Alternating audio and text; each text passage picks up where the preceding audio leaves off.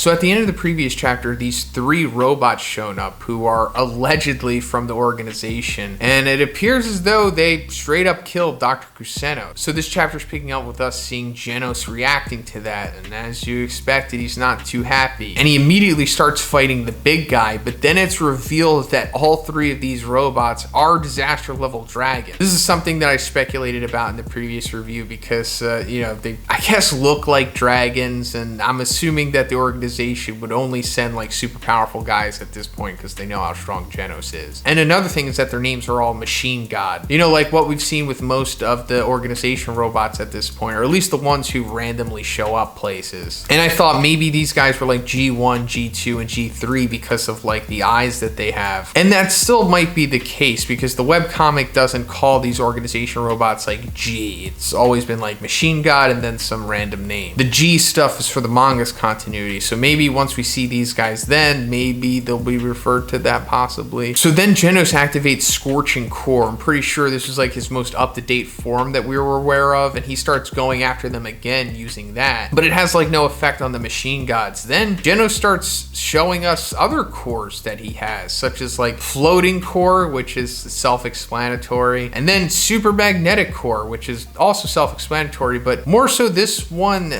just straight up giving him like metal manipulation to a certain degree, and he creates like this huge metal spear thing. I'm sure this reminded a lot of you of Kid from One Piece, but this too really has no effect on the machine god either. But Machine God Tech says that's quite a luxurious ability he has. If he could have been able to master it to perfection, he could aim for the top of the hero world. So is he talking about the Super Magnet Core? Because like I don't see why Genos is overtaking Tatsumaki and Blast if he mastered that, unless he's just talking about the ability to use like multiple cores, because that's also something I wasn't aware about coming into this chapter. Like before this, I thought that Genos was only using like 1 core per form, like that core was like the makeup of what he was using at that point, because I think we originally saw a Lightning Core. That was like the reveal of the new core stuff that Genos was doing, and then we saw Scorching Core, but I don't think it was ever revealed that he can just go through them like he is in this chapter with like the Floating Core and the Magnetism Core. And actually he has more than that, because all 3 of them start attacking him at this point, and they're overcoming him because we got 3 dragons here. Then Genos uses Freezing Core on Machine God Body and actually freezes him with it, but then he goes back to the Lightning Core like I was talking about. The first one I think was revealed, and he hits Machine God Tech with a high voltage tackle. Then he does the craziest thing I think Genos has ever done in the webcomic at this point, and he activates Roaring Dragon Core, and this makes him unhinged. He looks like Mob %% here. And Machine God Ray says a torrent of super high energy, long-term continuation impossible, sustainment limit estimated 30 seconds. So does that mean that this is like Genos' webcomic version of his full power 10 seconds from the manga's continuity? Because that was, I think, first introduced in chapter 94 of the manga. Like after receiving his new upgrade from Dr. Kuseno, he was told that if he were to use the full power of it, he'd only be able to do it for 10 seconds, because any more than that and he would just explode. And it lived up to the hype, because when he actually did use the full power for 10 seconds, he was able to deflect attacks from like an above dragon, Sairochi. So does that mean that he's that strong in this continuity? Well, there's no way to say for sure yet, but man, it seems pretty comparable, because after activating this, he defeats all of the machine gods with like 1 or 2 moves. It is absolutely insane how far in power he jumps after just activating the Roaring Dragon Core. And like I said, these are dragons. He just defeated 3 dragons with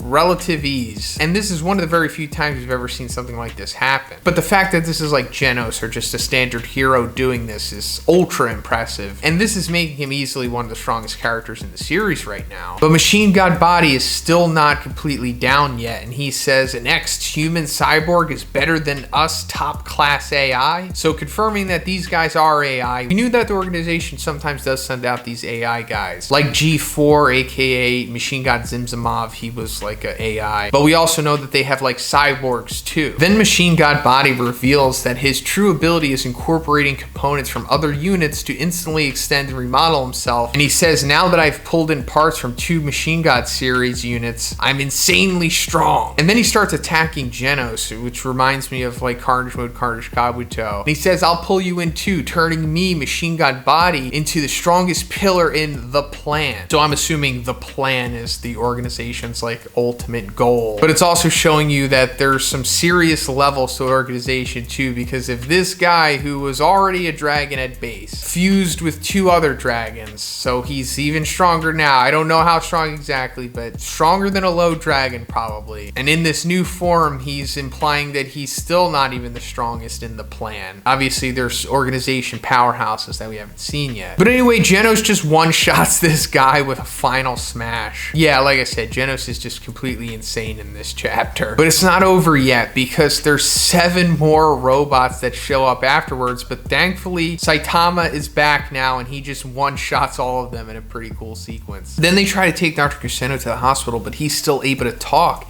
And he reveals the location for the final armor that he made Genos. And it comes with the latest system upgrade too. So is that going to make him stronger than the Roaring Dragon Core? Not really sure. Maybe it'll make him as strong as the 30 seconds full power, but all the time maybe? That would be a little too outrageous. But it has to be somewhat of an improvement over the current one that he has. But then Dr. Kuseno says, for ages I wanted to apologize to you for giving you the power to fight and roping you into my quest for revenge. So like, that's understandable.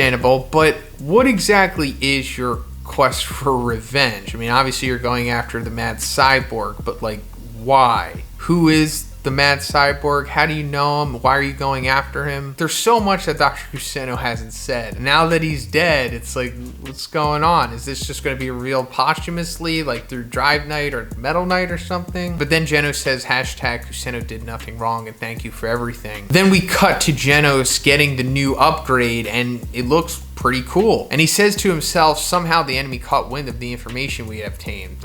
Probably because you were talking to Drive Knight a couple chapters back. So then him and Saitama start to head out, and Genos says, I'm heading to destroy Metal Knight's research facility immediately. And Saitama says, right, I'll go too. They're still under the assumption that Metal Knight is the big bad here. Then they notice that a city is being attacked, and there's like planes and buildings going down. We see Child Emperor, Excel, and Blue reacted to this too, and it appears that there's all of these robots in the city like lighting it up. Another interesting thing about this is that they all look like the Metal Knight robots. So in my opinion, this is because the organization has purposely done this to make them look that way so they can further put the heat onto Metal Knight. And this is pretty much what Drive Knight has been doing this whole time, like trying to make everyone think that Metal Knight is the true big bad here, projecting all of his machinations onto him so that he can continue to hide in plain sight, but also take out his biggest competitor at the same time. Alright, so in a surprising turn of events, the One Punch Man webcomic has returned from its hiatus. The last chapter that we got was 141, which came out in like July of 2021, so like almost 2 years of a hiatus for this thing. And I know sometime last year I made a video talking about the possibility that the webcomic is just over for good because One had announced that he was making yet another series in Versus. And sorry that I haven't been covering that, guys. There's just not enough time in the day yet, but I'd like to cover it in the future at some point. But the webcomic is back. I'm not going to tell you it's going to come back permanently, like on a weekly or monthly basis at this point, because there's never been a set or consistent schedule for it. One just makes the webcomic when he feels like it. So the next chapter could come out tomorrow or in another 2 years. So just keep that in mind going forward. And, you know, since my last review, like I said, almost 2 years ago, there's been a lot of channel growth since that time too. So there's a lot of new people here who maybe aren't necessarily familiar with what's going on with the webcomic or have been following the webcomic but just forget what's going on completely. Because also keep in mind that the webcomic has a different continuity than what the manga has. They're more or less kind of following the same overall story, but things play out differently. Some things happen, some things don't happen. And also characters behave differently and have somewhat different personalities than what we know them to have in the manga, such as Genos in the webcomic, which the story is currently following. Now, before I get into what's going on in the latest chapter that just dropped today, which is 142, let me just catch you up to speed on what has been going on in the last couple chapters of the webcomic. So it's been following the Neo Heroes arc, which actually just started in the manga, and it's coming to its, I don't know, final act or so, or at least approaching like the big third act of the arc, I guess you could say, or the saga. And it came to the point of where Genos had finally reunited with Drive Knight. This was the first time that they had actually met since Drive Knight had told Genos that Metal Knight was his enemy way back after Boros invaded. Again, things play out different in the webcomic. This is actually the, I think, second full time in the webcomic that we actually see Drive Knight like speak. And things play out very similar to how they did in chapter 119 of the manga. Except this time, instead of Drive Knight gaslighting Sekengar, he is now gaslighting Genos. And I'm pretty sure this is also going to play out in the manga eventually, like in a few years, because it's very important. But if you know my thoughts on Drive Knight, I'll just speed run them for you right now. I think Drive Knight is the mad cyborg,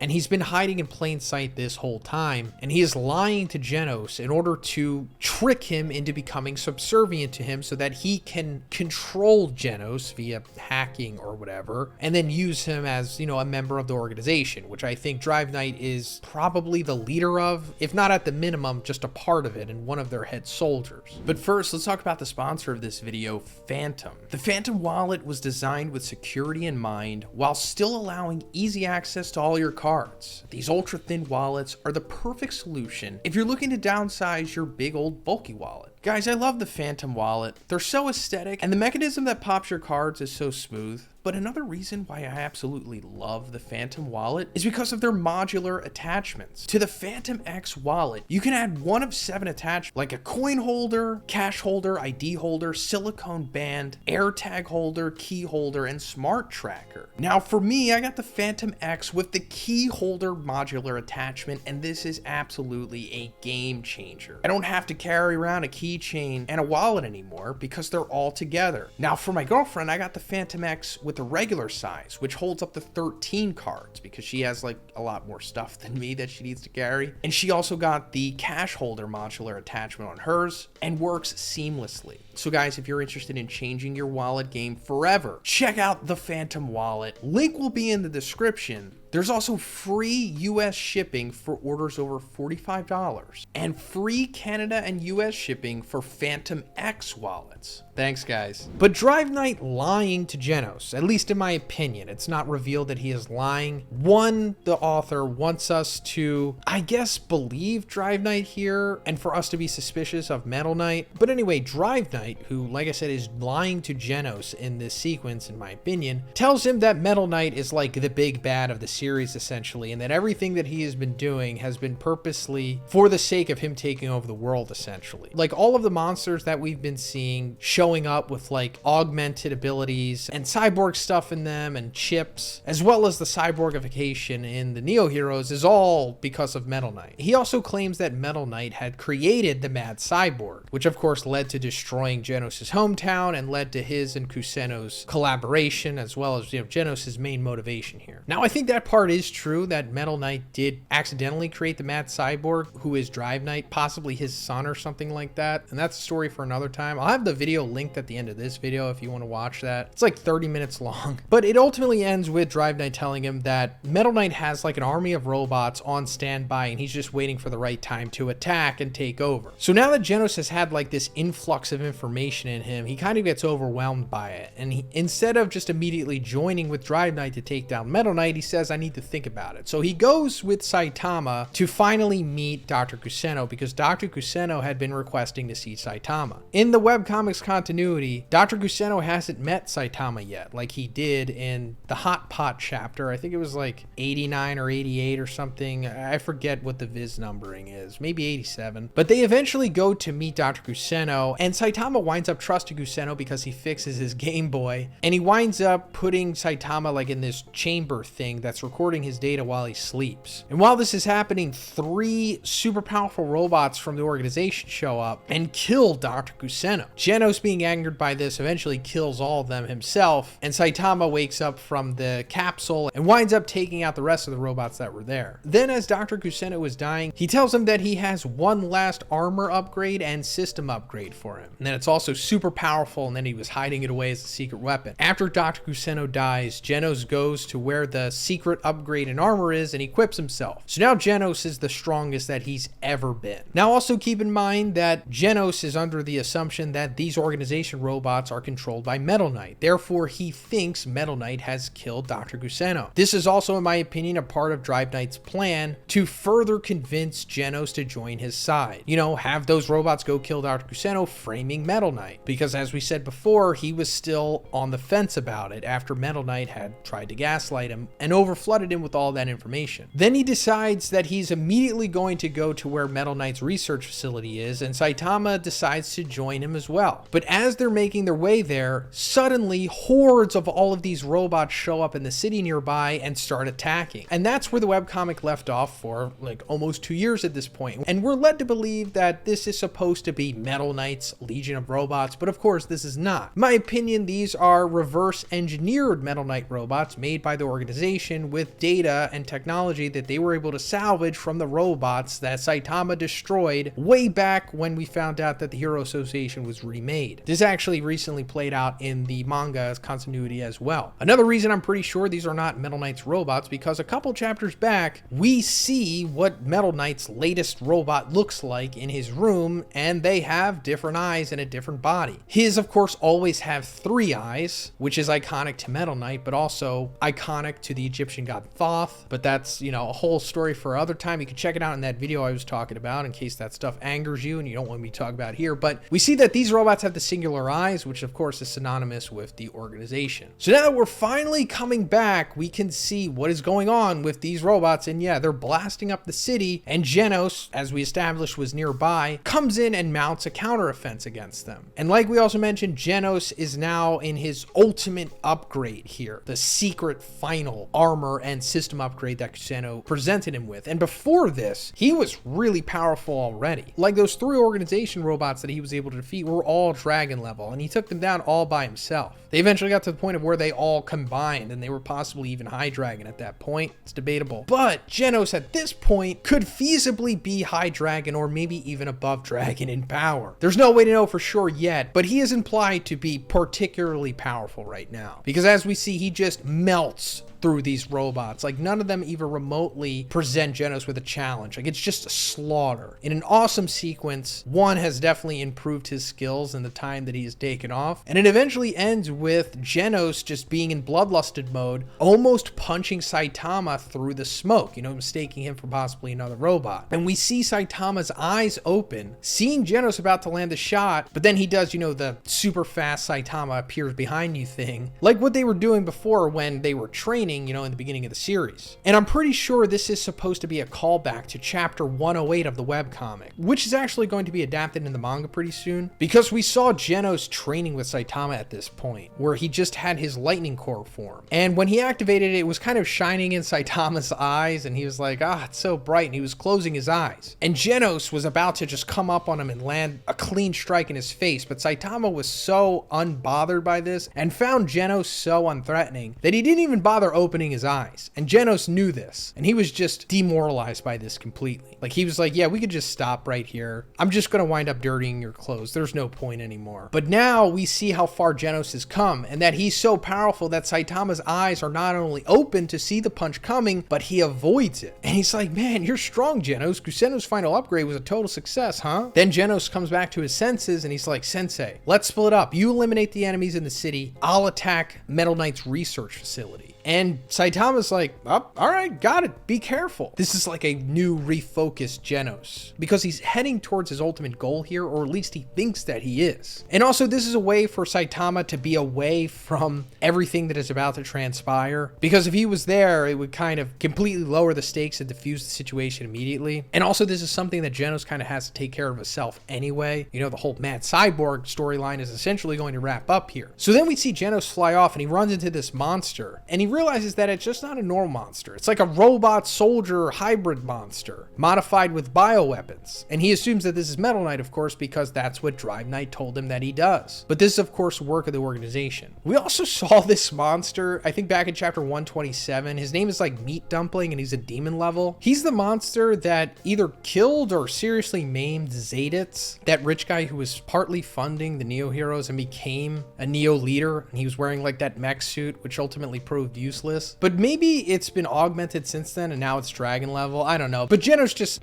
easily slices through this thing, just showing, again, how powerful he is. And that's where the chapter ends. Genos on his way to Metal Knight. And what I think is going to happen here is what I talked about in that video I made, where I talk about Drive Knight being the mad cyborg. It's ultimately going to come down to Genos and Drive Knight encountering Metal Knight, and Metal Knight telling Genos the truth. That Drive Knight is in fact the mad cyborg, or something like that. I'm not entirely sure if Metal Knight fully knows yet, but one way or another, the truth will come out, and it will be revealed that Metal Knight is not actually the bad guy here. All right, so we got another new webcomic chapter, and hopefully this is like a recurring thing from now on, or at least for the time being, because I also think that the One Punch Man manga is going to go on a long break soon, and I'll make a follow-up video to that, probably be out tomorrow sometime. So subscribe for that, and also subscribe for my One Punch Man content and reviews. But anyway, coming out of the previous chapter, we saw Genos dealing with the initial wave of these robot drones here, who may or may not be coming from the organization, but Genos believes that they're coming from Metal Knight. And also Genos believes that Metal Knight killed Dr. Kuseno as well. So after Genos dealt with all those robots, he said he was going to fly off to Metal Knight's base. But we're cutting away from that, and we're seeing some of the other Hero Association heroes dealing with these robots. We see Lightning Max, one of the many resident jobbers that we have on the roster, and he's doing exactly what he's supposed to do, doing the job, showing us how strong certain characters are in relation to other characters by losing to them. And not only does Lightning Max lose, but he gets his freaking legs blown off by these drones. Yeah, this is a crazy development. So Lightning Max not only realizing how inferior and helpless he is, not only to save himself, but the civilians here, but he's getting his legs blown off in the process. But all hope is not lost, because our boy Moomin Rider shows up, saves the day, taking the blast point blank to save Lightning Max here. And this is just, of course, not affecting Moomin Rider at all. And if you're confused by this, or just forget why Moomin Rider is so incredibly powerful in this chapter, it's because he received a crazy upgrade. And it goes back to chapter 138, because we saw Moomin Rider coming to save some people from a monster. And I guess this is like the lightning version of Deep Sea King or whatever. But yeah, he gets crushed by this monster, almost to the point of death. And then suddenly Moomin Rider's new armor activates, and he's just unbelievably powerful. Like, he just one-shots this guy with a Justice Uppercut. And he could be Demon, could be Dragon. I don't know if we ever get a disaster level on this guy, but he's pretty powerful. But while this was all happening, we had like this congruent flashback, and it shows us that this armor was given to Moomin Rider by Excel and the Hunters. And it's because Moomin Rider actually inspired Excel and the Hunters to become heroes, or vigilantes that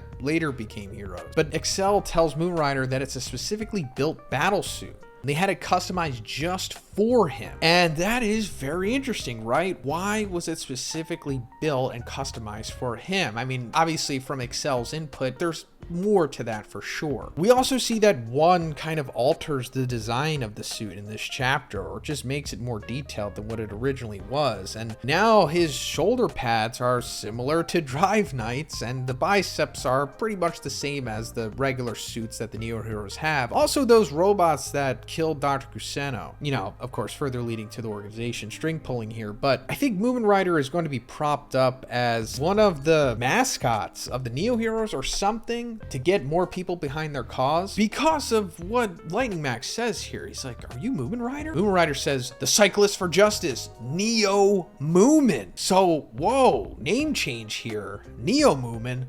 But does that also mean that Moomin Rider joined the Neo Heroes? And what a fun little twist there. And it makes sense, right? I mean, he is wearing Neo Hero battle suit. And Moomin Rider, as far as I know, was never like vocal about his allegiance to anyone. Like, he wasn't like ride or die for the Hero Association. He was more so ride or die for just being a hero and helping people. So whatever facility provides him with the ability to do that best, I guess he'll join them. I mean, why not? Obviously, he's not aware that their strings are being pulled by an evil Esper and an evil Cyborg. But first, let's talk about... Thanks, guys. But he winds up evacuating, saving Lightning Max here. We see this reaction panel of Lightning Max looking at Moon Rider as he's being saved. And I'm pretty sure this is going to lead to Lightning Max joining the Neo Heroes as well. They're also going to give him like cyborg legs because, you know, they just got blown off in this chapter. And of course, that will lead to Lightning Max being taken control of via cyborgification, as we've seen with other heroes. And speaking of that, you know, I've talked about this many times before, but this will eventually happen to everyone wearing a suit.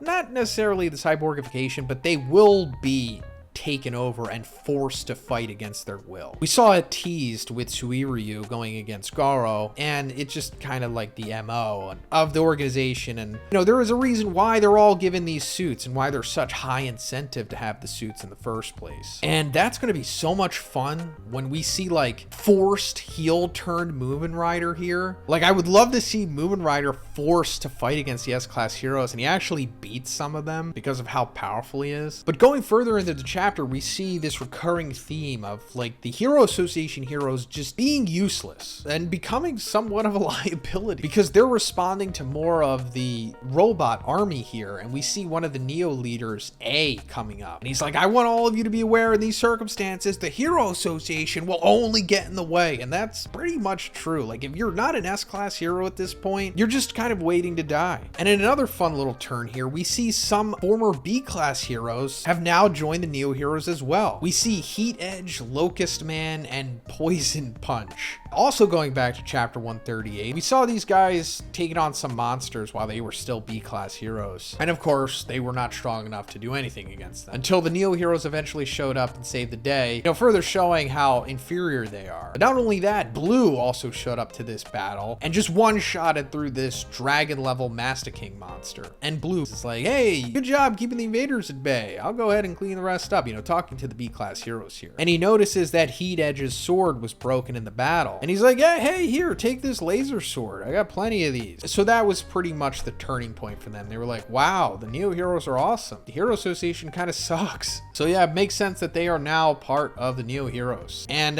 this is definitely boiling down to the civil war between the Hero Association and the Neo Heroes. We've been talking about this for many years now. But then we see Tank Top Master come back in and he starts destroying some robots too, showing that he's still pretty powerful. I mean, he is an S-Class hero after all. And he says, I'm fully recovered. This must be the effects of the medical grade tank top I've been wearing until this morning. I'm not exactly sure what he's talking about. I think the last time we saw Tank Top Master, he was fighting against that heavy smoker dragon level monster and he was wearing like a super tight tank top. But we see him defending his tank top crew buddies from these robots. And instead of, you know, pressing forward, he's just standing there taking the blows so they don't get hit. You know, further showing that he is still pretty powerful. But then the hunters show up. And of course, Excel is with them. And Excel, of course, has beef with Tank Top Master because he is an S-Class hero from the Hero Association. Excel pretty much hates the Hero Association aside from Moomin Rider because he lost a loved one to a monster attack that the Hero Association wasn't able to save them from. So he's eternally resentful until his inevitable character arc, of course. But he also kind of like fake speed blitzes Tank Top Master here. He's like, you know, this isn't the place to argue, and at least do the one thing you can do. Throw away that cheap pride of yours. You're off the team. And I don't know what this means exactly because Tank Top Master isn't on Excel's team unless he just means like being a hero in general. And this fully demoralizes Tank Top Master. He hasn't had the realizations that he's had in the manga. Now, I don't know if this means that Tank Top Master is going to join the Neo Heroes, but he is approaching some kind of monumental character arc eventually. I don't know if it's going to happen in this arc or in the final arc, but it's coming. Then we see how powerful Excel is, and you know, he slices up these robots really easy, similar to what Genos was doing, but not as extravagant, but just showing that Excel is pretty powerful, at least with the suit on. He's probably dragon level. I mean, he has to be somewhat strong because I do think that he's going to fight against the S-Class heroes, so he has to be somewhat comparable in strength to maintain the stakes. And then we come to the final page here and we see some more foreshadowing. In order to survive, mankind needs a new hunting power. And from here on out, the number of heroes in the world will increase thanks to the Neo Heroes technological offerings. And we hunters will fight on the front line until the time comes when people seize that future. Unlike the heroes, we are fighting so that all of humanity will become strong. And we see just normal civilians wearing the battle suits, even like grandma. This is hilarious. But this is just showing what the organization ultimately wants. And it's for all people to wear these suits so that they are in control of every single single person on Earth. And like I've also talked about before, this is also a trickle-down effect of what God ultimately wants. There's like 3 paths to God coming back and controlling and consuming the Earth. He tried it originally with monsters, and the Monster Association kind of failed for now, but now he has the cyborg way, which is, being perpetrated by the organization, like I said, and they're not aware of it, of course, well, at least yet. And the chapter ends with Excel saying, "And nobody is going to get in our way." Now, Excel isn't like a bad guy. He really genuinely thinks that he's doing the right thing here. Like, he does want to be a hero. He does want to help people. But he's just blinded by his resentment for the Hero Association. And also, he's still suffering trauma from the people that he had lost. So he's just very clouded right now, thinking that he's doing the right thing. And, like we talked about in the beginning, he doesn't know that he's having his strings pulled by, the evil Esper Overlord and the master of evil cyborgs. All right, so we got another new chapter, surprisingly, and this is focusing on some of the Neo leaders, which are like the Neo heroes equivalent of S-class heroes. And the 2 that we're focusing on in this chapter is Raiden and Webigaza. Raiden was actually recently introduced into the manga's continuity. He's like the Yokozuna of that world, but he's so powerful that he's easily like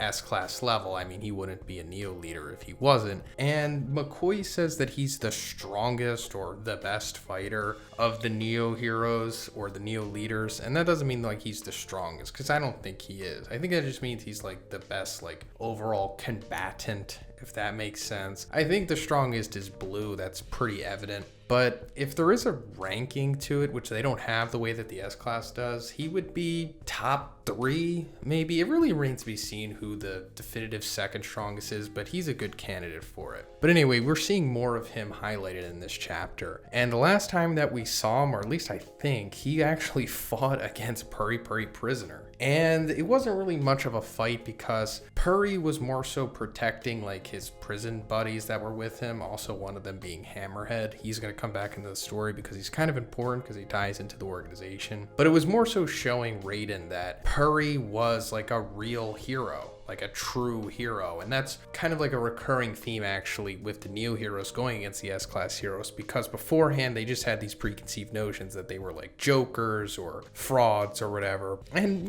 heroes from the Hero Association in general are true heroes. And another nice little theme that one is playing with here is the reliance of the Neo heroes on their battle suits, which of course the heroes of the Hero Association do not have. And it's more so Raiden, surprisingly, of all of them, that is really reliant on his suit. Like, he constantly praises the suit and contributes a lot of his abilities or his ability as a hero to having the suit on. He even mentions it in the beginning of this chapter because they're like, hey, be careful dropping out of the airplane here. And he's like, I don't need a parachute. I have my battle suit on. And I guess it somewhat goes into having his mobility limited as like a sumo, with their body type, even though he's ostensibly like sub 10% body fat, at least in the manga, kind of like E Honda from Street Fighter. Like, they have these huge rotund bodies, but like little to no body fat on them. But we find out that he's brought his sumo buddies with him, and now he has like his own specific unit of sumo wrestlers from the league that he was in, I guess. And they all have suits as well, and they're all really hyped about the suit as well. They're like, even with our physique, we're able to leap between buildings with ease. So now that we've set up this sumo squad, this is for sure going to come back into play. And I don't know if they're necessarily going to fight against Puri and his prisoners because they would just get dominated. Not so much Puri because he's proving himself in the webcomic like he did in the manga. Not so much as a powerhouse, but not necessarily like a weakling. But we see them squaring off against these faux Metal Knight drones, which has been going on for like the last 3 chapters. These guys are just the jobber squad. I mean, that's literally what they are at this point. Or you could think of them as like the gatekeeping jobbers because they'll gatekeep the lower level heroes, but then they'll just get completely obliterated by like anyone that's S-Class level. Their main purpose here is just to collect data. Like, that's what the organization has just been doing. Giving out these suits to as many people as possible and then having them fight against some of their own creations to see what's powerful and what's not, and just to collect the battle data and further improve things upon that until they can just get to this level of unrivaled power, essentially, so that they can, successfully take over the world. But we can ramble on for a while about that stuff. But we see another named move from Raiden here. Pretty cool. 1,000 spot giant heavy cannon. He just obliterates these things. And before we move on from Raiden, it's just also showing that he is trying to do the right thing, of course, just like most of the Neo heroes. There are some of them that are straight up despicable the way that A is. I mean, there are at least 2 of them that are despicable, but like I've been saying, it's eventually going to get to the point of where they're going to be forced against their will via wearing these suits to fight against the S-Class heroes and maybe even like civilians. But we cut over to Webby Gaza, and Webby Gaza is like the Amai Mask of the Neo heroes, essentially. I mean, Amai Mask was the one who begrudgingly, we'll say, inspired her to become a hero. Like 6 months before the Neo Heroes arc started, she was like an idol, the way that Amai Mask was. And she decided to become a hero as well, but she underwent all of these augmentations through cyborgification to the point of where she's now 71% a cyborg, which is pretty high on the scale. But we see that you can even go as high as like 94, 95, which we've seen with Eraman and Destro, the 2 quote-unquote enforcers of the Neo heroes that keep them in line. So she's not as powerful as them, but she's still pretty powerful. But it was also said that she had some kind of psychic surgery done on her brain, which is definitely a thing because we're actually finding it out in the manga through that Tsukuyomi group where you can just make espers via surgery. And it was actually already kind of shown to us in the webcomic subtly that one of Fuzzy's bodyguards has like the scar in his head. So I think that means that Fuzzy is for sure the leader of Tsukuyomi, but it also shows that Webby Gaza is now having her strings pulled by 2 of the paths of God. One through Tsukuyomi with her psychic esper surgery, and then of course her body being modified via cyborgification. And just like Raiden, she is legitimately trying to do the right thing here. She does want to save people. She just doesn't want to come across as what she's referred to by the cameraman in this chapter as a poster girl. Because when she's viewing the destruction of these robots in the city, she's like, the park I used to play in when I was little is gone. I can't even hear the screaming over the sound of explosions. It's true that I had myself surgically modified and became a Neo hero because I wanted to gain popularity, but I never wanted to see anything like this. I'm thankful that I have this power, and I'll fight with all of my strength for the sake of everyone, for the sake of peace. So this is like a recurring theme. The Neo heroes, while they seem like they don't have the best intentions on the surface, they genuinely do deep down. And also, just like Raiden with Puri Puri Prisoner, Webby Gaza saw through Child Emperor that the Hero Association heroes aren't so bad, and that they are also fighting for the sake of justice and not just trying to get a paycheck. But aside from that, we're seeing some displays of Webby Gaza's power, and yeah, she's passing the gatekeeping jobber robot test, where she's just, destroying them just as well as everyone else that we've seen so far. I mean, Genos has been the most impressive, but she's, not too shabby herself. And she's doing it rather easy, of course, with some pretty interestingly cool transformations with like her butterfly wings. Like the way that she's able to manipulate energy is unlike we've really seen so far. I mean, it's not too far outside of the norm with the energy projection and stuff, but she also has like heat breath, which is interesting. And then she runs into another monster, which, is also part of the course with the organization, who I believe released these faux Metal Knight robots. They've also been buffing up these monsters and like kind of cyborgifying them as well, like reinforcing them the way that they would humans, or at least just at the minimum putting some kind of microchips into them. Again, like I was saying, all for the purpose of gaining data. And she just one-shots this thing, which is very likely to be a dragon. I mean, it's as big as what a dragon normally would be, so it probably is a dragon, and she's one-shotting it just like Blue one-shotted that dragon monster previously. But coming into the end of the chapter, we see that she comes across the top of this building with these civilians that need to be rescued, and she says, let me take care of the rest of these robots in the area, and then I'll have another Neo hero come save you. So it might lead to some kind of tragedy here, possibly the fact that she's not saving them immediately, or it's just for the sake of her saying this at the end where she says, I will become what Sweet Mask couldn't, the real thing. And it's ironic because she is following the same path as Amai Mask. They both are wearing masks at this point, hiding what they truly are. Amai Mask, truly a monster, and Webby Gaza not too far off, as she is a cyborg modified esper at this point, and also reliant on the Neo heroes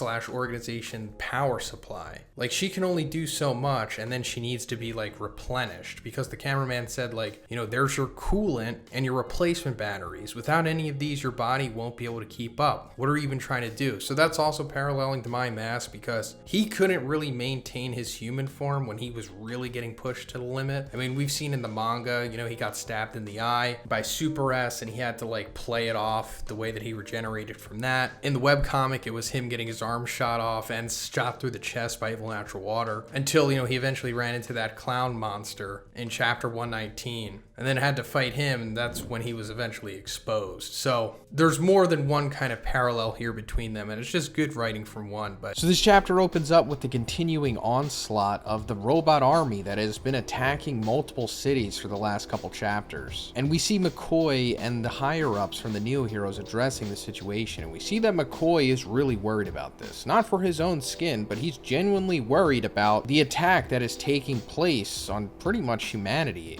at this point, I suppose. And he's like, what is this terrible disaster? And they begin to acknowledge that, like, leaving out the S-Class, even if those with far lower ability arrive, they'll just become targets for the enemy. And this makes McCoy even more worried. He even gets to the point of where he wants to offer the Hero Association some free weapons, even some battle suits. And he also mentions Neo Moomin Rider, who I'm still not sure if he's joined the Neo Heroes at this point, but it seems like he maybe has, because one of the other higher-ups says, we've been encouraging transfers until now. If we dedicate any more resources, we won't be able to take care of those who stay behind. So not really sure, but I really do like this sequence because it just further shows that McCoy is like kind of a good guy. I don't know, I always talk about him, but I think he's such a great character. I mean, yeah, he's like gray area, but he's just not evil, and he is trying to do the right thing here. And he asks about Darkshine, but I guess he still hasn't overcome his mental barrier and he's still unable to fight. Then they ask about Metal Bat, and Metal Bat's kind of just like chilling. He's just not doing anything, because we saw before that they tried to forcefully cyborgify Metal Bat, and he caught on to like what was going on, because they're like, yeah, Metal Bat continues to be skeptical of Neo's policies, although he was kind of talked down by Fuzzy, but he's still like, you know, I'm not playing with you guys, and he's just like sitting there. Such a mood, this panel. Then McCoy asks about Child Emperor, and it seems that Child Emperor is also difficult to handle because he's also become suspicious of things. Then we're seeing when all of this started, and apparently the first day it was an attack on X City at 5:41 a.m. and we see this huge, as they say, stealth drone that started hovering over the city, and it dropped like 1,500 robots at first. And this is like a dead giveaway in my opinion. It's a rectangle and it's black and shaded, similar to what Drive Knight has, of course. And I think this is just further alluding to the fact that Drive Knight and the organization is behind this, of course, trying to pin this on Metal Knight. And also there's another layer to the black rectangle and cubiness of this, in my opinion, further alluding that God is the true one above all string puller here. But we come to Child Emperor addressing more of the situation, and he's trying to figure out where these came from. And he says there must be some dark intention behind. Again, I'm gonna have to go back into the God stuff here, because this panel is like blurred out, but it kind of looks like when Awakened Garo's face was cracked by Saitama. Could be wrong, but that's what it looks like to me. And when that happened, we saw the God Slayer fist or whatever leaving Garo, as he said. And I think that was also alluding to God's power. Garo, you know, monstrification, they all come from God. And I think that this is kind of just further cementing that, you know, the whole dark intention. I mean, yes, I do think that it's Drive Knight and the organization, of course, but like I said, it is ultimately from God in the end. But Child Emperor continues to try to figure out where these robots are coming from, and we see one of the Neo leader higher ups come in, and he's like, hey, you know, won't you join the battle? Your other guys are out there waiting for you. And we see that Child Emperor essentially figures out where they're coming from, but we don't find out what he finds out. And he says, I need to make some preparations. And then he kind of just brushes off the Neo executive and goes on his way. And this is the last time we see him in the chapter. So this is ambiguous, of course. So either because this is kind of like reverse engineered Metal Knight tech, or at least I assume it is, maybe he saw that it is possibly coming from Metal Knight, or he sees that it's coming from something that originated in the Neo Heroes, or he's seeing maybe it originated from Drive Knight possibly.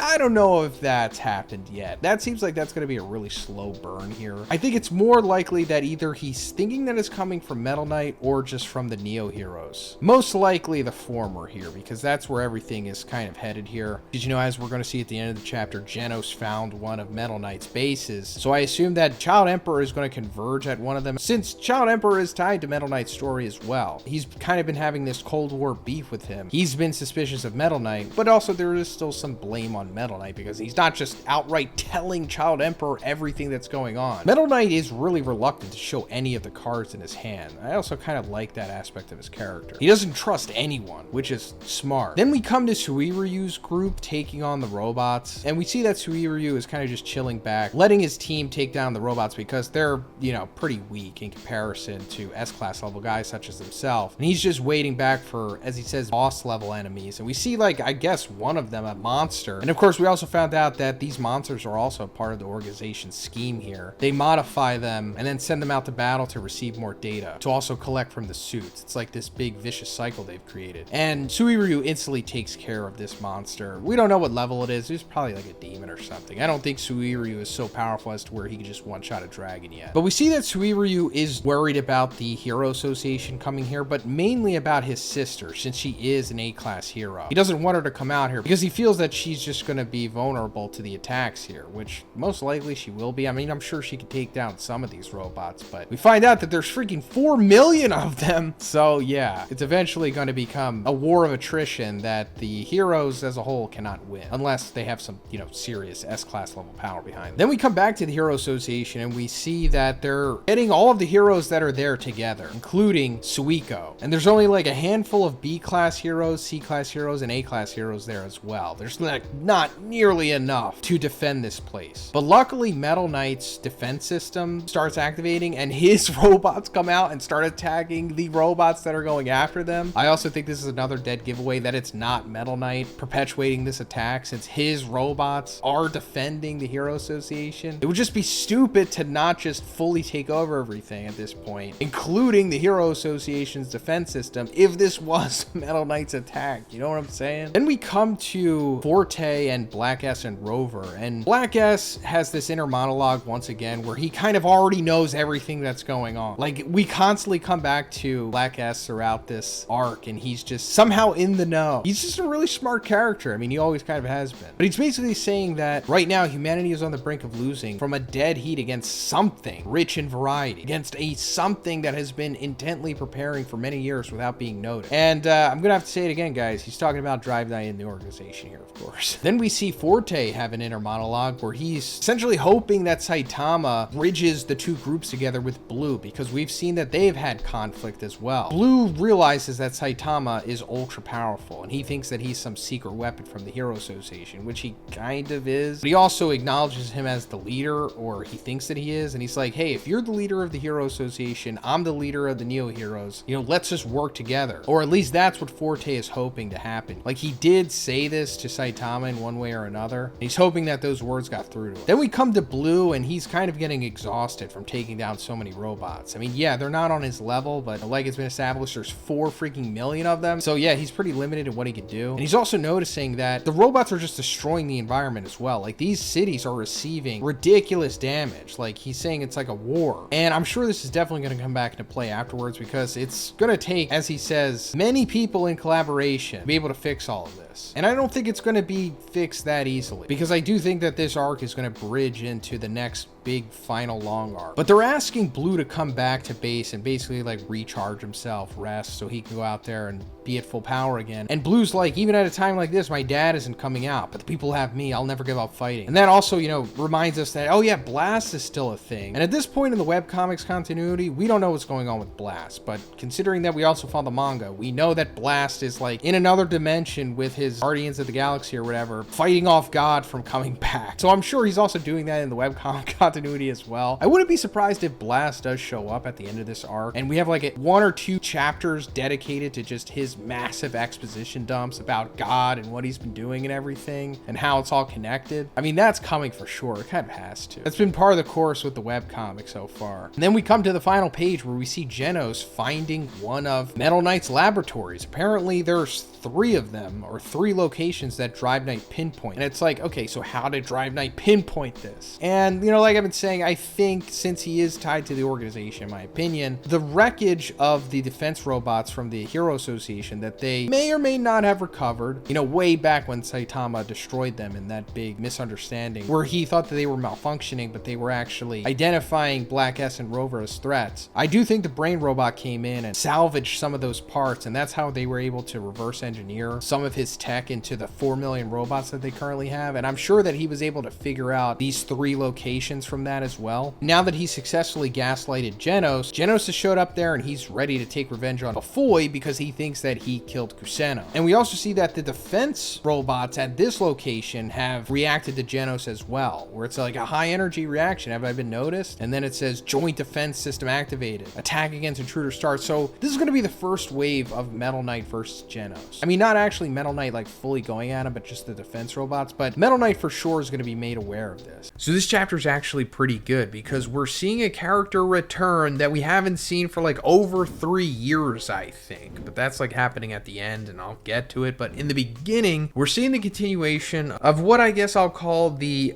Metal Knight false flag. And that's because we're led to believe that like this robot invasion that's been happening for the last couple chapters was perpetrated by Metal Knight. And if you follow my channel, you already know what I'm going to say. I don't think it's Metal Knight. I think it's the organization pinning it on him, and Drive Knight's involved too because he's probably the Mad Cyborg. But these robots have just been attacking the cities, attacking people, and they're actually going after certain individuals as well. And some more little fun things that I think one is putting out there to further show us that this is a false flag by the organization is Drive Knight like observing the quote-unquote high-end units coming into the city, and he says, I knew they show up. And you're supposed to think like, yeah, he's saying that because he's like, oh, I expected this from the enemy. But I think it's like another double entendre from one here where he's like, he knew they would show up because he's the one who perpetrated it. Another little funny thing here about these high-end units is that they're supposed to look like they come from Metal Knight, but these idiots put the eyes on wrong.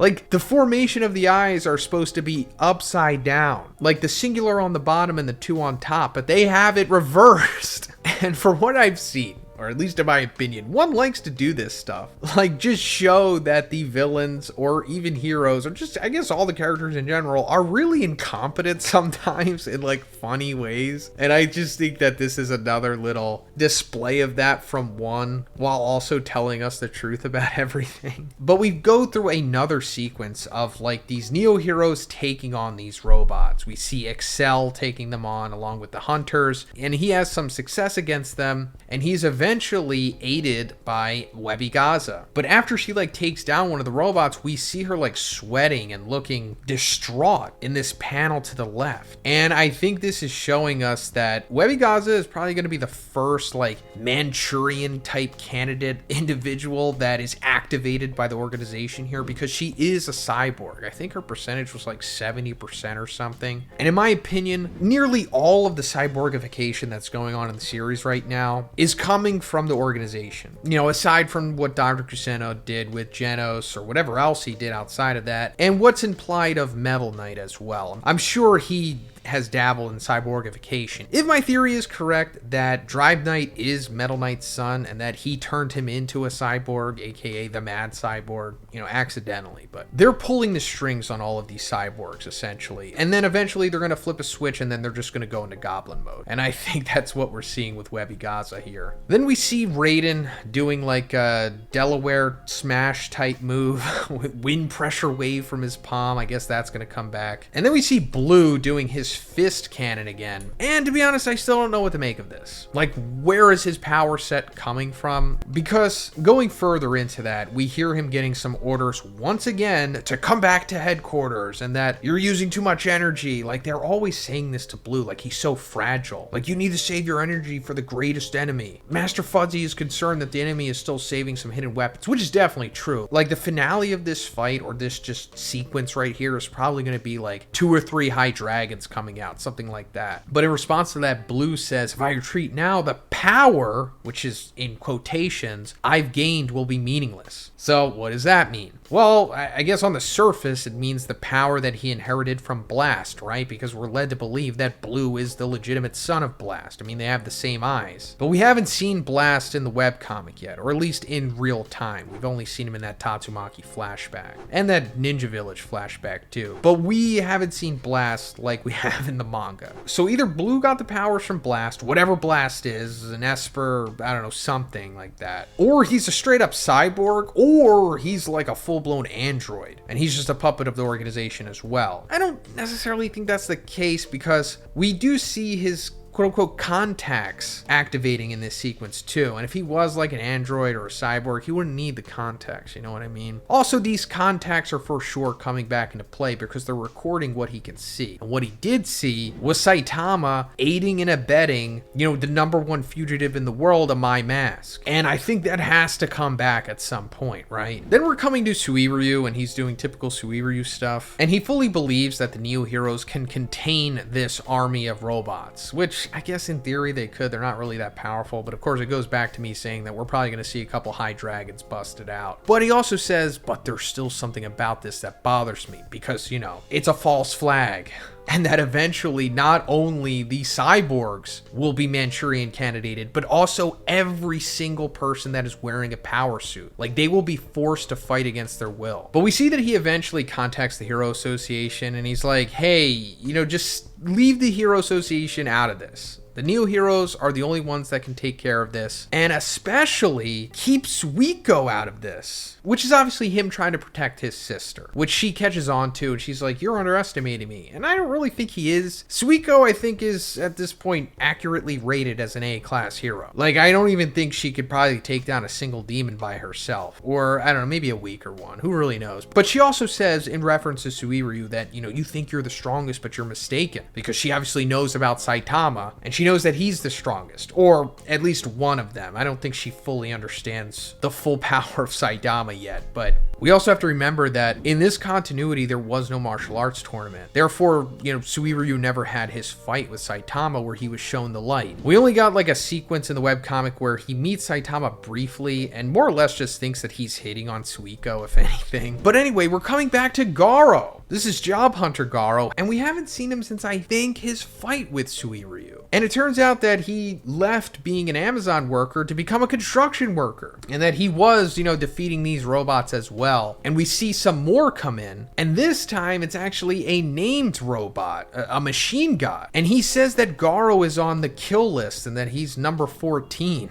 Like, they're targeting him. Like, they for sure knew about him. And he's like, sir, I have use for your corpse. Sorry for interrupting you on the job, but I'll be taking you away. This is like a polite machine god for some reason. But saying that he has use for his corpse is because, you know, they're trying to turn him into a cyborg. Because we found out that I guess you could just straight up kill somebody, but still turn them into a cyborg. Like the former Neo leaders, Zaditz and Infelsinave, they were killed and then became cyborgs. Or that's the implication. And then there was like those other two, like A-class equivalent Neo hero guys. I think Solitude, and then there was like a boxing type guy. I forget what his name was. I think it was Mars Leo, that was his name. But they're trying to do that to Garo because that would be an extremely powerful cyborg to have on their side. But Garo just, you know, ends him with the quickness, hits him with a water stream. Actually, now that I get a better look at Machine God Magnusauza, whatever his name is, his legs are like very humanoid. So I'm guessing that this Machine God is a cyborg. Maybe that's why he has that distinct personality. If anybody knows who this is, let me know in the comments. Maybe his lower body is a clue to who this originally was. But then Garo's like, I'd love to show you guys how easy it would be if everything in this world could be resolved by just fighting. You worthless hunk of junk that can't even bleed or feel pain. So finally, we're getting an inner monologue on Garo here. We haven't really heard his thoughts or really anything since his fight with Saitama, which was like 8-7 years ago at this point in the webcomic. And of course, this is in reference to him being defeated by Saitama. And it makes you wonder, like, where is Garo, you know, mentally and morally right now? I mean, obviously he's like protecting these people and he is doing like the whole anti-hero thing for sure, but is there still a little bit of anti-villain in him? I mean, anything's on the table at this point. The webcomic Garo is very different from the manga Garo, but, you know, still similar at their cores, I suppose. And then we're coming into the ending sequence, and we're seeing this little kid with his grandmom trying to escape these robots, and this little kid has like this Stag Beetle Man toy. I guess Stag Beetle Man is like a Kamen Rider or Power Ranger, like a tokusatsu type individual in this world, like a fictional character. I don't think he's an actual hero. And we hear somebody say transform, and suddenly Stag Beetle Man is there. And he says executing justice, and he takes care of the robots with the quickness. And then we see the Bubbly Boys, or now the Neo Bubbly Boys, on a rooftop watching this happen. And they see Stag Beetle Man transform into a silhouetted humanoid form. So, yeah, this is a My Mask. A My Mask is finally back. Like I said in the beginning, it's been like 3 years since the whole sequence with him being exposed as a monster and Saitama eventually helping him escape, you know, from society, because the whole world saw it. It was on the news. And we also saw Blue witnessing Saitama help a My Mask escape, which if the Hero Association found out, Saitama would be arrested, essentially, right? But anyway, he's back finally and still being a hero, which is great, you know, because we saw that My Mask didn't have his full character arc. You know, that will probably happen at the end of the series or towards the end, but he had a huge development in his character, and he is more heroic than he's ever been at this point, I suppose. Still mentally unstable, of course. He is a monster after all, but he's working on it. But the most interesting thing here is that he has like full-blown mimicry powers, which we didn't know before. We knew that he could, of course, go between his hideous monster form and his, you know, beautiful idol form. But now we see that he could just almost become anything. I mean, I don't know if he could become like a toaster or something, but maybe anything that's like humanoid he can transform into, which is really cool. I don't think we've seen somebody with this power yet. I mean, we saw that one fodder monster in the manga's continuity that King ran into, and just like it witnessing King caused it to like accidentally kill itself. But that's about it, right? But what I think of My Mask is doing is just obviously a better version of that. But this is really cool, and I wonder where this is going to go. Like, one clearly has a purpose for this, because I think My Mask is one of one's like favorite characters, and I think he is very important to this series. I mean, obviously he is, but I think even in the future for sure. And I wonder how far this is going to go. But as for him encountering the Neo Bubbly Boys here, I think it would be too straightforward if he just destroys them, because, you know, he has history with them. Going back to chapter 97, when we were first introduced to these guys, My Mask was like very dismissive of them because they were at the quote-unquote Handsome Castle major talent company. And like, I guess it was like a My Mask's manager or something trying to show a My Mask like, hey, you know, we got these bubbly boys. They're going to be like the BTS of the Hero Association. And My Mask was just like, nah, I don't care. They're not beautiful. You know, get them out of here. Because he was like super obsessed with Saitama at that time, and he only saw beauty in him. And of course, they resented him because of that. But the ending of their sequence was like them kind of getting tough with a My Mask. And he was like, you know, what would you do if I was a monster? If one appeared in front of you like this? And they were like, we'd beat you to a pulp at 7-on-1. And then he like intimidated them with the veiny neck stuff. But now we're going to see it. And like I said, if he just beats them down, I don't know if that's the best course of action here. I would like it if he like talk no jutsus them. I mean, maybe he'll fight them a little bit, but just squashing them doesn't really do much. You know what I mean? This is like one of the few times where I actually would like a talk no jutsu in these series. So coming off of the previous chapter, we saw the continuation of the battle against the robot armies that have been invading multiple cities. And we also saw the return of a My Mask. We haven't seen him for a very long time in the story, since it was, you know, exposed to the world that he was actually a monster. And it's implied that he has like full-blown transformation abilities at this point. Like, he can almost transform into anything, I guess. But unfortunately, we're cutting away from that because he was about to get into a fight with the Neo Bubbly Boys, and we're coming to Puri Puri Prisoner,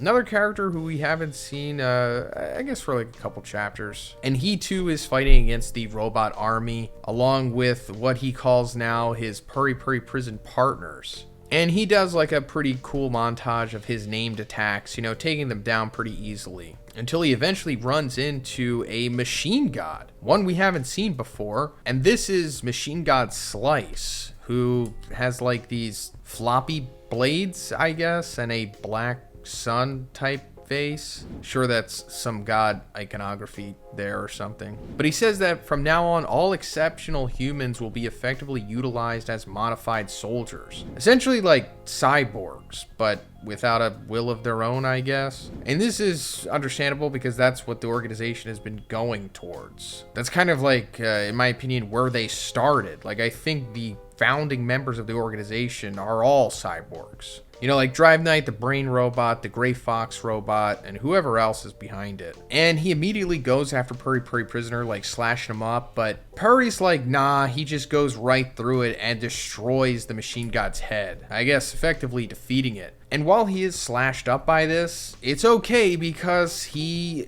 instantly grew his new bristle armor. If you remember in the manga, when Puri was fighting against Neon in the Monster Association arc in the retconned version, he got his bristle armor then as well. So the webcomic's kind of just catching up to that now, I suppose. And if it's the same as it's going to be in the manga, Puri also gets like regeneration powers too, which is interesting. Especially what Hammerhead says about him in this sequence. Because he's like, yeah, that's great and all, but didn't he just say he instantly grew his body hair? I thought I just misheard, but I guess he did say that. We need to quickly find a chance to escape from this monster. He was actually called a monster by Hammerhead earlier on in this sequence, in quotations. So this could imply that Puri is like straight up a monster, or he's becoming one. I also think that's an implication with a few of the S-Class heroes too. And if you've been following the manga lately, you'll see that storyline with Blast is going on, where he's trying to revert monsters back into humans. So I think that's going to come into play with the other S-Class heroes, like maybe towards the final arc, when it's like revealed that some of them have actually been monsters this whole time. Like they just inadvertently went through monsterization but still kept their humanity.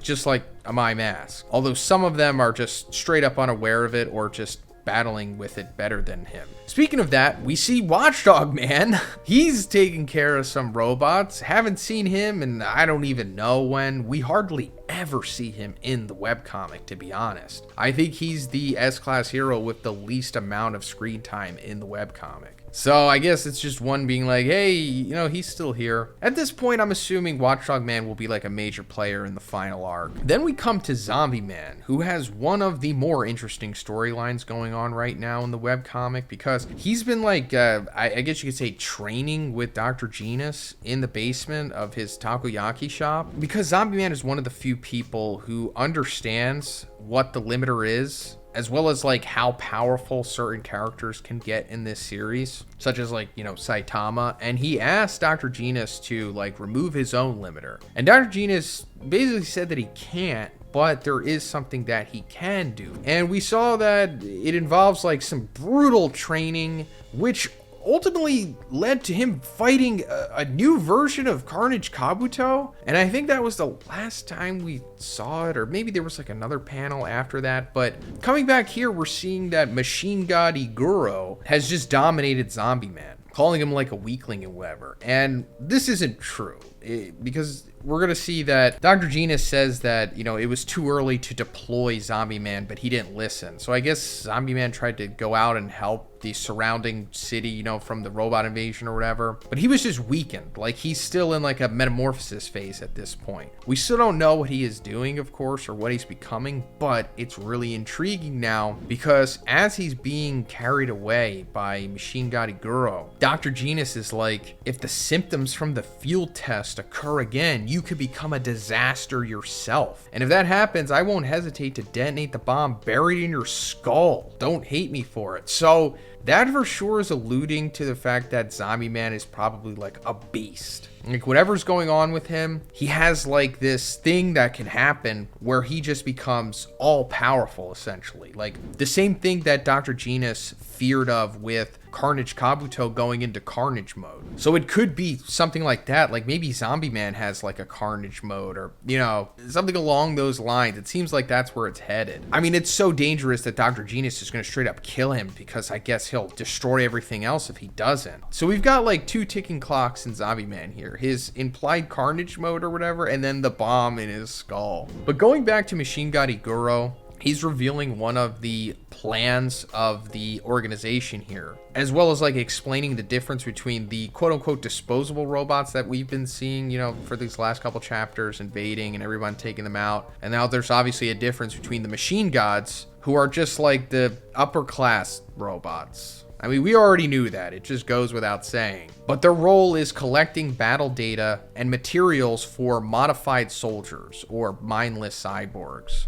He also says it's a confiscation of free will. It's like a heaven where you have nothing to worry about. And that's interesting because the word confiscation is also used in relation to God. Now, I don't know if it's like a one-for-one translation, but when you touch the cube, he says like, I'll give you power, but if you're not worthy, then you'll face confiscation. He says something like that. And I'm pretty sure it's not like a coincidence here. The organization is tied to God. For sure, like they wouldn't exist if it wasn't for his influence, at least in my opinion. Then we come to Child Emperor, and we're going into the final sequence of the chapter here, and he's just flying around, you know, evading blasts from these disposable robots. And also, he's not wearing the Neo Hero suit anymore, because he was like the first person to figure out that there was like something sketchy going on with those. And he's like, yeah, I don't want to really work with this stuff anymore. And I wouldn't be surprised if he's not even like with the Neo Heroes anymore, to be honest. Like, he's at this point where I don't think he just trusts anyone, which, you know, Metal Knight told him, you know, like a while ago. Again, Metal Knight so far ahead of everyone in this story, especially in the manga. Like, I think Metal Knight already figured out the organization in like chapter 84 or something. But after a quick sequence of Child Emperor just, you know, disposing of a bunch of these robots with this like horde of birds that he has, he suddenly gets a call from this person named Jimu-kun. And it turns out that this guy, along with 3 others, are from Child Emperor's cram school. We've heard about cram school before because that's one of the very few insights into Child Emperor's backstory that we got, that he like taught there or whatever, or helped teach there or something. I don't know, you know what I'm talking about. But apparently cram school is a team formed by children born with excessive intelligence, and that gifted elementary school students looking for someone they could talk with as equals, who hit it off with each other and began playing by regularly reporting on their recent status and exchanging opinions. So yeah, there are like other Child Emperors out there. I'm pretty sure they're not on his level, like he is an S-class hero and they're not, but they're like, you know, around his level. So like Child Emperor kind of has like his own team here, which is pretty cool, and they are gonna come back into the story later on. Maybe like in this arc too, considering that they say they want to help out in their own ways.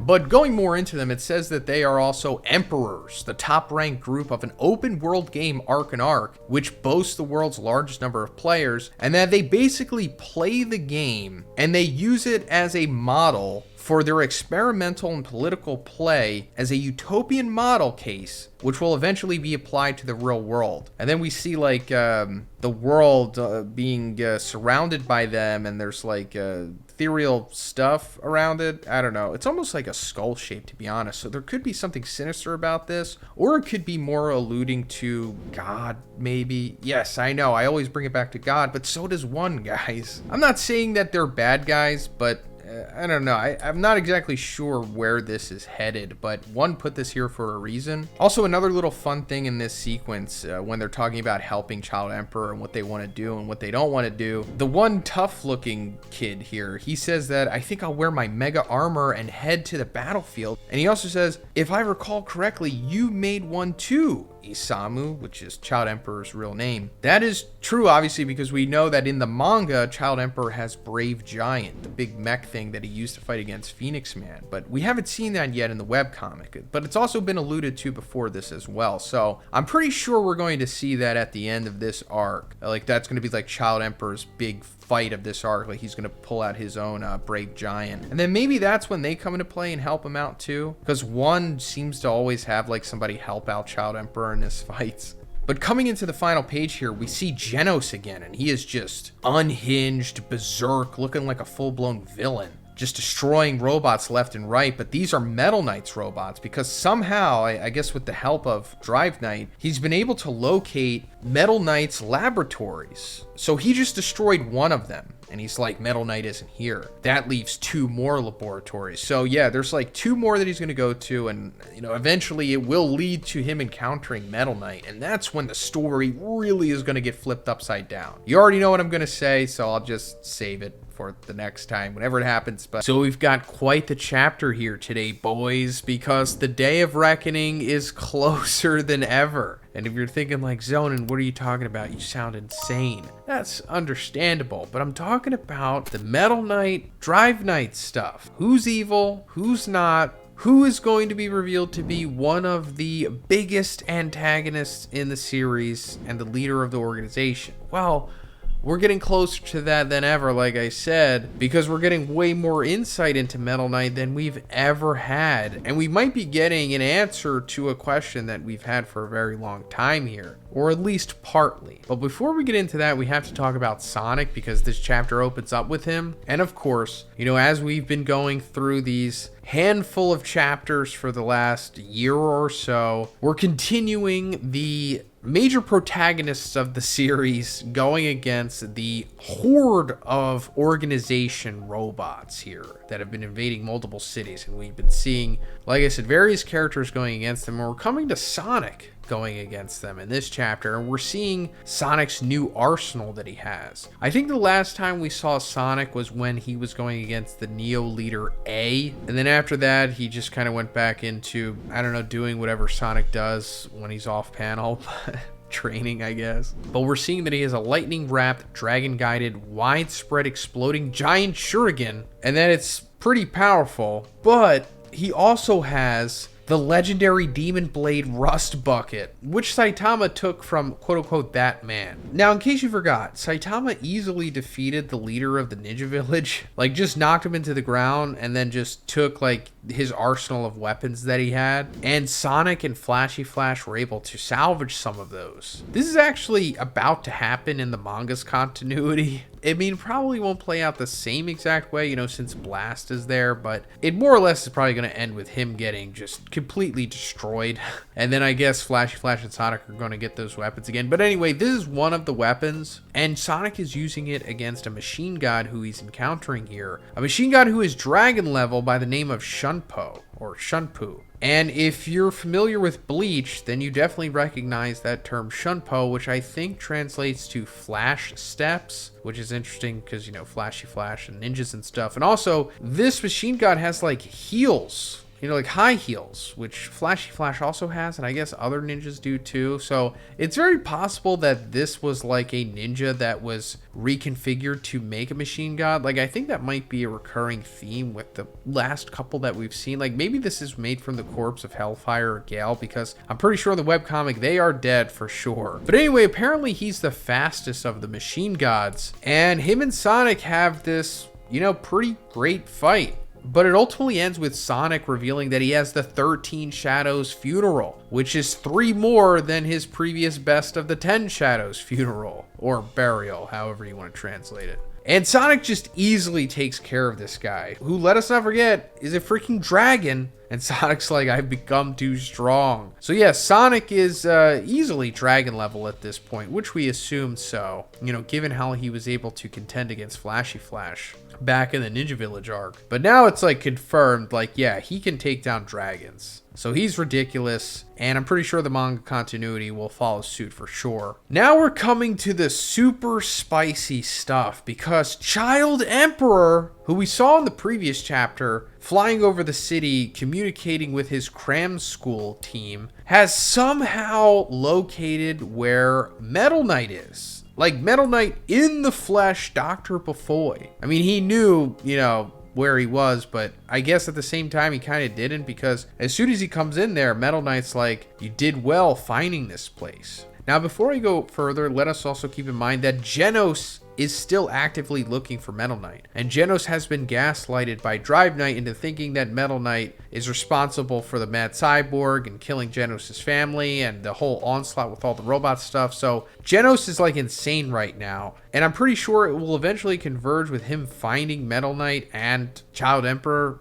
but I digress. So anyway, Child Emperor is confronting Metal Knight here because obviously he's been suspicious of him. He thinks that Metal Knight is responsible for all of the robots on the rampage invading the cities, as well as the suits that the Neo Heroes wear. And rightfully so, because all of this technology comes from Metal Knight, as we knew. And Child Emperor is just ready to attack Metal Knight here, because as he says, assuming you're the mastermind behind all this, can I attack you? And Metal Knight is just cool, calm, and collected here because he already knows everything. Like I've been trying to tell you guys, he's been like 3 steps ahead of everyone, even the readers. And it eventually comes to the point of where he's like, the man you respected and studied under as a disciple, Dr. Bufoy, is the mastermind. Surely that's not the case. Didn't you come here to confirm that it's not true? And then Child Emperor basically confirms that he and Metal Knight did have plans to create a robot army like the one that we see invading the cities. However,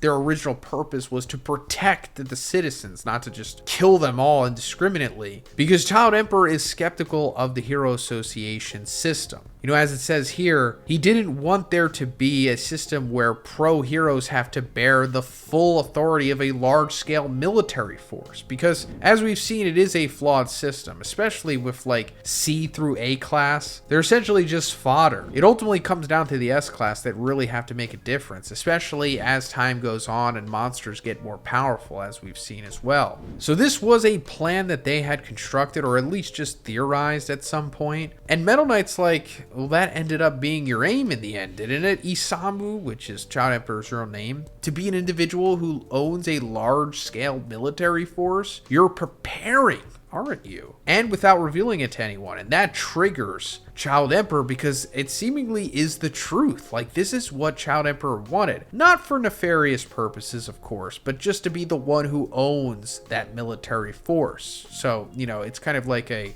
gray moral area, if you will. It is very authoritarian, but his heart's in the right place. Just like what I've been saying about Metal Knight this whole time. They are very similar. Almost 2 sides of the same coin, the same way that King and Saitama are. Then Child Emperor says the robots running amok are emitting identification signals specific to Bufoy-made weapons. And then Bufoy, the Chad that he is like, so what? And then Child Emperor says it means the culprit is not you, because you're not the type of person to include such a weakness, which is, very true. We've been saying this from the beginning. This is way too sloppy and stupid of a plan to be Metal Knight's, as we've seen that he is very calculated from the beginning, very pragmatic, and very reluctant to use resources. So, is this straight up confirming that Metal Knight is not the bad guy here? He has not orchestrated this plan. He is not trying to take over the world. Everything that Drive Knight has told Genos and the audience is a lie. Is that all confirming that? Well, not exactly. We're not quite there. Because, like I said in the beginning of the video, the Day of Reckoning is closer than it ever has been, but we're not quite there yet. However, if you're asking me, I'm going to say, yeah, obviously, this is one telling us that Metal Knight is not the bad guy here. But I'm still going to be patient until, the table is completely flipped and everything is revealed, because that still has yet to come. But I'll get more into that. But going further, Child Emperor says, meaning this technology was plagiarized by someone else. Someone is misusing Dr. Bufoy's weapon development data. And if you've been following my coverage of the webcomic and just One Punch Man in general with this Mad Cyborg, Metal Knight, Drive Knight stuff, I've been saying this for the longest time. The organization was able to salvage Dr. Bufoy's data and, as they say, plagiarize it to make it look like Metal Knight is the culprit here, because their whole thing is like gaslighting and manipulating. Now, I think the point of origin for all of that is when they salvaged the robots that Saitama destroyed, after the Garo fight, the defense robots at the Hero Association. Like, it's super, super subtle in the webcomic because we only see the brain robot in the footage that Bufoy is reviewing of the security cameras of that incident. In the manga, it's like straight up spoon-fed to us. Like, destroyed Metal Knight drone that, went down into the Monster Association with Elder Centipede that was ultimately destroyed by Orochi. Obviously, the data was siphoned there from G5. But like I said, webcomic, way more subtle. Because I'm thinking that has to be the origin point here. But anyway, Child Emperor is ultimately like, why did you let this happen? Or were you going to let it happen so you can trace the leak? And that makes sense. Metal Knight allowing this to play out so he can trace to where this is coming from, who siphoned his data and caused all of this, which I think he's probably 70% sure of already who did it. But this angers Child Emperor because he's like, when are you going to make a move? Like, what are you waiting for? And I guess he's just waiting for until he has all of the information. He doesn't want to make an impromptu move without knowing everything yet, which makes sense. That lines up with his stern, pragmatic mind. But Bufoy's like, from my point of view, that's wishful thinking mixed with a lot of personal feelings. And he's like, there's no need for you to continue talking. And this just angers Child Emperor. And he winds up biting on his lollipop thing here. And he's like, are you underestimating me? And we're going to find out what exactly is going on with this lollipop. But he's like, hypothesis number 3. I don't want to think this, but, since you're an S-class hero, have you abandoned your humanity? And of course, this goes back to the whole thing about humans becoming monsters, abandoning your humanity and all that stuff. And I'm sure he's relating this to Bufoy, but not in the sense of monsters. But this is like a double entendre from 1, which he usually does. And I love the way that he writes that as well.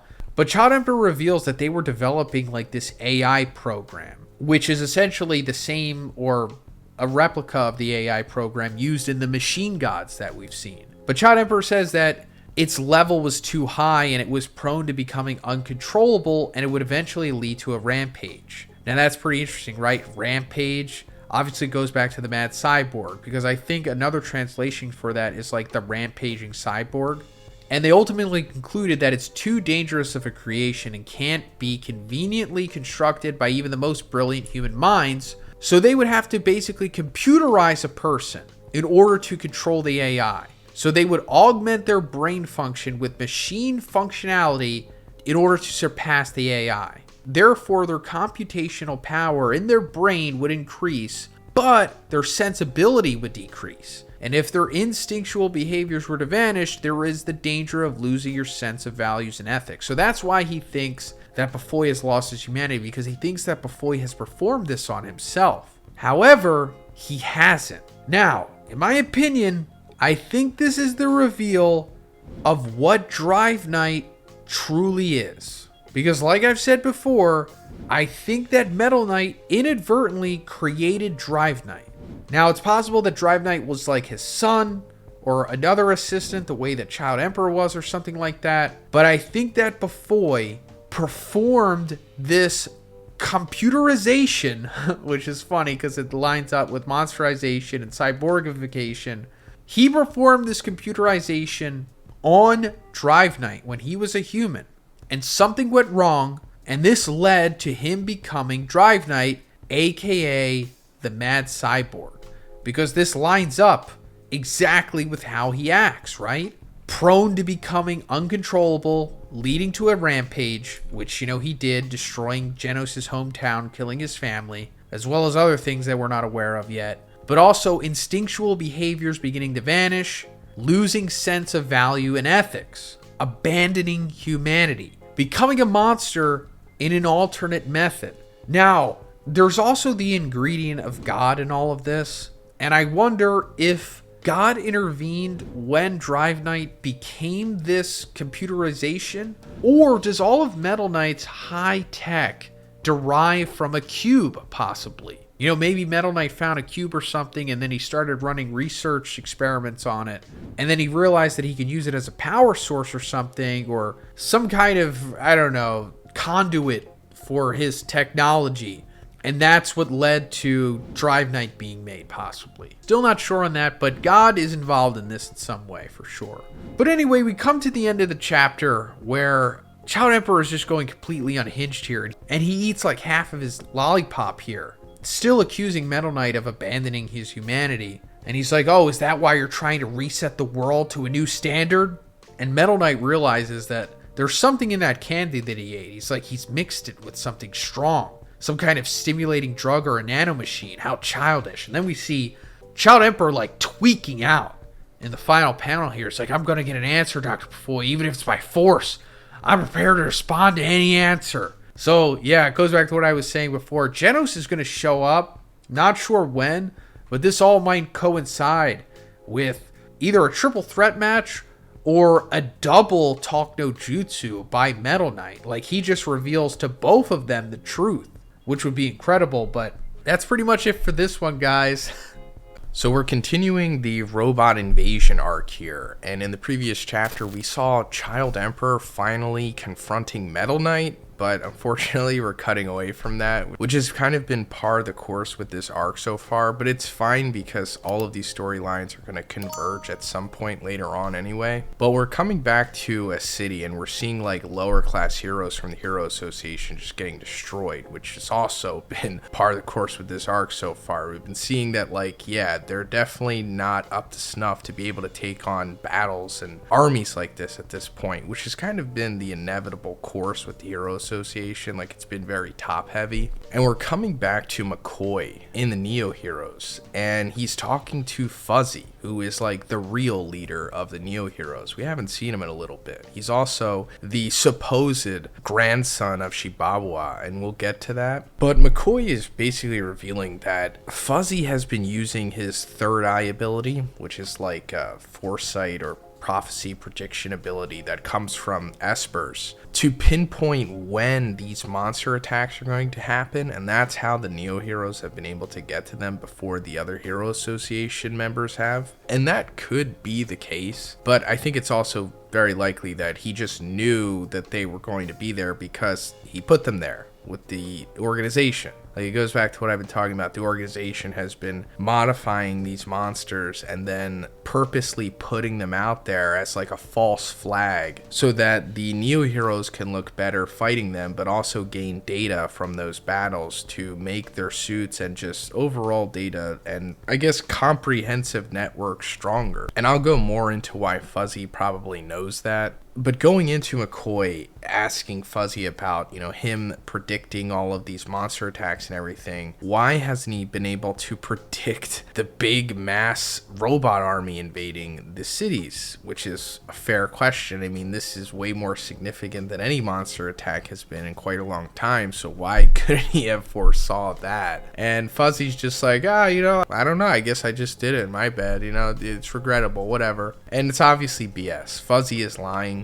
And Fuzzy kind of like throws off the conversation completely, and he just goes into like, hey, McCoy, why haven't you gotten your cyborgification yet? I advise you to do it for your own protection. And then goes on saying like, everyone should just be this way, to make everybody safer. You can't just be a normal human anymore, remaining on this planet the way that things are, looking, with the monsters getting stronger and the threats building and whatnot. And this is like the most heelish, I guess, Fuzzy has been so far. I mean, we knew that he was going to be a bad guy for sure, but there was a possibility maybe he wasn't, maybe he was going to be a gray character or maybe like a red herring or something. But no, I'm pretty sure he's like 100% like evil heel for sure. And it means that he is absolutely in cahoots with the organization. Just in my opinion, it hasn't been revealed yet, but it goes back to what Drive Knight was talking about. And I think chapter 139, when he was like gaslighting Genos, when he was talking about Metal Knight, which obviously wasn't the truth, he was actually revealing what the organization was about, where he said that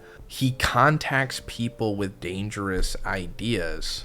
He grants them the power to realize those ideas by lending them his scientific power, and then lets them go on a rampage, turning them into useful pawns. He throws societies into chaos. It keeps wearing out security organizations such as the Hero Association and the police, promoting decline in national strength, and he's trying to rule the world at the right moment when mankind's resistance is weakened. I mean, that's literally how everything has been playing out in this arc so far. And the whole thing about he contacts people with dangerous ideas, this could be revealing that like Drive Knight or whoever, you know, was the face of the organization for this deal contacted Fuzzy, you know, grants them power, lending them scientific power. So I think behind the scenes, Drive Knight or somebody from the organization met up with Fuzzy somehow, and they were like, hey, you're maybe the grandson of Shibawa, or you're an Esper, or there's something, you know, you have some kind of special aspect to you. We have all the cyborg stuff. Let's team up together and we can take down the Hero Association and we can run everything. And I'm pretty sure that's like coming to fruition here. And it also goes into another sequence that we see here where Fuzzy is talking about in Felsenave, that cult leader, as well as Zaditz, who is like the industrialist. It's showing like where they're getting followers from, but also where they're getting the money to facilitate this operation. Because, yeah, there obviously needs to be a lot of money and stuff. And they show like the factories and everything that are used in creating the munitions, as well as like the equipment and the battle suits that they've been making. McCoy then gets a call from the Hero Association about them being attacked by the robots. Like, they're not able to fight them off anymore. Like we saw before, that Metal Knight's defense robots were kind of doing some stuff, but they eventually failed as well. So now they're being overrun, and they're not asking to like collaborate, which McCoy is very wary of. Like, McCoy has his hands tied. Like, yeah, he is a dirtbag, but he's trying to do the right thing here, which has always been like the balancing act with McCoy's character, which is why I really like him. But they're not even asking for that. They're like, we're just asking you to save us. And it kind of cuts the call off with the implication that they're being killed here. Until Eraman like encounters McCoy here, thinking that he's like, or accusing him, I should say, of being a spy, just, you know, like messing with him. Also, you know, in case you weren't aware of my theory on these guys, Eraman and Destro, the two enforcers of the Neo Heroes, I think that they're the Brain robot and the Gray Fox robot, like the two initial members that we saw from the organization, like back in season 1. But they kind of let McCoy off the hook because he's able to talk his way out of it for now. And we get some more insight into him. He's like, you know, the benefits and privileges that come from successfully maneuvering inside of the hero industry. You know, that's all he essentially wanted. Like, yeah, like I said, he is a dirtbag. He's not really a great guy, but he's not like an evil heel. You know, he's definitely self-serving and trying to benefit himself, rising through the ranks, just as a normal business dude would. You know, I mean, it just is what it is, but it quickly spiraled out of control once he got involved with the Neo Heroes, which he thought was going to be like this big promotion, but it just turned into him basically sinking the world by trading the Hero Association secrets to them. Then he goes into a really interesting little dialogue here where he says, Fuzzy is a dictator with an extremely exclusionary ideology. I find it hard to believe that he is the grandson of Shibawa, who helped us with prophecies without compensation. So Shibawa, if you remember from the first season, was like the fortune teller that the Hero Association was using, or they called her a fortune teller. That was before we found out about the third eye ability that Espers can have, where they can foresee the future. And she was like the most proficient in this ability, essentially. Also, a really funny thing is, like, without compensation, she was just doing it for free. But him saying that, hard to believe that he is the grandson of Shibawa, it's possible that he's not. And here's a big deep cut for you guys that I don't think I talked about before. But if you go back to chapter 137, which I'm pretty sure is the first time we see Fuzzy, the guys that are around Fuzzy, like his bodyguards or whatever, the guy on the left has a stitch mark coming down his head. Now, at that time, which I think was like during the pandemic, we didn't really know what that meant. We didn't even think anything of it. We just thought, oh, it's just an aesthetic choice that one chose for this character. But no, now that we have come to the manga's continuity where it's touching on Espers and stuff with Tsukuyomi, like that Esper organization, we found out that they can make espers, like through some kind of brain surgery or something. And the telltale sign of an artificial esper is the stitch mark. So that for sure means that this guy is an artificial esper, and it's very possible that Fuzzy is as well, or something. I mean, I'm not entirely sure if what McCoy here is saying is like the truth, like Fuzzy isn't Shibawa's grandson, but he probably is like an innate esper possibly, and maybe he just lied about being Shibawa's grandson to get more public favor, you know, because of the whole history that she had and everything. And it also goes back to the organization contacting him beforehand and then coming up with this whole big scheme. And of course, you know, it wouldn't be one of my webcomic reviews if I didn't say this all ties back to God, of course. I don't think the organization is in cahoots with God, even though he is pulling the strings from, you know, behind the curtain. But it's very possible that Fuzzy knows who God is at this point. I mean, the third eye ability, if he actually does have it, is like a sure way for you to become in contact with him. Like, I think that's how Shibawa died. Like, she foresaw like a vision of God, and it caused her to as one put it, choke on a cough drop or something. But anyway, we're cutting to Darkshine, and he's training those specially strengthened students. As it said, we've only seen this like once or twice, but they've been drinking like as it says, special nutritional drinks, which is pretty much just like hyper steroids or something. There actually could be some kind of monsterization stuff in there or something. I don't know if they've undergone cyborgification yet, but these individuals are special, and now they're just fully turning heel. Like before they were just whatever, but now they're just full-blown heels because they're being requested to be sent out to take care of these robots. And Darkshine's like, no, they're not ready yet, they still need more training. And of course, this is like Darkshine projecting onto them because he himself has like severe PTSD from the Awakened Garo fight. And that's really the character arc that he's been struggling with right now. And he's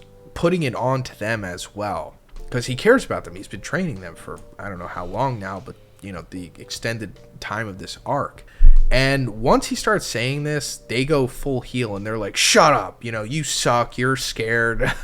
We don't need you looking over us anymore. We're ready. We're actually going to take this position from you, being a Neo leader. And they go out and just leave him behind. And I think this is also supposed to parallel to the, I think they were called the Soda Pop Boys or something, or the Neo Bubbly Boys, I think they're the name now. The whole group that was conflicting with Amai Mask. Which we actually saw like 2 or 3 chapters back, like they confronted him while he was still in his transformed state. So it's possible that we're going to have a similar instance here where in order for Darkshine to overcome like his PTSD that he has here, he's going to have some kind of conflict with them where he just easily, you know, destroys all of them because they're no match for Darkshine. But McCoy comes to him and asks him like, hey, you know, the Hero Association is being destroyed and no one's helping them. You know, can you do it? Can somebody else do it?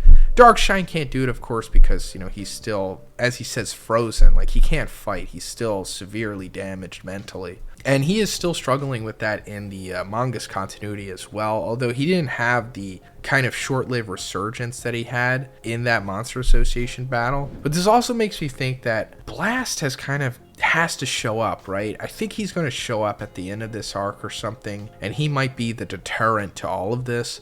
He also has to drop like 3 or 4 pages of exposition about God and everything, because that still hasn't happened. And that's kind of the way that the webcomic has been going with this. You know, like Drive Knight just came out of nowhere, dropped all the exposition about Metal Knight and the organization and the gaslighting and all that stuff. So I think Blast is going to do the same thing once he eventually shows up. But then McCoy goes to Metal Bat, the other, you know, former S-Class hero in the Neo Heroes still. And he's like, hey, you know, can you help us? You know, there's robots out there. No one's helping. Come on. And of course, Metal Bat's down, but he's trapped in this room.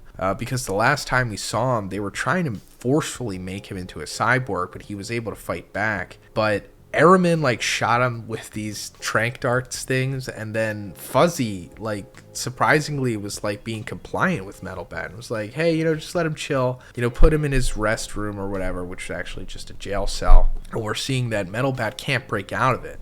it's super reinforced, and it actually has like this automatic repairing ability to it, which I think is foreshadowing for some of the stronger members of the organization that we're going to see, later on in this arc.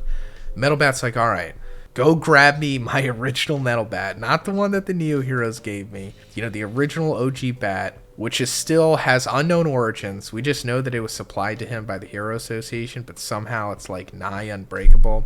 But he's like, slide it through the food slot and I'll bust out of here. So when McCoy tries to do that, A and Ryumon run into him and they're like, all right, yeah, we get it. You're a spy from the Hero Association, which McCoy isn't, but he is, pretty much betraying the fascist-like dictatorship of the Neo Heroes here, which A and Ryumon are totally compliant with. Like, they were heels from the start. Unlike the other Neo Heroes who are like more morally gray, I guess, these guys are just fully evil, especially A. He was a freaking serial killer. But I also like that this is going to lead to Ryumon fighting Metal Bat. Maybe A too, but I always thought that Ryumon was going to be Metal Bat's opponent because they're very similar, like they're both kind of like Banchos. Like Metal Bat is like the babyface Bancho and Ryumon is like the heel Bancho. So I always wanted to see them fight, and I always wanted to see how strong Ryumon was because I don't think we've seen him fight yet. As for A, he could be anybody's opponent. Like he fought Sonic earlier on in the arc. But yeah, somebody has to save McCoy here because I don't think he's just going to get killed by Ryumon and A here.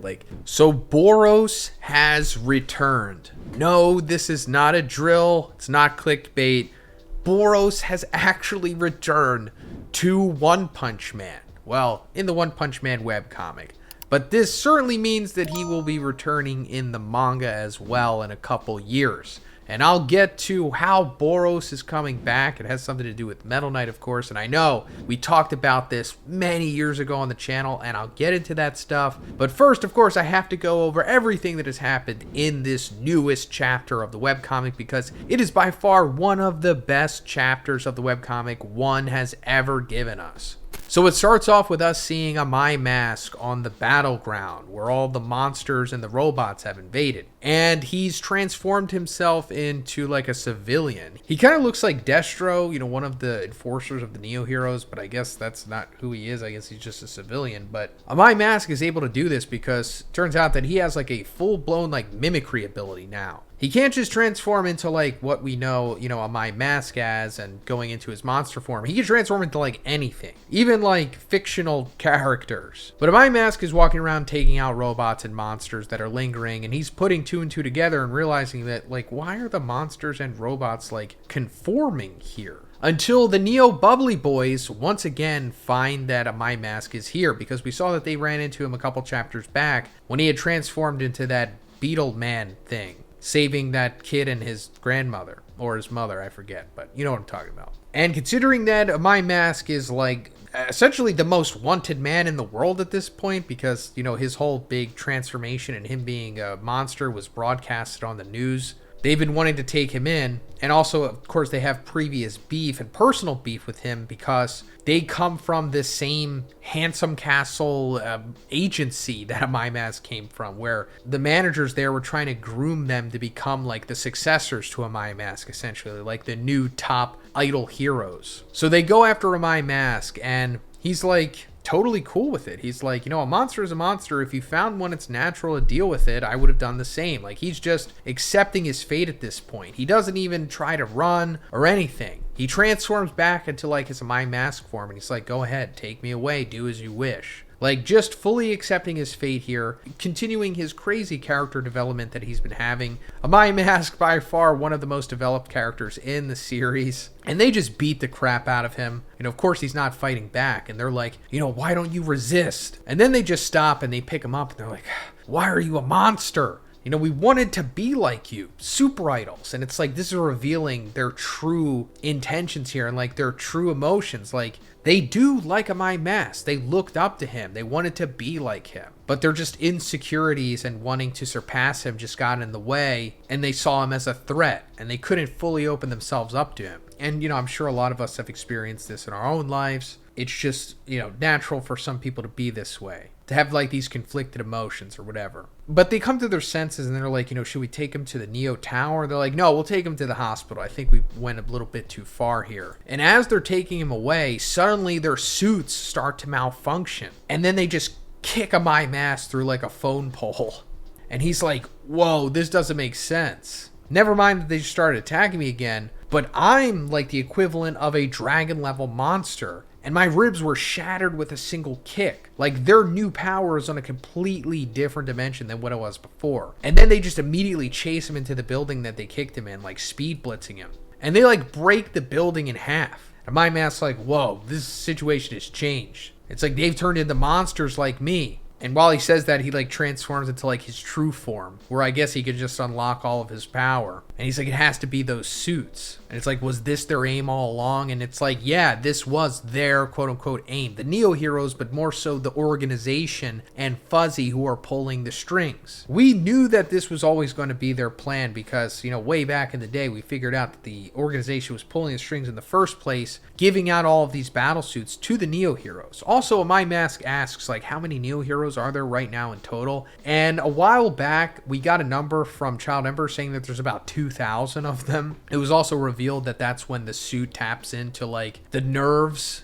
and essentially the brain of the wearer. Like later on in this chapter, Excel says that the suits take over the nervous system. So it's not just like the suits can act autonomously while the person is like, stop moving, I'm not doing this. It's just taking them over completely, which is much different than what we saw before with the first instance of this happening when Suiryu was fighting Garo. Like Suiryu was going against Garo and then suddenly his suit just started fighting him without him wanting to. And he was like, I can't control it. But it didn't take over his mind at that point. But now we're seeing that the full takeover of this is both mind and body. And of course, like I was saying, this is the plan of the organization the whole entire time. And by proxy, God's plan, because God is the one pulling all the strings of everyone in the background. This is like his alternate path to taking over humanity. Aside from monsterization, he's doing it by using the Neo heroes and taking them over with these suits. Like a forced cyborgification without the surgery. Then we're cutting over to Puri Puri Prisoner with his prison gang, and they're taking out more robots and whatnot, and they run into Raiden Sumo buddies. And they decide to work together to have this plan where they're going to attack from two different sides to take out, the rest of the robots in this area. So this is more compliant than they've ever been before, because we saw before that Puri had fought Raiden before, but then Raiden kind of acknowledged Puri as like a true hero after he stood up to him. So they assumed that they were on good terms here, which seemingly they were, but once they take out more robots, Raiden just starts going after Puri Puri Prisoner and just mangles him. And this is of course because the suit has taken over Raiden. Just like we saw it took over the Neo Bubbly Boys. So it's like slowly starting here, the full true plan of the organization and the Neo heroes, using these suits to take over everyone and making them much stronger. Because My Mask said that, or kind of implied that the Neo Bubbly Boys were dragon level. I think they're like maybe B or C or something like that, not even A. So if just the lower ranking guys like that, with the full potential of the suits, can become dragon level, then a guy like Raiden, who was already just dragon level at base probably, is now, ascending to like high dragon or even above dragon at this point. And I also think this has something to do with the suits collecting data, because that was another purpose of the suits, to fight against the robots, and defeating them they gain more data to become stronger. So maybe they sent out like an iOS update or something, and that's how they were able to ascend everyone to dragon level. But it's possible that by the end of this arc we're gonna have like 2,000 dragons that everybody has to fight. But then we're cutting away from Puri and the prisoners fighting against the Raiden and his gang of sumo guys who have lost control, and we're cutting to Genos. So the last time we saw Genos, he was going after Metal Knight because Drive Knight somehow found out where 3 of Metal Knight's bases were, and he went to one of them and kind of destroyed it, I guess, but Metal Knight wasn't there. So now I guess he's at the second base. And Metal Knight's not here either, because we saw that Child Emperor actually found where Metal Knight actually is, and they're like in a confrontation right now. So I guess he's at the third base, which I guess Genos will eventually come to. But he's at the second base right here, and he found Boros's, I guess you could say, corpse. He's kind of alive. He's in like a recovery chamber thing. And of course, Genos doesn't know who Boros is. No one surprisingly really knows who Boros is, because only Saitama was the one who encountered him. Like, Boros never had a chance to like leave the ship or go off of it. Like, Saitama killed him before he could do any of that stuff. The only alien that I think they really saw was Melzergard. And the little underling aliens who were like operating the ship and everything. And he's like, an abnormal energy reaction, impossible to estimate the disaster level. And this is hilarious. I think this is like an inside joke from One, because in the original data book, the One Punch Man Encyclopedia, when we would go through the character profiles, it would have like or at least the monsters or disasters, it would have like a rating for them. It would say like demon level, tiger level, dragon level, or whatever. But when we got to Boros, it said dragon or above, or whatever the translation is. I'm pretty sure it said Ryu Ijo, which like kind of means dragon or above dragon or whatever. That's where we got the term from. That level in between dragon and god. But going further, Genos is like an extremely powerful organism, is healing and regenerating. Is he going to release such a thing to the world? His brain activity has stopped completely. Is it just a living being deprived of its will and operated as a weapon? A pathetic being whose only purpose in life is to fight just like me. Genos is about to destroy Boros, but the Metal Knight drones come in to stop him. Now, this is incredible because, like I said at the beginning of the video, we have been talking about this for literally over 5 years now. I personally have made at least 3 videos. The earliest going back to, I think, like September 2018. At least that's the furthest back I remember making something like that. Talking about Metal Knight bringing Boros back. And I came to this conclusion because Boros was seemingly killed by Saitama from the Serious Punch on top of his spaceship. And then the spaceship fell to the ground, and then the explosions happened, and we didn't see anything after that. And we knew that Metal Knight had taken Boros' ship and did something with it. I don't know, reverse engineered it to some extent. And I was thinking like, oh man, that would be so cool if Metal Knight found Boros' chewed up corpse and then brought him back. And I didn't really have a good explanation for it other than it would just be cool.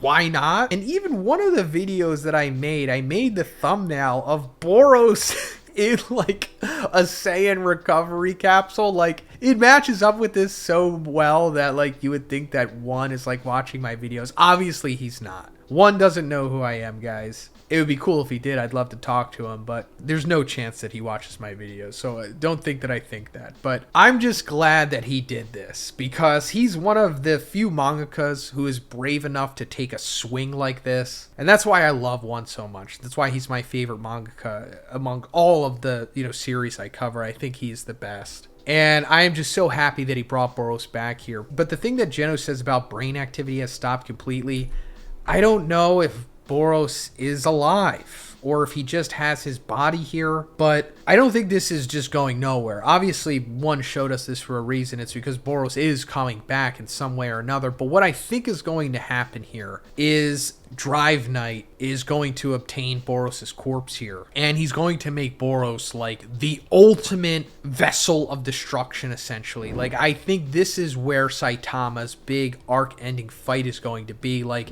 when Genos is fighting Drive Knight at the end of this arc, or whoever he fights, I don't think he's going to defeat Drive Knight, because Drive Knight needs to be like a major player at the end of in the final arc. But Saitama obviously has to have like a big arc-ending fight here. And what I think is going to happen here is Drive Knight and the organization are going to take Boros, or his body here, and they're going to soup him up with cyborgification, of course, and maybe give him some monsterization stuff or whatever. And it's possible that Fuzzy might even give him like artificial Esper abilities as well, with the brain surgery. And then he's just like the ultimate being. like he's a monster, a cyborg, and an Esper all at once. And even if they don't do that to Boros, I think that that will just be the end goal of a lot of the stronger opponents and adversaries, villains, going further into this series. Like they're going to be a monster, a cyborg, and an Esper all at once, because we found out that you can do this artificially. You just don't have to be born or inherently one of these things. You can be all three in theory, and I think that's what one is going towards here with the organization, the Monster Association, and Tsukuyomi, which I think Fuzzy is pulling the strings of. Even though Tsukuyomi isn't really a thing in the webcomic yet, but it will be revealed, I'm pretty sure. Because like I talked about in my previous review, one of Fuzzy's bodyguards had the stitch mark on his head, and we saw in the manga that the stitch mark is an indication of artificial Esper surgery. So yeah, that's what I'm thinking is going to happen with Boros here. Drive Knight and Fuzzy are going to get him. They're going to make him ultra powerful. It's even possible that they might even use that data that Kuseno was copying from Saitama as he was sleeping. It's still not confirmed that the organization was able to steal that, but I assume that they had to, because it's not like one for just things like that to go nowhere. That happened for a reason, and it's very possible that they could put even Saitama's data into Boros here, and then we get the rematch where Saitama fights a way stronger version of Boros than what he originally fought. And then that's like his big, Boros season 1 fight, his Orochi season 3 fight, and then his, Awakened Garo, Cosmic Fear Garo fight. The next one will be Boros. And I originally thought that this was going to happen with Orochi, because I think that this will happen with Orochi in the manga, because, Orochi doesn't exist in the webcomic, and we know that Drive Knight does have the Orochi cells in the manga continuity. So hopefully Boros just becomes a good guy in the manga continuity, because I was hoping that he'd be resurrected as like a good guy, like a babyface turn in the webcomic, but considering that he has no brain activity, I think that he's just going to be used as like a vessel for Drive Knight and Fuzzy at this point. But anyway, Genos immediately takes out the Metal Knight drones, and they do fire at Genos here, and they hit like behind him, but I don't think they're destroying the Boros capsule thing. Like I said, Boros, something will be used with him. One wouldn't just show us this for no reason. And we see that Genos is really like having an existential like mental crisis here. He's even punching himself in the face, trying to like erase these noisy thoughts, as he said. He's thinking about Saitama. He's thinking about what Drive Knight told him about Metal Knight being the ultimate evil here, the guy who created the Mad Cyborg to destroy his family and everything, the guy who killed Kuseno, even though it wasn't. But Genos is just so conflicted right here that he's like malfunctioning. And he goes to fly off, seemingly to the third Metal Knight base where Child Emperor is. And he's like, I must kill Metal Knight. So I guess that's the next stop for Genos' storyline, which I'm really looking forward to. But then we're coming back to Axel with his group, the Hunters. And we see that they're the next victims of the suits taking over their hosts. And they start attacking Axel, because Axel isn't being taken over by the suit, because it turns out that Axel modified his own suit. And by doing this, he somehow avoided it being able to take over his nervous system. And another instance that we saw of this was the suit that they gave to Moomin Rider. They said that they had modified it with certain specifications for him. So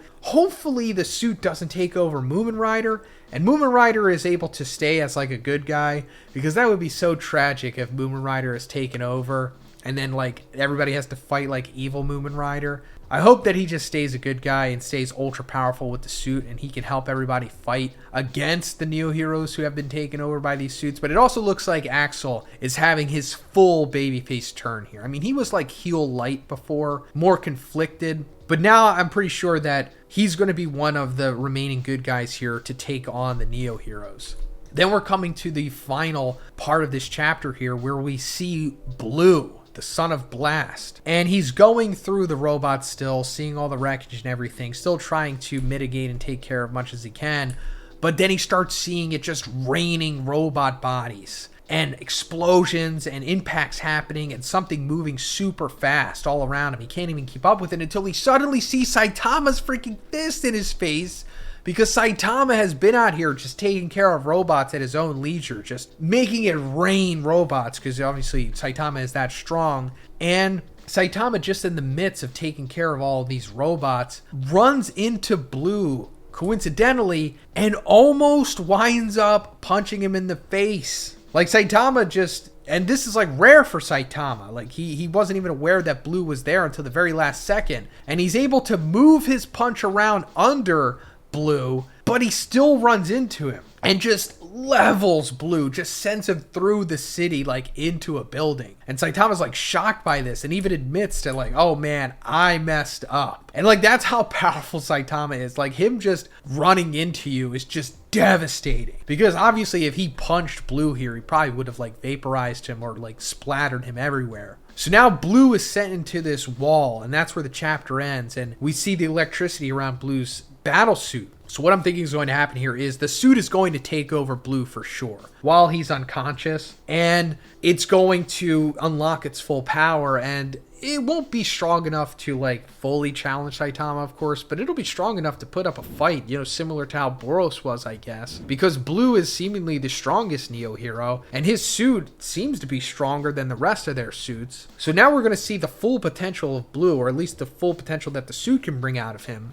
And I also think this would be a great way to introduce Blast finally, because Blast hasn't been fully introduced into the webcomic yet. We've only seen him in flashbacks. So if Saitama winds up like knocking out Blue or something, or fighting him to the point of where it catches the attention of Blast, Blast can show up and be like, hey, that's my son, you know, stop doing that. And then we can finally get the massive Hunter x Hunter style exposition dump from Blast about all of the god stuff, the cubes, and this could also maybe introduce how Boros' race fits in everything, because we saw in the manga's continuity that one of Blast's team members of like his Guardians of the Galaxy or whatever is coming from Boros' race. So I would love it if one was just able to tie everything together here, because we need to get introduced to God soon. Because we've only seen God, I think, once or twice in the webcomic continuity. First, when he reveals himself to Homeless Emperor and gives him the abilities, and then when he takes Homeless Emperor's life. Like, that's the only time we've seen him so far, or even mentioned.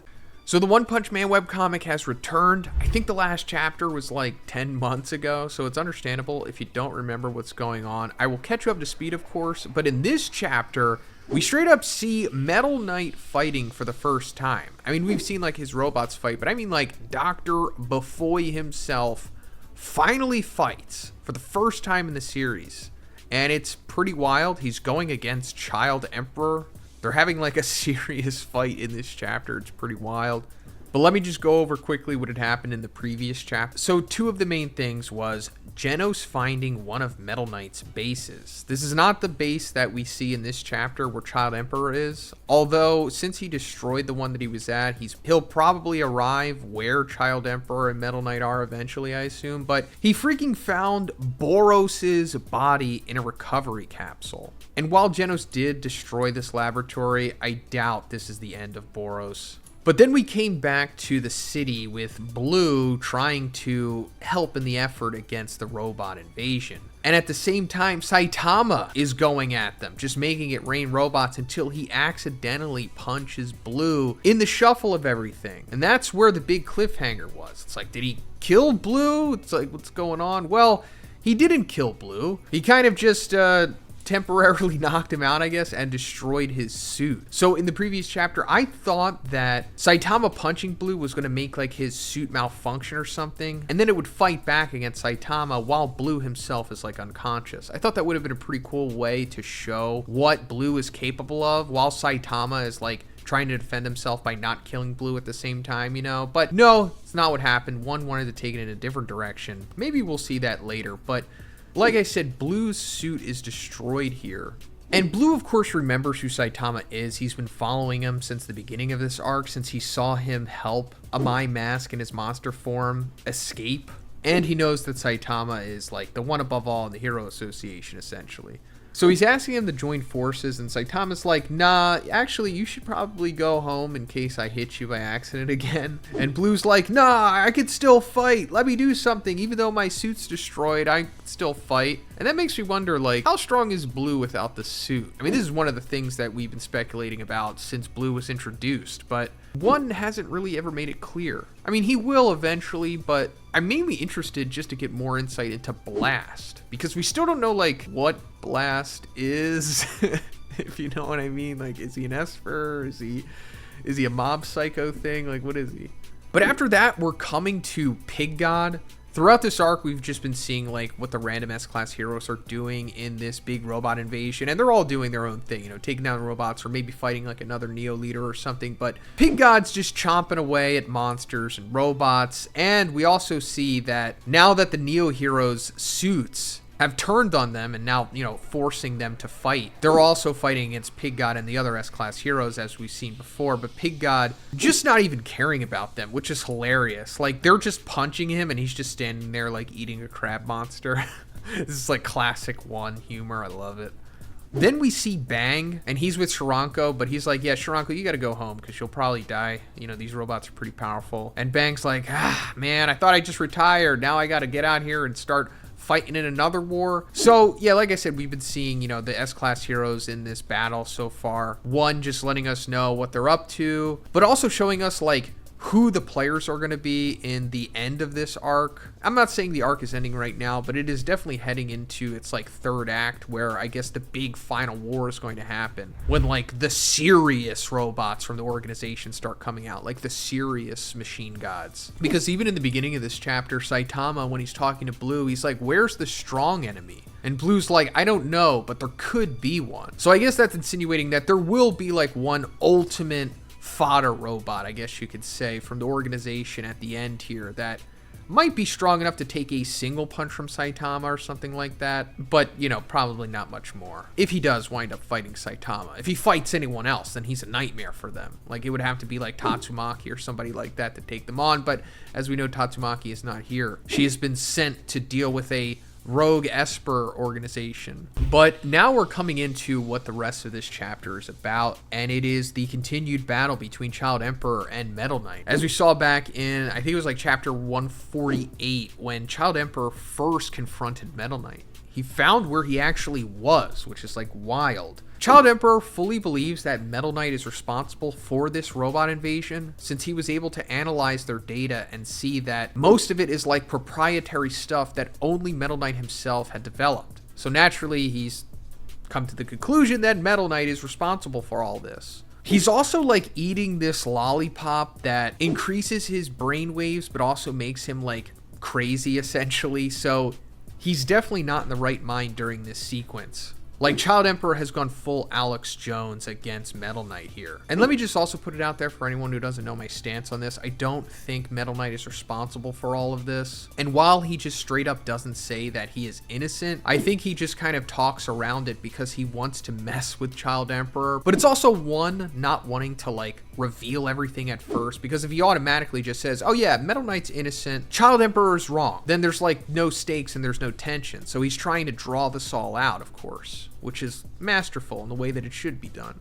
But they keep having this back and forth, trading insults, both trying to prey on each other's insecurities.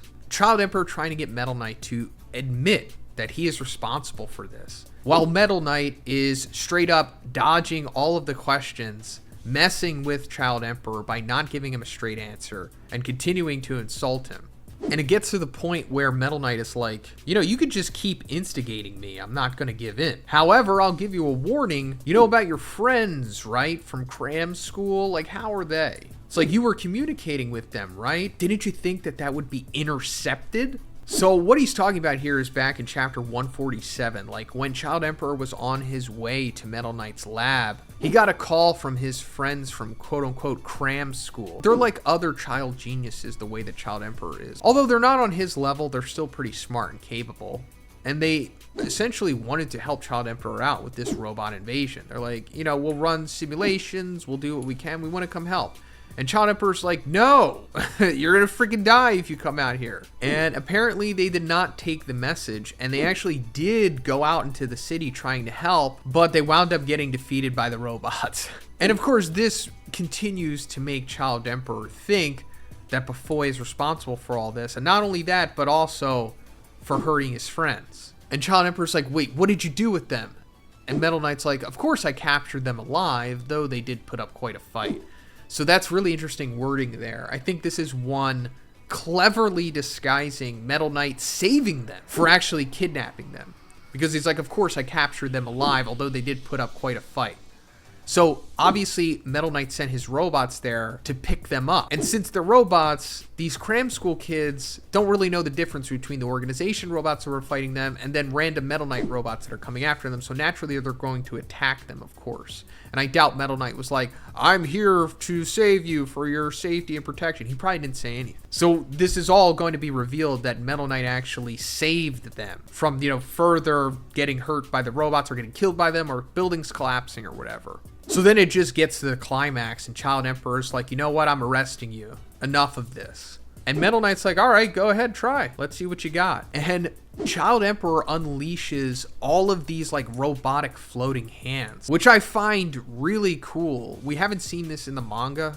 And Metal Knight points out that they're controlled by his brain waves, and that's why he wound up eating that candy in the first place. Although, of course, it gave him the side effect of being all crazy, but it allowed him to handle this weapon better. And Bufoy's like, all right, bet. And then he reveals that he has a battle suit. Now, this battle suit looks similar to the Neo Hero stuff, but different. As we talked about, the Neo Heroes battle suit came from Metal Knight's data.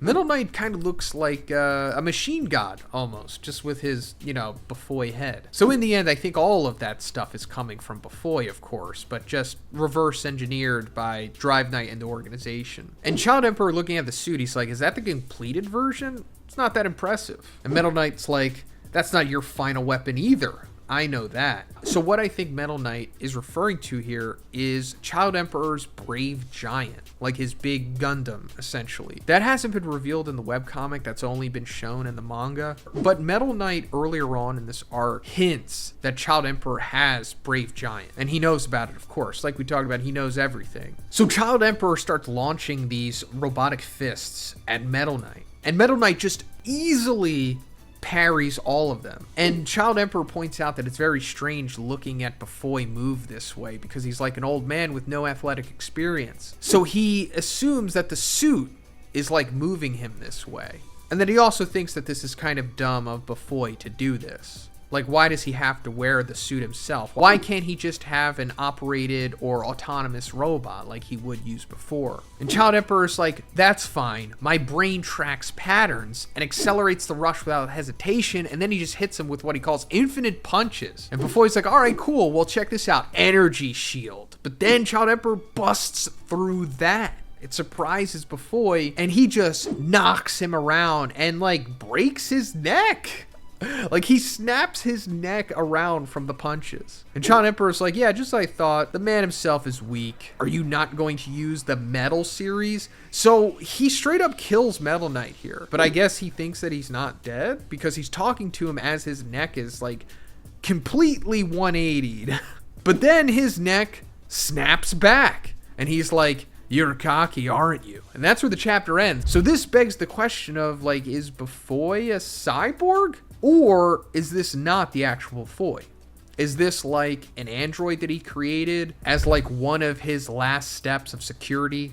Like if you found all of his bases, this is like the one before the last real one where you think that the actual Bufoy is there, but it's actually just a replicant. Or this is actually the real Bufoy and he's just cyborgified himself, which makes more sense. But also the first option is totally viable for sure. So the newest webcomic chapter of 152, we see McCoy suddenly tied up in this room being interrogated by both Fuzzy, the leader of the Neo Heroes, and A. And at first you might be thinking, whoa, this is abrupt. And that's only because the webcomic release schedule is just so sparse. It happens every couple months or so if we're lucky, even longer than that sometimes. And considering that the previous chapter had to do with Metal Knight fighting against Child Emperor, it's like, wait, how did we get to this point? So if you're confused, totally understandable. We're going to have to go back to chapter 149 to see where this whole storyline started. So in that chapter, we saw McCoy meeting with Fuzzy. And long story short, Fuzzy was essentially saying like, hey, bro, why haven't you become a cyborg yet? Like, go get that cyborgification.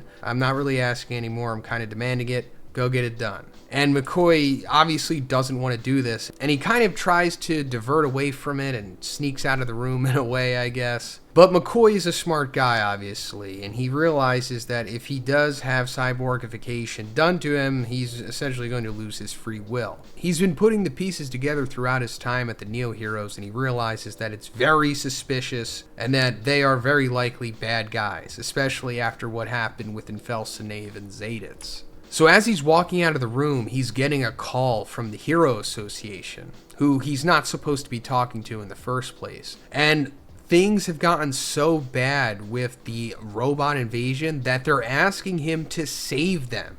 Like, hey, just send anything, we need you to save us. And McCoy's like, I'm sorry, I can't do anything. They're gonna think I'm a traitor. And just as he's thinking that, suddenly he's confronted by Eramin and Destro, who of course think that he is a traitor talking to the Hero Association. But they're kind of just probing him right now, and at this moment, Eramin plants a bug on his shoulder, and you don't really notice this until you read chapter 152, which is pretty cool. So they let McCoy go, like I said, hoping to get more information out of him through the Hero Association or whatever else he can give them. And as he runs away, he goes to Darkshine, and he's like, hey, Darkshine, the Hero Association's in trouble. They need somebody to go save them.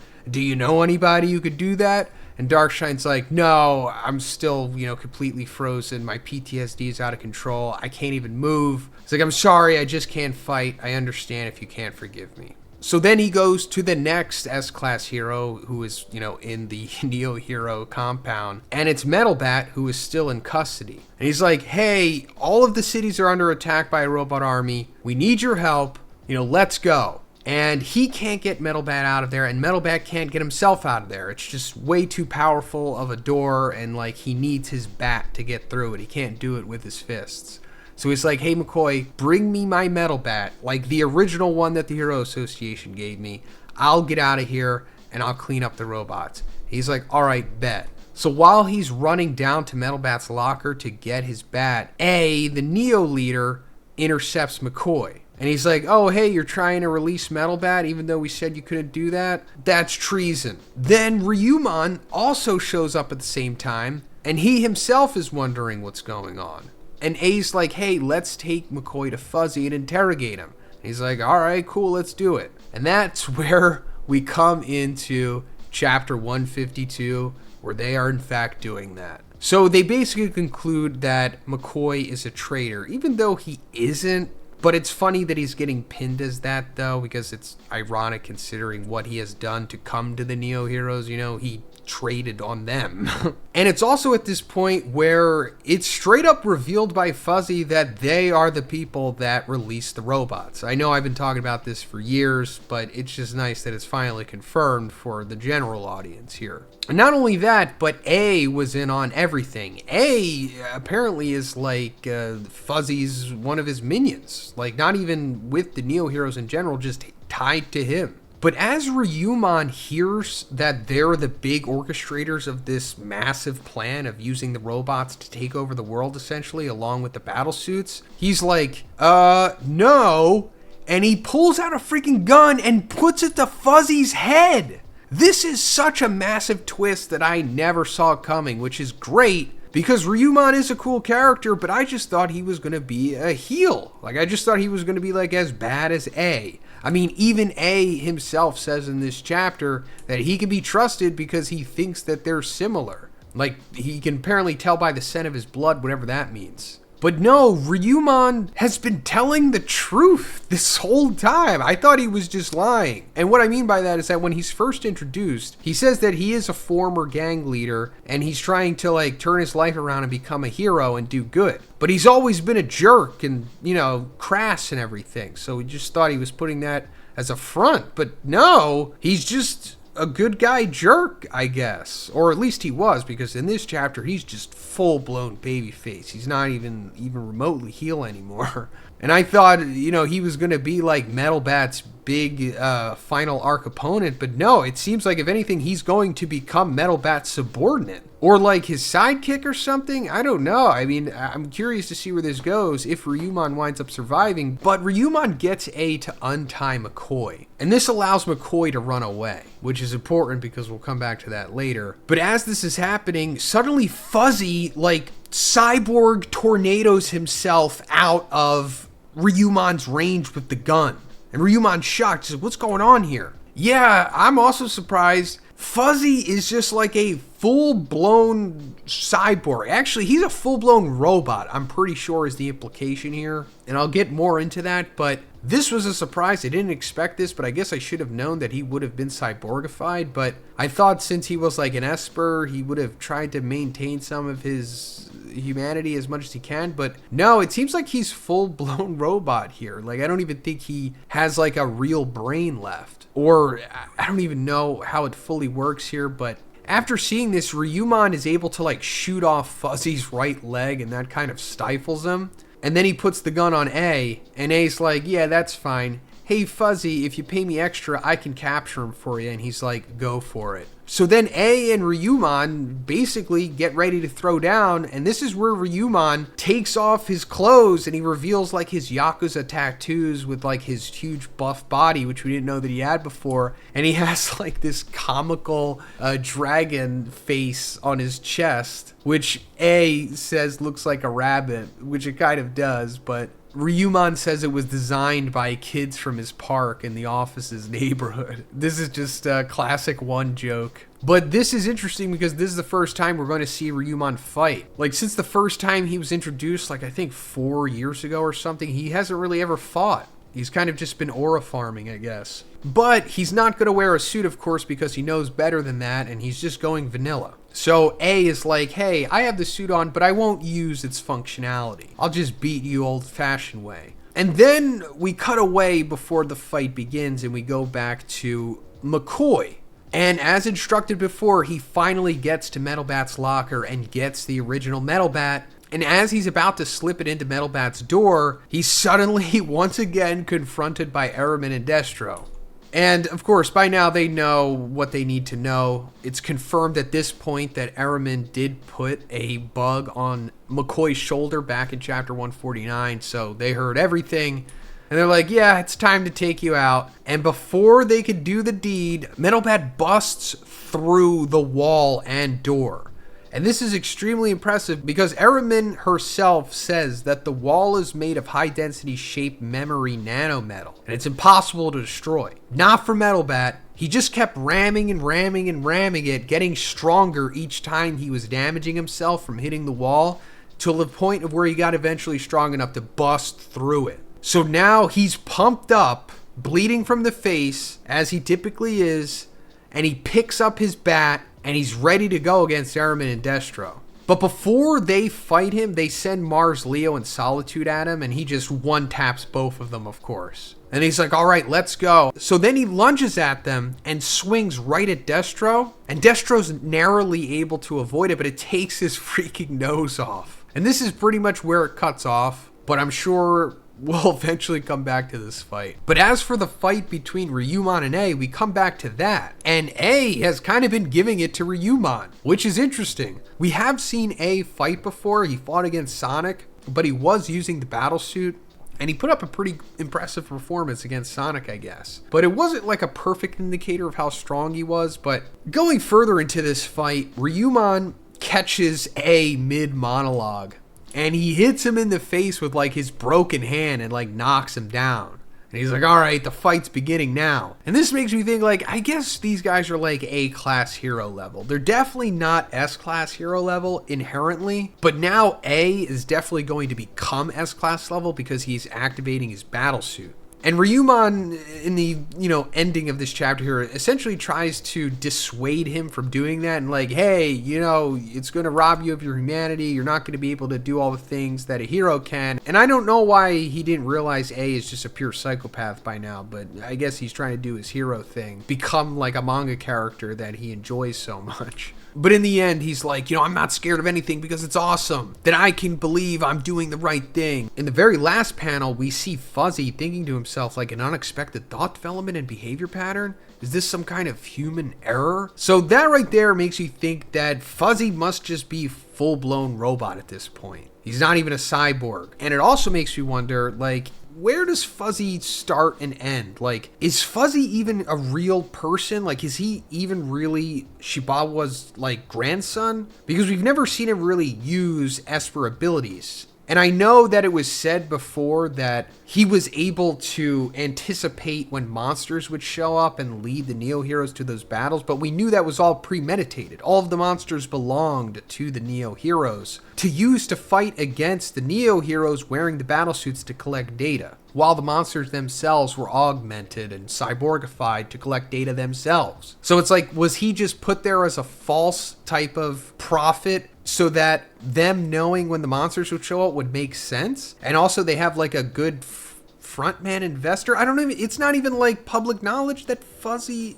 is the leader. I'm not even sure. Like, so either they just made up Fuzzy completely, or they found Fuzzy, killed him, and then turned him into a robot. Alright, so the webcomic has returned yet again, and we got a great chapter here today. There is so much going on in this arc right now. There's like 10 different stories all converging, and this chapter is just taking a look at a few of them. So it opens up with Suiryu. And as we've seen, he's been going around trying to deal with the robot invasion along with the monsters that are intermittently invading as well. And he's been trying to get in contact with his sister Suiko, and he's unable to do that because she is at the Hero Association, but it's like under attack right now. As he says, the infrastructure is wiped out. He has no choice but to run there. She's still safe and everything, but that's a boiling pot that's about to explode eventually. Then he runs into this C-class hero, Chanbara Man, and he's afraid of Suiryu here because all of the Neo Heroes wearing the suits have been attacking the heroes, but Suiryu is still unaware of this until immediately after this he sees his fellow Neo Heroes attacking Chanbara Man. And this is the group that we've seen throughout this arc so far. Like, these guys in particular were originally in the Hero Association. Like, this main guy here was a B-class hero named Heat Edge. And earlier on in the arc, he was struggling against like a monster threat. And he realized how outmatched he was compared to them. And he and his other hero friends that we also see in this chapter eventually just joined the Neo Heroes. So it's, extra tragic that they're being taken over now. And then Suiryu, of course, has the realization like, oh, the suits are actually taking us over, because he had an issue with this before when he was fighting against Garo. Then he remembers like Suiko not wanting to wear the suit and the words, before you know it, the suit's removal feature won't work. He's like, I guess I can't take it off, so he just tries to manually destroy it, but then he can't. And he's like, oh no. That's kind of where that ends. So yes, Suiryu is for sure being taken over by the suit, as we see at the end of the chapter, but we'll come back to that. Now we're coming into Webigaza, who is continuing to fight against the robot threat here. And we see that as she's been doing this, she's gotten to the point of like exhaustion, and she no longer looks how she originally did. And this stems back to a couple chapters ago, where once the robot threat started, she got her cameraman to show her like destroying all the robots, trying to get good press and everything. But more so like overachieving, if anything, like going way beyond what she is supposed to do and getting ahead of herself, because at the end of that initial sequence, she was like, I will become what Sweet Mass couldn't, the real thing. Also, as she was leaving to go into that initial rampage, her cameraman was like, hey, you left your coolant behind and your replacement batteries. Without any of these, your body won't be able to keep up. What are you even trying to do? And now we're seeing the after effects of that. Like, she's overheating to the point of where she just like erupts in fire. And at the same time, everyone is like witnessing this. And to make matters worse, her like internal system is like trying to force her to take out the people watching. But she's able to like stop herself and overcome it. And also, this is happening because of the cyborgification that she underwent. Like, she did this before Neo Heroes were even a thing. just because she wanted to be like a My Mask, like a really powerful hero and an idol at the same time. And as I'm sure a lot of you have realized, this is supposed to parallel to a My Mask's big sequence that he had once it was revealed to the world that he was a monster. I mean, of course, there's always been the parallels between Webigaza and a My Mask. She even tells Child Emperor, like a couple chapters back, that she wanted to be the one to finish off a My Mask. So now their like internal takeover mechanism is trying to work, but I guess her willpower is just too strong for it. And as she's restraining herself from like killing this girl, the other Neo heroes start coming in and hitting Webigaza.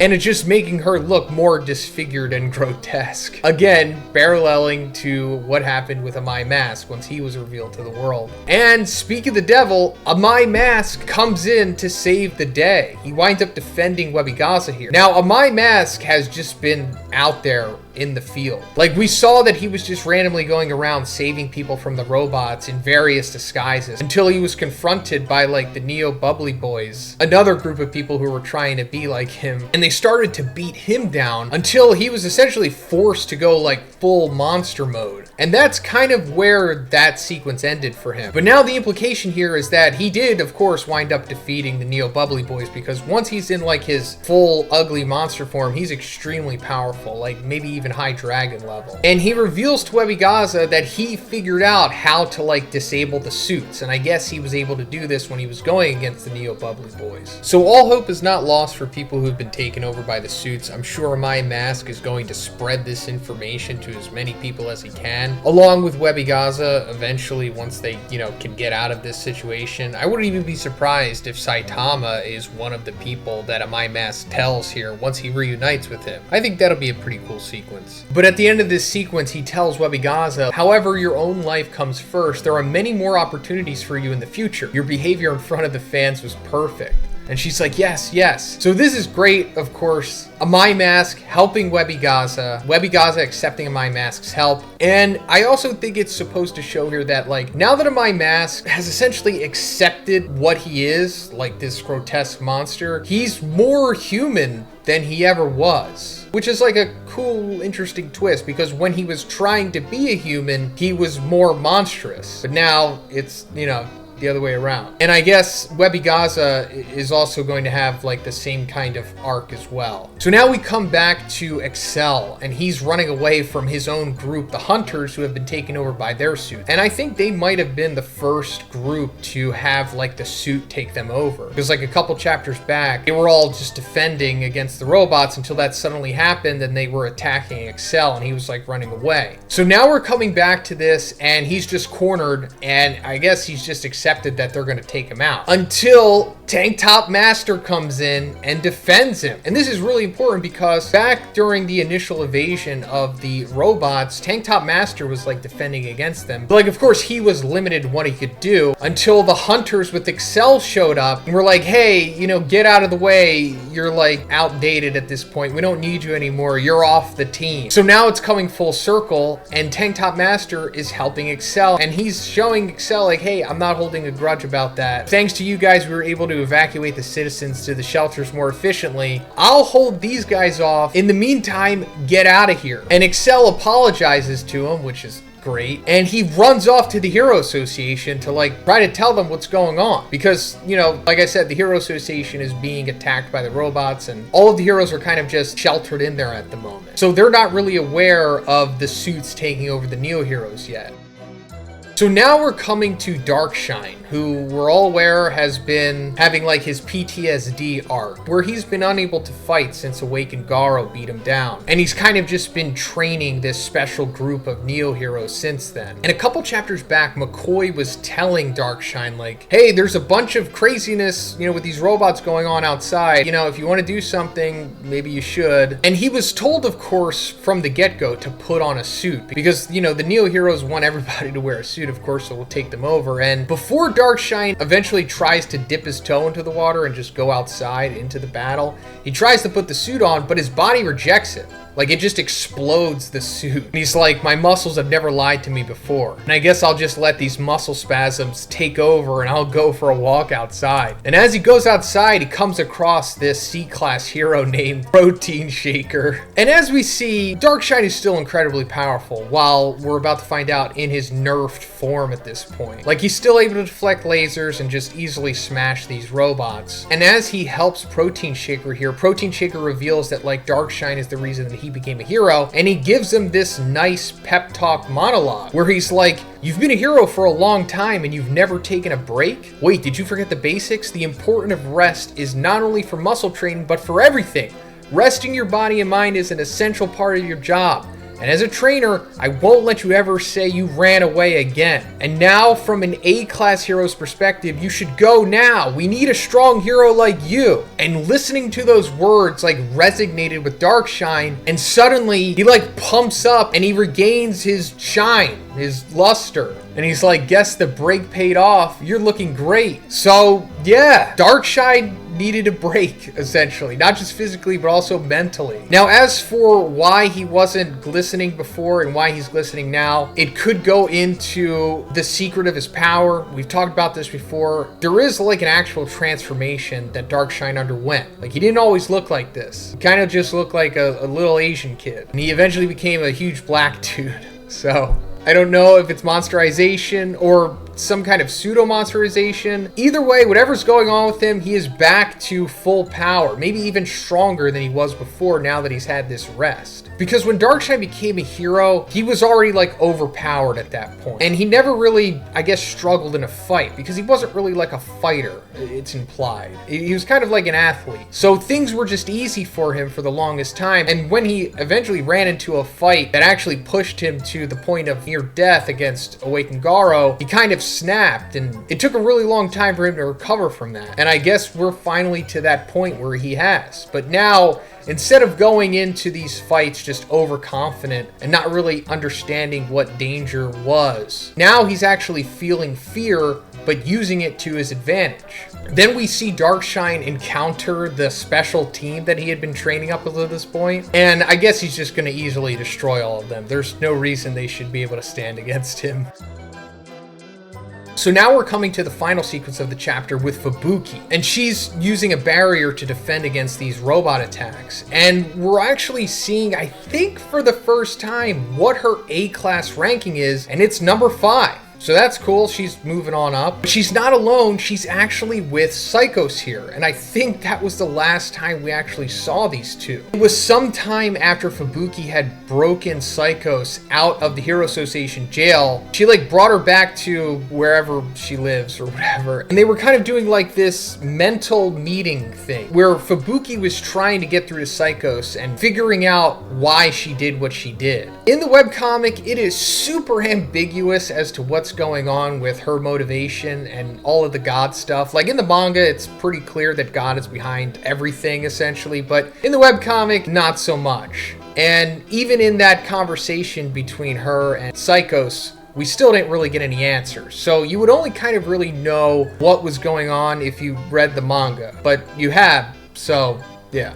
But now that Psychos is out here, she's like, just remember your promise. Once we've eliminated the enemy, you will leave me alone. Even if I am captured by government agencies or hero organizations in the future, don't try to save me. So that's really interesting and probably foreshadowing that she's going to get captured again. Now, Psychos coming back into the story is, I think, really important because I think that she's going to be a part of a major storyline going forward. And I've been talking about this for a few years. I'm not going to go too much into it now, but I'll just say that if she winds up meeting Drive Knight, then things are going to get really interesting here. Because I think this might mean that she is going to get captured by the organization or whatever is remaining of it towards the end of this arc. And if it's revealed that Drive Knight is the leader of them and he gets Psychos, then wow, that would be insane if the theory that I've been talking about actually comes to fruition. But anyway, as they're like going against the robots here, Psychos is like, there is one among them, an extremely powerful individual. And it turns out that it's Suiryu. Like we talked about, the suit actually did take him over and he just immediately goes to attack Psychos, but her barrier is able to like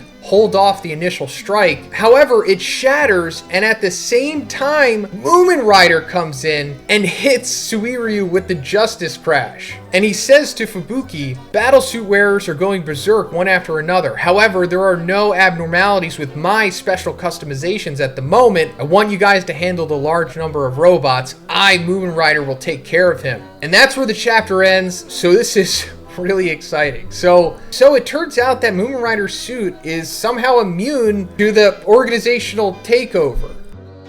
Now, we know that this suit was given to Moomin Rider by Excel and the Hunters, and he said that they made like special modifications to it. So I guess whatever they did removed whatever kind of proprietary system takeover that they had implanted in all of the suits. And it's very possible that maybe Excel did the same thing to his own suit, and that's why he's not being taken over, maybe. But Moomin Rider does say there are no abnormalities with my special customizations at the moment. I hope that's not saying that, like, yeah, eventually I'm gonna get taken over, but not right now, because, you know, it's Moomin Rider. But now we have Moomin Rider going against Suit Takeover Suiryu. Now, this fight is probably gonna be way more competitive than we think, because Moomin Rider is really strong at the moment. Like, when we first saw the power of his suit, he essentially one-shotted a dragon level monster. Now, that monster that he defeated, I'm pretty sure it didn't have a disaster level. Could have been a demon, but regardless, it was pretty powerful. Even if it was a demon, one-shotting a demon is still pretty impressive, even for an S-class hero. So I think that Moomin Rider is going to be able to go against Suiryu here without getting completely destroyed. I mean, it would have been better if he was just like, hey, let's just team up to take down this guy, because if it was like Fubuki, Psychos, and Moomin Rider all teaming up on Suiryu, they would definitely take him down. But he's like letting Psychos and Fubuki take care of the robots, and Moomin Rider's going to take on Suiryu for himself. So it's very possible that he might do a combination of beating Suiryu up and talk no jutsuing him at the same time and like breaking him out of the mind control possibly. All right, new webcomic chapter dropped, and we're moving away from the S-class hero side of things in this big robot invasion arc. And we're coming back to the Hero Association itself. A lot is going on in this arc. What we're touching on in this chapter is just like 1/8 of what's going on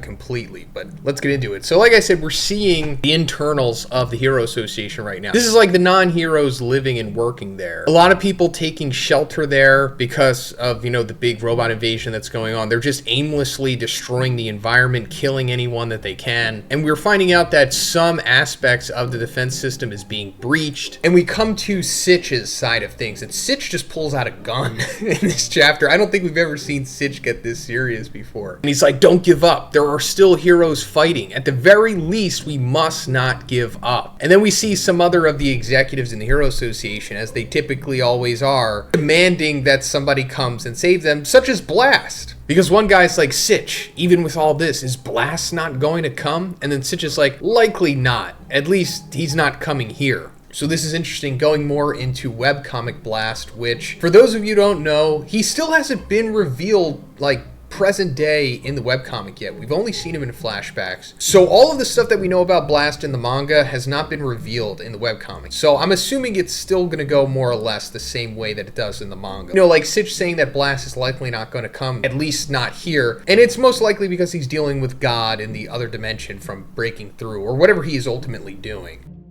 Once Blast eventually shows up in the webcomic, which might be at the end of this arc possibly, he is going to have like an expository feast. Because that's kind of like what One has been doing with the webcomic. Like he did that with Drive Knight a couple chapters back, and I think he's going to do it with Blast too, because all of the God lore hasn't been really explained either. We've only actually seen God during the Monster Association arc, and he hasn't really been expanded upon. But then we cut away from this and we go to the outside, and we see like the A-class heroes dealing with these robots. A couple of these guys we haven't seen in a while, so that's pretty cool. Also, Suiko still doing her drunken fist style. But as they're all fighting against the robots, they're not doing too bad. I mean, they're A-class heroes, they can only do so much. They're kind of using the robots' abilities to destroy the other robots, which is good. Smart thinking from Forte here. We're also seeing the Victim Names Association, like, trying to mount a defense against these robots, and it cuts away from this immediately. And I'm pretty sure Saitama's gonna come save them, because, as we'll see, Saitama is was eventually going to come here anyway, but we'll get to that. Then we cut over to Black S and Rover, and they're just tearing up robots. Like, this is a great sequence. It's only 2 pages, but it's like Black S riding Rover as he's like firing off volleys, and he's just completely calm. And then we see Black S is like multiplying, and he's taking care of robots left and right as well. And he's basically saying here like, hey, they invaded our turf. I might as well just destroy them, right? No harm in that. But then he's like, I can't cover for any more than this. I'm still short on cells. So I love this. Doesn't mean that Black S is a good guy necessarily. Right now, he's kind of like in his gray era. As we've talked about many times before, I do think he's going to rise to prominence as a main villain once again. But right now, he's building up his cell stock still. But we've seen how far it's come since the end of the Monster Association arc. Like, he's regained so much that he can amount this much. Like, he even has like a huge multi-form thing going on. So he's at least up to demon level at this point, maybe even above demon. But I love this. Black S regaining his power as we knew that he was. This is kind of just the slow return to form, I guess.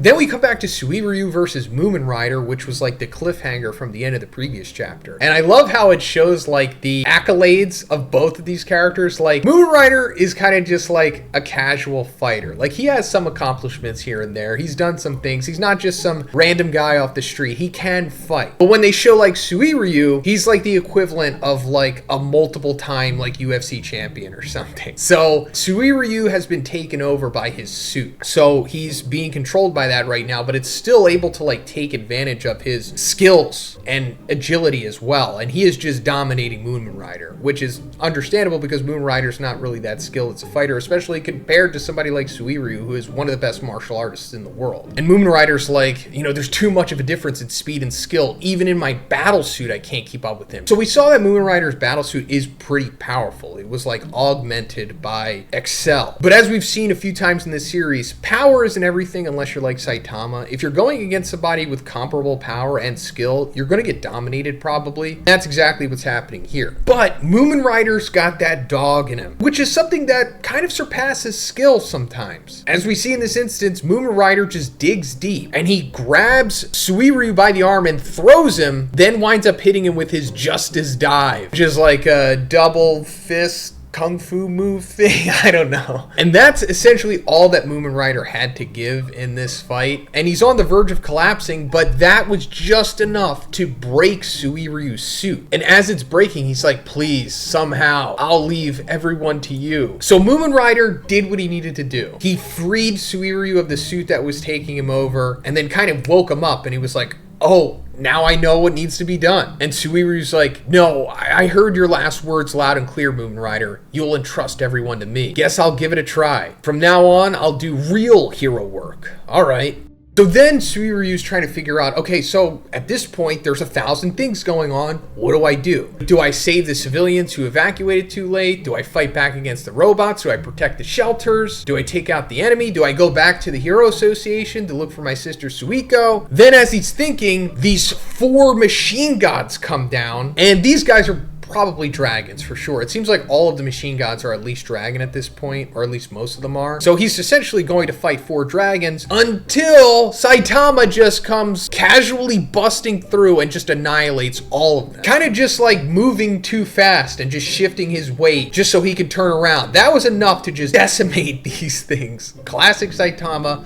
Awesome feat for this chapter. And this is also important because Suiryu is now witnessing this. In the webcomic, there was no like martial arts tournament. So Suiryu didn't have that moment with Saitama where like he killed Goketsu and Bakuzan and showed Suiryu the light. This is like that moment for him essentially. Because before this, Suiryu only saw Saitama with Suiko in front of the Hero Association and he kind of just brushed him off and thought, oh, you're like my sister's boyfriend or whatever. Which is funny because he says that in this chapter as well. But now Suiryu is finally aware that like, oh, Saitama is the one above all. I feel better that Suiko kind of likes him, or he likes Suiko, which is not like canon or anything. Suiko and Saitama, I don't really think have anything romantic going on. They're more so friends, if even that. But he's like, I can fight. I'm strong too. Let's team up. And Saitama's like, oh, so you're one of those Neo leaders too. Well, right now, I don't have the luxury of teaming up with anyone. I mean, I don't even know how to work together with someone in the first place. This is classic webcomic Saitama. totally something he would say, and it is pretty accurate. I mean, why would you work with someone, or even how would you work with someone when you're God? You know what I mean? Then Suiryu's like, you know what, you're right. How about you go to the Hero Association and save them? Because you're the one above all, they need you more than me. And that's kind of where that sequence ends. So like I said, going back to the Hero Name Victim Association or whatever, I forget their name. Saitama, I guess, is going to get there before they get killed. He's going to save them, and then I guess he's just going to wipe away all of the robots that are invading the Hero Association right now and wind up saving, everyone in the process. But then I don't think, like, Sitch and the people on the inside are going to realize that it was Saitama. Maybe Sitch will notice that it was, but the rest of them aren't going to take notice of Saitama being the one above all yet. That's more end game type of stuff, I guess. But yeah, expect Saitama to go there in the next chapter, or the next chapter. Like I said, so many things going on in this arc. The next chapter could be one of 8 different storylines going on. But then we're coming to the ending sequence here with Genos still on his warpath to Metal Knight, because he was gaslit by Drive Knight into believing that Metal Knight was responsible for killing Dr. Kuseno. And he's like, according to Drive Knight's intel, Metal Knight has 3 major secret research labs. I've already destroyed 2. The closer that I get to one, the more enemy resistance intensifies. And we see a whole bunch of like Metal Knight's drones coming after him, but Genos just does like a DBZ style like aura explosion and just wipes them all out. And that's like the end of the chapter. He's like, Doctor, I'll put an end to this. So it seems like we're closer than ever to getting to this Metal Knight and Genos confrontation, because he says he already took out 2 labs. There's only 1 left, and he's on his way to it. So I wonder if this is the same place that Child Emperor is right now, because, last we left off, Child Emperor is fighting against Metal Knight right now. I mean, naturally you would think, oh, that has to be it, since it's the 3rd and final one, but you never know with Metal Knight. He could have many different bases, maybe even bases that Drive Knight isn't even accounting for. Like, I theorized years ago that it's very possible that Metal Knight's main base is like on the moon. But so we're seeing Tank Top Master continue to fight against the hunters who have been taken over by the battle suits until he runs into a machine god by the name of Dress. And as it's about to attack him with like its electrical power arm or whatever, suddenly Webby Gaza comes out of nowhere and blasts it off. And she's not alone, because a My Mask is with her and he takes down the machine god Dress. I'm pretty sure it was like 2 chapters ago, 153, where this part of the story is mainly picking up off of, where we saw Webby Gaza and a My Mask get together, and the way that their stories are connected. Also, I really like this sequence because they're all kind of like admiring each other and growing closer through camaraderie, with Webby Gaza like respecting Tank Top Master for being like the S-class hero that he is, and also Tank Top Master just not caring that a My Mask is a monster. He's just not even acting different at all. He's just, treating a My Mask as an equal, which is like awesome. You love to see it. And also, I think this might be the first time that we've seen an S-class hero interact with a My Mask since he's become like outed as a monster. I could be wrong about that. Also, My Mask says something really interesting here, and it's that the Machine God series of robots here are at least disaster level demon in power. It's been said that some of them are dragons for sure, but I guess this just means that, like, yeah, some of them are just demons, I guess, which is fine.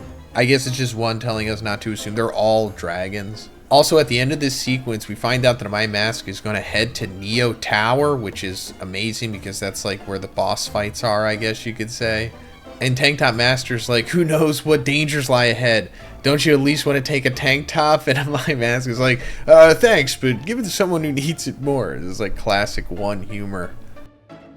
But we're cutting away from this sequence and we're coming to Darkshine, who is just blasting through what appears to be machine gods. These might be demons, they might be dragons. Knowing how strong Darkshine is at this moment, I wouldn't be surprised if they are dragons. I think it was also back in chapter 153 when he was having like that big character arc breakthrough from the character, I think it was an A-class or a C-class hero, Protein Shaker. And it essentially allowed Darkshine to get through like his PTSD that he had from the Monster Association battle, and he's unlocked his like full power once again, or maybe even more than that.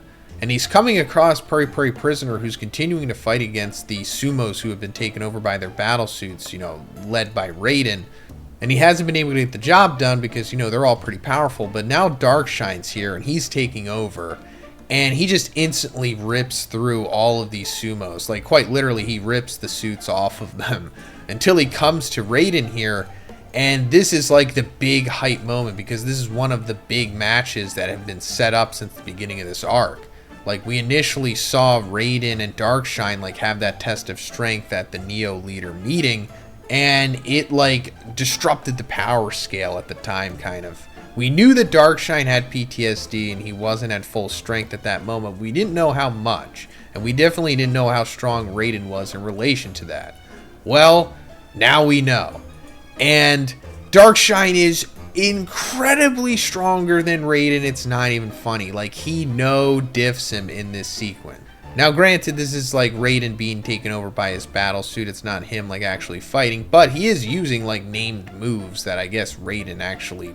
And, you know, the battle suit is definitely giving him a boost in power as well, but it just doesn't matter at all. Like, this is just classic Darkshine. He just throws him up in the air and like spins him violently and like makes the suit like bust off of him, while also just incapacitating him at the same time.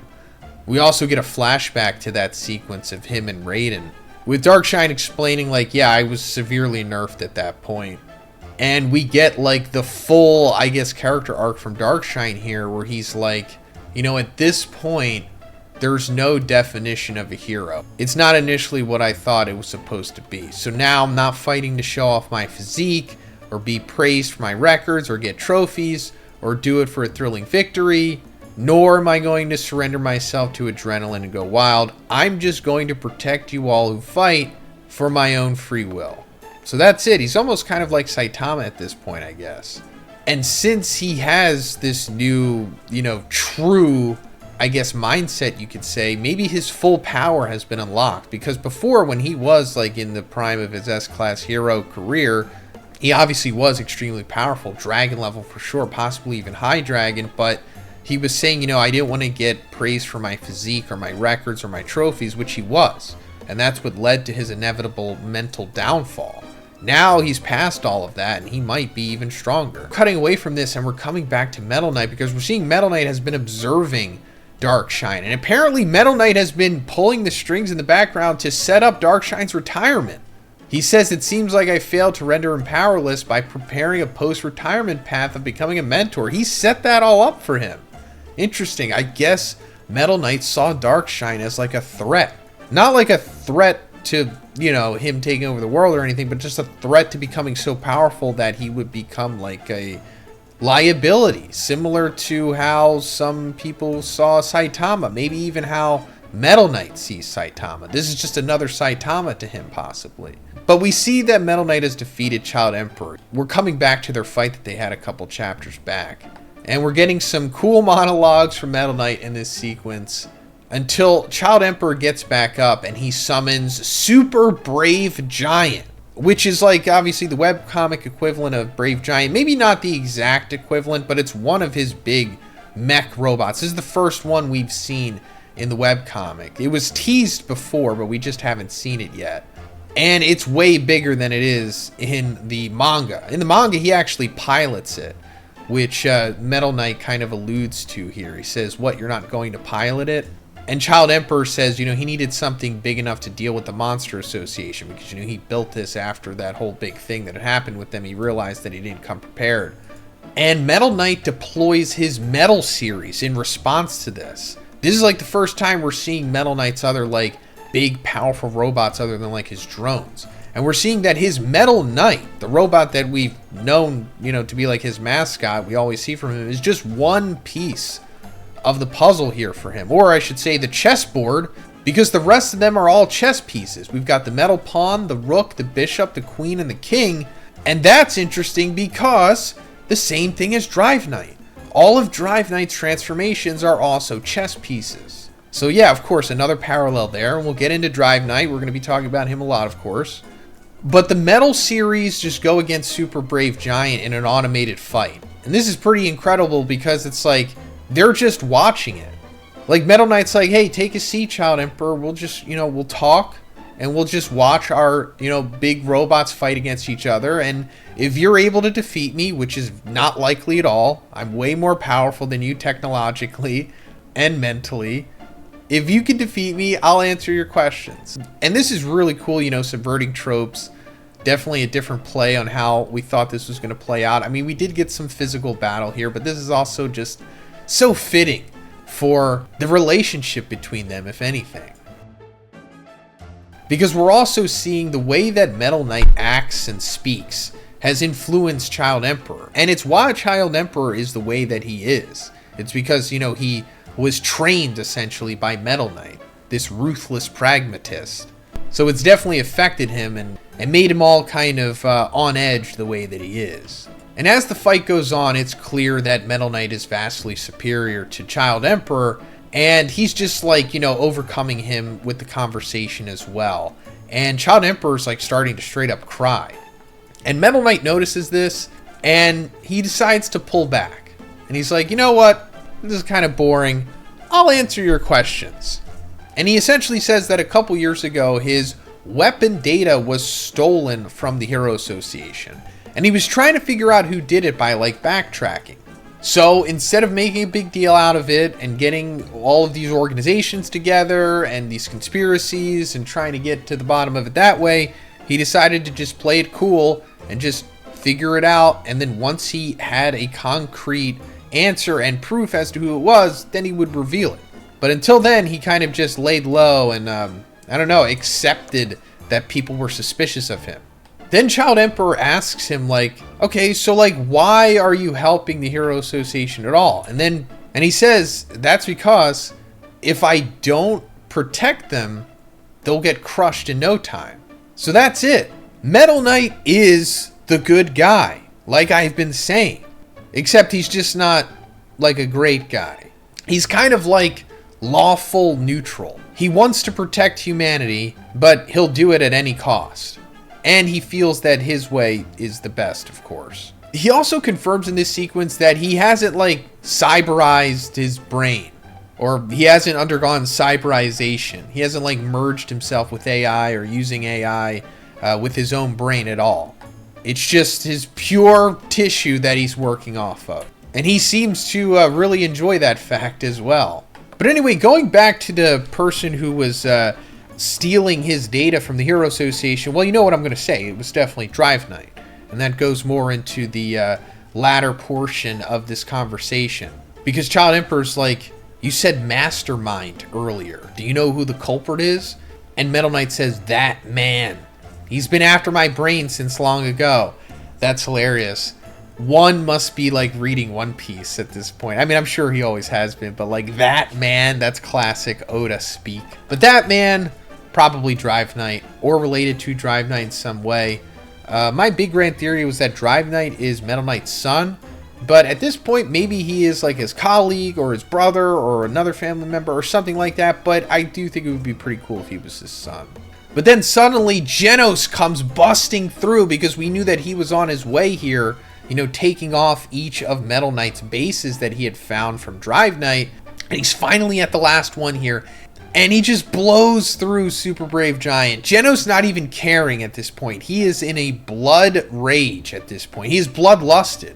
You know how people say that in, like, versus battle and power scaling? Genos is bloodlusted here. He's been manipulated by Drive Knight into thinking that Metal Knight killed Dr. Kusanov. So he's not even thinking here, just going straight through Super Brave Giant, who was seemingly dragon level. Pretty powerful, right? I mean, Child Emperor said that he made him to deal with the Monster Association level threat. So Genos just no diffing this thing. Then we're cutting away from that. We're coming back to the Hero Association, and Saitama's there. We knew that he was going to come here from the previous chapter because Suiryu, you know, told him, like, hey, you know, my sister's there. Stuff's going down, and Saitama's like, you stay here, you go help where you can, I'll go to the Hero Association. And then we get consecutive serious moves from Saitama here, just blowing away all of these robots outside. He does a serious spin, serious side hops, serious table flips, which we haven't seen since his fight with Garo. And then a new move, serious whack-a-mole. Oh, this is hilarious. And he just annihilates all of them. Well, at least half of them from what it looks like. There's still at least half around the Hero Association at this point until Saitama comes across Rover. And he's like, oh, you want me to go that way, boy? And he comes across Suiku, who's all beat up, and he's like, all right, you guys are amazing. Leave the rest to me. Until there's also Black S is here. We saw in the previous chapter that Black S was helping out with the effort, but now he's even done too. I mean, he wasn't at full power, of course, but he was still pretty powerful. I would say he had to be at least demon level, maybe even dragon possibly in strength. Who knows? But he wasn't like a super weakling at all. And he says maybe one of the most interesting things of this chapter when he's talking to Saitama, and he's like, there's a crazy strong one just among all the robots. Some absurdly strong guy is disguised among them. Be careful. And then Saitama's like, got it, I'll smash them all. Ooh, this is hype. It's like, who is this? Is this like one of the top organization guys? Is this like Destro or Eraman? Is it Drive Knight? Is it Boros? Did they get Boros' body and then instantly made him into a cyborg? That seems a little too fast, but wow, who is this? This guy is so powerful that he was giving Black S trouble. Even Black S saying that he's crazy strong, warning Saitama about him. So this is serious. Oh man, this is super exciting. Then we come to the end of the chapter and Genos instantly busts into Metal Knight's lab, wastes no time, goes through his chest. Just like Dr. Gero went through freaking Yamcha in Dragon Ball Z. This is like, I think, an homage to that, right? And then he puts his hand in his face and he's about to like blow his head off. And he's like, I will eliminate you. And then Child Emperor's like, no, wait, please wait. And that's where it ends. So is Genos killing Metal Knight here? I mean, it's very possible. I mean, he did, put his arm through his chest. But I'm sure Metal Knight can survive this. He does seem to have cyborgification through his body, at least not his brain. Now, hopefully, Child Emperor does something, or Metal Knight is able to say something, because there's so much more exposition that we need for Metal Knight here. Like, he can't just die, and then nothing is said, because that's what happened with Dr. Kuseno. He died before he was able to give any exposition, essentially. So if you clicked on this video, I'm assuming you know what you're getting yourself into. And also just be a little bit thankful for the way that I titled this video, because the other channels, especially the ones that are bigger than me that are going to be covering this chapter, are not going to be so nice with the way that they title things. So in exchange for that, could you please just get this video to 3,000 likes? All you got to do is just move your thumb over and like the video. That would mean a lot. Thank you. Now let's just also get the huge reveal out of the way, and then of course I'll talk about the rest of the chapter in detail. But it turns out that Drive Knight is evil. No surprise there, right? And I'm not really gonna gloat about this or whatever, because it doesn't really matter. I was right about some stuff, I was wrong about some stuff, and in the end about 85% of you are just gonna be like, well, I knew the whole time. It was obvious. And that's fine. I forgive you, for you know not what you do. A lot of you are suffering from hindsight bias and cryptomnesia, so it's completely understandable. It's very common, so you don't have to feel bad about it. Anyway, it also turns out that Dr. Kuseno is evil as well. It seems like he is the true leader of the organization, and that's pretty wild because this is relatively a new theory. We've been talking about Drive Knight being evil for like the last 6 years or so, 6, 7.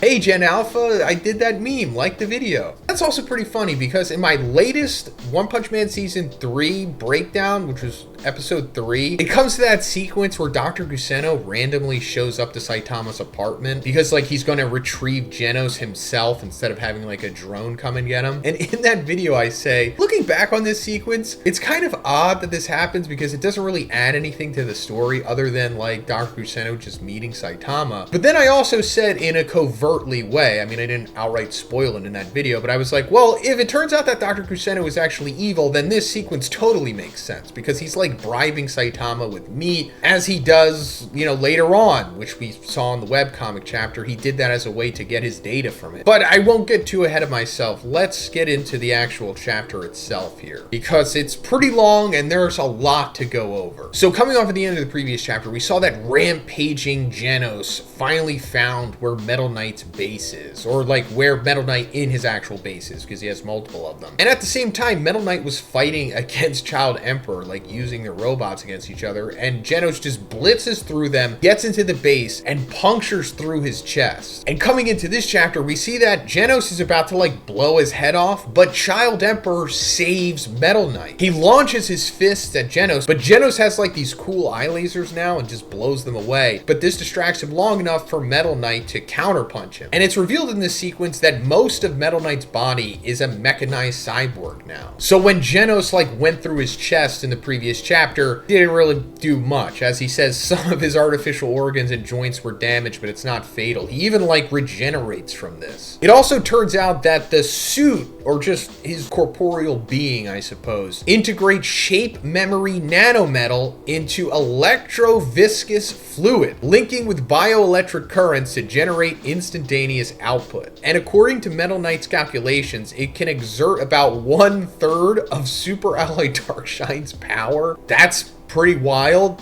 I mean, it's not like dragon level, I guess, because Super Alloy Darkshine, really hard to say exactly how strong he is. Maybe he's like mid to high dragon. I mean, we thought he was high dragon definitively for a long time, but maybe that's not necessarily the case. I mean, maybe he is now that he's gotten his groove back, but he's obviously dragon level minimum. So like 1/3 of that, I don't know, demon somewhere around there, right? High demon, who knows? So just Metal Knight as a person, you know, not with his arsenal of robots or technology or whatever, just what he has incorporated into him is pretty strong, but not like really strong, if that makes sense. But also, this is like the latest version of the battle suit that we see the Neo heroes wear, because they initially stole this technology from Metal Knight in the first place. Then Metal Knight's pawns come into the room and start jumping Genos. Metal Knight reveals that he knew Genos was his enemy from the start. And this makes sense because Metal Knight is suspicious of everyone in the Hero Association, especially the cyborgs. But Genos easily breaks out of this, and we further see like his magnetic abilities that came with his latest upgrade that he got after Dr. Kuseno had died. And Genos is just further saying, you know, he's going to kill Metal Knight, you know, he's evil, all the lies that he had been fed essentially. And Metal Knight, pretty cool guy, he's like, hey, Isamu, which is Child Emperor's name, he's not someone you can handle, so, you know, you can get out of here. And Genos, surprisingly, is like, nah, I'm not letting Child Emperor escape either. I'm gonna kill him too. Which is pretty wild. Again, this isn't like Genos turning heel or whatever. It's just that he's under such duress right now that he fully believes that Metal Knight and even Child Emperor are evil and that he must eliminate them. But Metal Knight winds up revealing that all of the robots out there, you know, in the big invasion, are just cheap knockoffs of his original Metal Knight pawns. And that in order to fully stop them, you're going to need Metal Knight himself. So like, if you kill him, then the world is doomed, essentially. And he hypothesizes that even with Saitama's help, it still won't be enough because, in theory, there would be endless amounts of robots that would be coming, along with all of the casualties they could bring. I mean, if Saitama really wanted to, he could probably kill all of them, because if he just started doing everything seriously, you know, like serious running, serious whatever, he could just blitz around the Earth in seconds and just annihilate all of them. Metal Knight doesn't know the full extent of Saitama's powers, although he reveals in this chapter that he is very aware that Saitama is likely the one above all. He has been observing him for a while now, especially that sequence where he brought Black S and Overgrown Rover to the Hero Association and knocked out his defense robots. Speaking of Saitama, we cut over to him at the Hero Association and we see like this big organizational mothership drone thing coming in, and it's dropping off more drones. And this ship looks really interesting, right? It looks like the God Cube. It also looks like Drive Knight's box thing, his tactical rectangle or whatever that he uses for his transformations. But we've talked about this before and I'll say it again. This for sure resembles the God Cube for a reason, and it's because I believe the organization is a direct result of God's influence, the same way that the Monster Association came to be. When Psychos was trying to look into the future using Shibabawa's third eye ability, which is like a really high level Esper ability to where you can like literally look into the future, or a hypothesized future, I suppose. Almost like the way that prescience works in Dune. She saw what is implied to be God killing humanity in one way or another. And that like influenced her to start the Monster Association. Association. The manga's continuity of these events are more fleshed out, and it leads to like the birth of Orochi, which is a monster strong enough to be used as a tribute to bring God back. That isn't exactly the lore in the webcomic because there is no Orochi in the webcomic, but it's essentially all connecting to the same thing. And one way or another, God did something, which will be revealed later on, that led to the creation of the organization. And later on, it's going to be revealed that Dr. Kuseno is very likely to be the leader of the organization. So Dr. Kuseno is involved with God in some way. And I'll get more into that once we come to the Dr. Kuseno stuff. But anyway, we see another serious move from Saitama here, and he just does a serious squat on this ship and just plunges it essentially into space. But they wind up dropping off these monsters who are said to be the organization's prized enhanced monster squad, and each one of them is level dragon, and they claim that their group alone is stronger than the entire Monster Association. Is this like literally true? I don't know. Granted, the Monster Association in the webcomic continuity is not nearly as strong as the manga continuity. There is no Orochi, there's no Platinum S, there's no Vomited Fear Ugly. I don't know if Sage Centipede is technically a part of the Monster Association. That's more so just a direct creation of God. But maybe it is true. I mean, one's writing is kind of weird sometimes, not in like a bad way, but sometimes he just puts unreliable narrations out there, and I guess he just wants the audience to decide for themselves. But I guess this just more or less means they're really strong. At minimum, they are parallel to the Monster Association as a whole. But Saitama just annihilates all of them with a new move, two-handed consecutive normal punches, which is just like, you know, this. I guess Saitama's Gum Gum Gatling equivalent, maybe. But after this, Metal Knight starts revealing to Genos the truth about everything, about how he's being deceived by Dr. Kuseno and Drive Knight, how he's just a pawn for them. Then we come back to Saitama in the aftermath of him taking out the enhanced monster squad, and we see this one drone start talking to him. Then it's revealed that this drone is actually Drive Knight. Then Metal Knight reveals that Drive Knight is an AI that he originally created and was stolen and had his orders rewritten. So I originally thought that Drive Knight was a cyborg, like the Mad Cyborg, of course, and that he may have been Metal Knight's like son originally or something. But no, that is not the case. Drive Knight is just an AI, but he was created by Metal Knight, so close enough. I don't know, but we kind of knew this was the case anyway, because when Drive Knight is lying to Genos, which is like 15 chapters ago or something like that, he says that the Mad Cyborg came from Metal Knight anyway, which we assumed was a little bit of truth sprinkled into those lies. And that essentially all of the machine gods that we have seen throughout the series are based on the AI from Drive Knight. And Drive Knight himself is Machine God G0, which we suspected because Drive Knight reveals to Genos a couple chapters back that his name is Zero. And I was thinking like, oh, he's G0. Because we saw in the manga at least that the Machine Gods go by like G number. Like we've just seen in Season 2 and Season 3, there's like G4, G5, so it all starts with someone, and that is Drive Knight G0. However, they altered Drive Knight's code into thinking that he was like a hero and that he couldn't attack humans, which is pretty smart because that's how he would continue to hide in plain sight. Throughout the series, we see that Drive Knight is very suspicious and clearly lying about things and has ulterior motives, but sometimes he does do oddly altruistic things, which I guess was one trying to not fully make it obvious that Drive Knight was evil, but it makes sense because this was a part of Kuseno's plan. He had to have this coding in Drive Knight or else, you know, he would just be evil and people would realize, oh, hey, that guy's killing people, or hey, that guy's doing bad things. Maybe we shouldn't trust him. But in this way, him doing good hero work and just being very vigilant made the Hero Association believe that he was a great hero because that was the assumption that they had up until this point. And of course, that's why he believes Drive Knight is evil and all that stuff, because it was information that was fed to him. The same way that Dr. Kuseno fed all of the other disinformation to Genos. And on top of that, this is why Drive Knight needed Genos to kill Metal Knight and why he wasn't just going to do it himself because of that parameter to not harm humans. Because even if he did find Metal Knight's base, which he did, he would have had to tell Genos where it was anyway. But while Metal Knight is dropping all of this exposition and dialogue trying to convince Genos of the truth, he's also tracking who the mastermind of the organization is at the same time. He says that the enemy enemy has applied some clever encryption to their command signals as an anti-tracing measure. But thanks to their flashy, large-scale deployment, decryption is progressing rapidly. We're just one step away from reaching the mastermind behind these heinous acts, the puppet master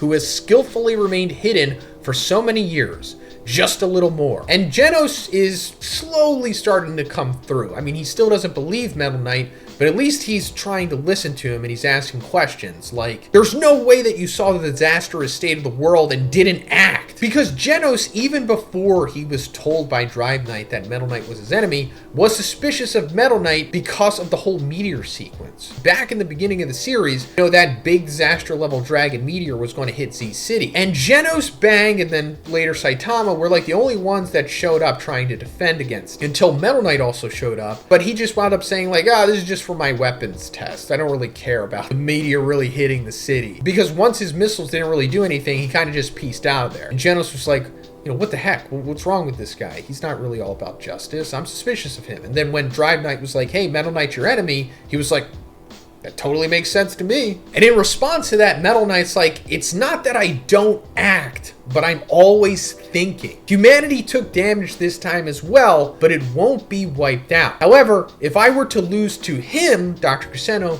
the world would end immediately. And this goes back to what Metal Knight was revealing to Child Emperor in the previous chapter, when he was trying to tell him why he acts the way that he does. He says, as a result, even if my justice is not understood by them and suspicious eyes are turned towards me, that is a trivial phenomenon to be tolerated. It takes time for ordinary people to comprehend a genius's thinking. And coming back to his current conversation with Genos, he says, if I were the kind of person who could be shaken by having the lives of individual citizens taken hostage, he, Dr. Kuseno, would have had much easier time ruling humanity in an even more cruel way. And I guess this goes into like Metal Knight's pragmatism by saying like, it wouldn't really be a smart tactical move for me to just devote all of my time, effort, and resources into saving just some hostages, because if I were to do that, then I would be diverting away from the main post of Earth, essentially, letting my guard down, and that's when Dr. Kuseno and the organization would come in and try to take everything over, which is essentially what they're doing. But it's at this point that Metal Knight pinpoints where the mastermind is. And he's like, Genos, if you want to know the truth, will you come too? And Genos is like, don't screw with me. That mad cyborg that you created destroyed my family, my town. That's right, there's no doubt about it. You were there at that time. That image of you is burned into my eyes. This is fascinating because this is the first time we're seeing this. We never knew that Genos had this deep of memories about it, and we never knew that he saw something like this. However, Metal Knight is like, that's a manufactured memory. How terrible, Genos. So you were truly a victim all along. Whoa. I guess this is revealing the mad cyborg isn't real. It was never real in the first place. It was just a manufactured memory. Now that's not entirely confirmed. It more so could mean that the image of Metal Knight that is burned into his memory is manufactured, and then maybe the mad cyborg is real, maybe it is Drive Knight, or maybe it's even Genos himself, which goes back to the original theory that we had on him, which was like 7 years ago. It's one of the first theories I ever put up on the channel, actually. And I say that because where did Dr. Kuseno ultimately get Genos? Did he just abduct him from his family and then just start working on him and then change his memories around? That remains to be seen. I mean, it's going to be revealed eventually once, you know, Genos confronts Dr. Kuseno, which we'll get to. But at this point, Metal Knight realizes that Drive Knight is taking hostile action against a human in the form of Saitama. And he's like, wait, the command shutdown isn't working? My robust safety program overwritten? He managed this with his brain? He surpasses me? If that's the case, surely I could see the research data that he stole from me wasn't just AI,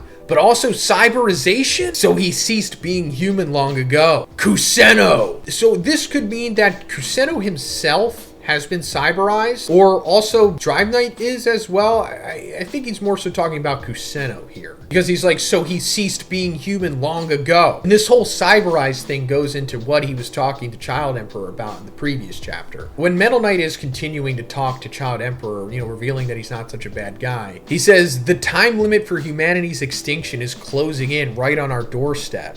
That's why I'm working hard to reinforce the military might of justice. I have no time to bother with trivial issues. And Child Emperor's like, lack of ethics and humanity. Have you developed side effects from cyberization? And Metal Knight says, the ultra advanced AI program we were once developing together before stopping part way. At the time, we developers thought that completing it would be difficult without cyberizing ourselves and gave up once. But as you suspected, I again focused and committed myself to developing that AI alone. My humanity hasn't changed at all. I haven't resorted to cyberization either. Without mechanization or AI assistance, what's packed in here are active brain cells running solely on biologically originated electrical cells. You and I both misjudged the true value of the human brain. The capabilities of an AI that converges on uniform answers through collective learning and the human brain are different in quality. Every individual's brain that has accumulated effort and experience exhibits a unique creative power. It is the human brain that holds infinite potential. That's the conclusion I reached. But that suffering also holds the potential to break through the ceiling. That completed AI may have become something extremely close to a human,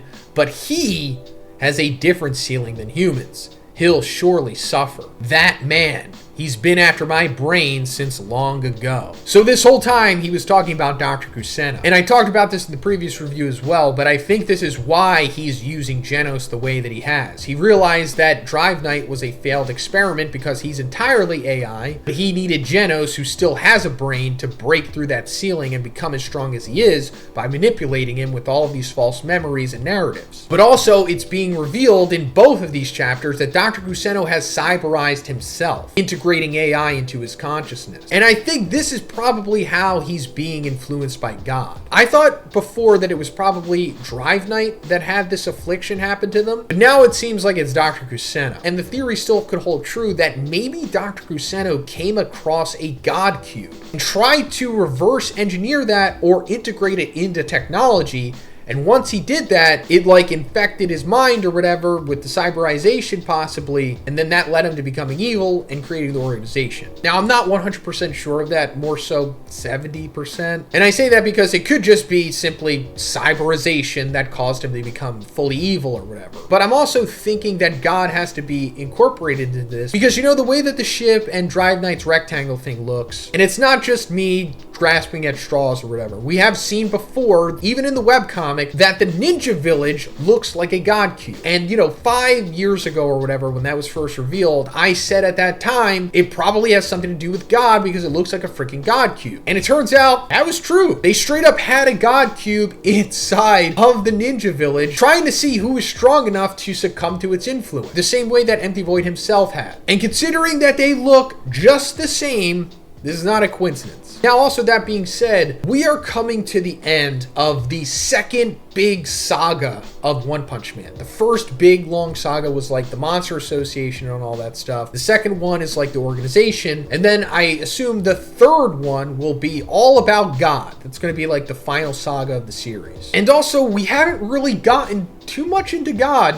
in the webcomic, believe it or not. That stuff's way more fleshed out in the manga. We haven't even seen Blast currently in the story in the webcomic yet. We've only seen him in that one flashback with Tatsumaki. So I think a pretty cool way for one to start the big final saga of this series would be for Dr. Kusener himself to be the spark of it. Like, it's revealed that he had a vision of God or the God cube or something like that, and then that's when God starts getting talked about and fleshed out. And then I guess Blast will come into the fray as well because, you know, Blue is involved in this too, and Blue is the son of Blast. So I wouldn't be surprised if at the end of this arc, Blast comes through, Dr. Kusener talks about God, or just somebody talks about God, and then we get this massive exposition dump from either Blast or Dr. Kusener about God, and then that can begin the final long saga of One Punch Man. And if you're wondering, why does God need to create the organization in the first place? Well, it's the same reason that he started the Monster Association. It's all as a means to overtake humanity and to resurrect himself. So the Monster Association was going to overtake humanity with monsters and whatnot, as well as turning humanity humanity into monsters, as well as producing Orochi, a monster strong enough to complete the ritual to resurrect God. But as we're with the organization, they would overtake humanity with cyborgification, as well as augmenting monsters themselves, as we've seen them do many times before, through collecting data and technology and whatnot, and that would produce a monster strong enough to bring back God, or bring him back through technology or something. I mean, we even saw in the manga that Drive Knight collected some of Orochi's cells before he left the Monster Association War, and that just didn't randomly happen. Yes, Drive Knight was collecting it for the organization, but unknowingly he was doing it as a pawn to God. But anyway, back to where we were in the chapter. So, with the help of Child Emperor,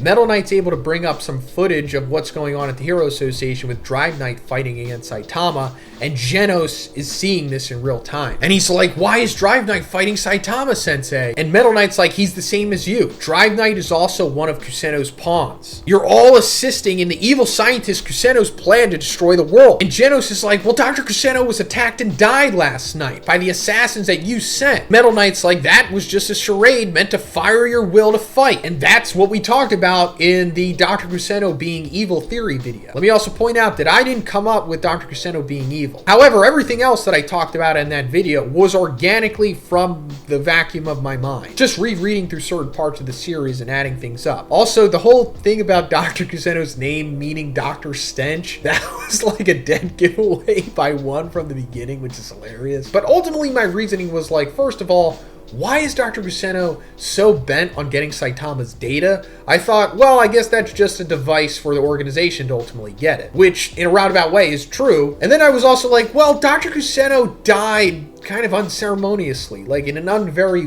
one writing type of way. It was like too anticlimactic, and I kept saying we didn't know anything about Dr. Kuseno. There was so much more that he had to be said. There was so much more that needed to be revealed. That was true. I mean, Metal Knight himself even goes on to say that to Genos later on in the sequence. He's like, think about it. What do you really know about Dr. Kuseno? And even Genos can't deny that. He's like, I guess I don't know anything. And also, it's revealed what we were talking about for many years now, and it's that Tatsumaki and Flashy Flash aren't involved in this arc because of manipulation from the organization. They sent them away at the beginning of this arc. They somehow gave some bunk information to the Hero Association. Maybe it's bunk, I don't know, maybe it's real because they're still away. But it was like, hey, Flashy Flash, it turns out that there's this rogue ninja organization called the Fallen Masses or the Fallen Ashes or whatever. Hey, you're gonna have to go take them out or investigate them or whatever. And Flashy Flash, sorry, say less, bye. And then as for Tatsumaki, kind of like the same thing. They were like, oh, hey, there's this rogue Esper organization called Otento. You need to go investigate them or take them out. She was like, okay, say even less, bye. Now that's probably going to tie into the manga's continuity very well because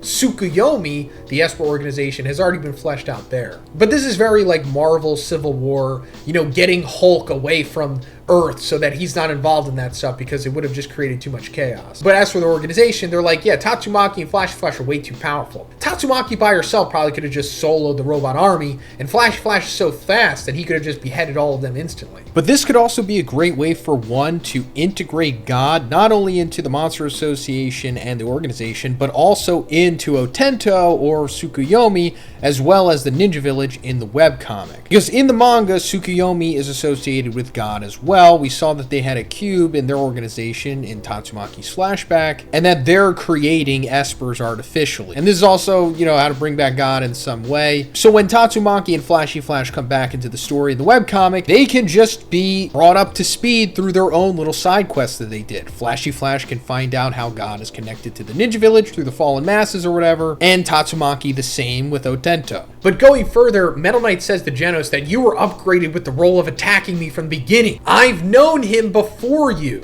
That atrocious villain is that kind of man. He's probably even listening to this conversation. Dr. Kuseno is alive. So yeah, that confirms it.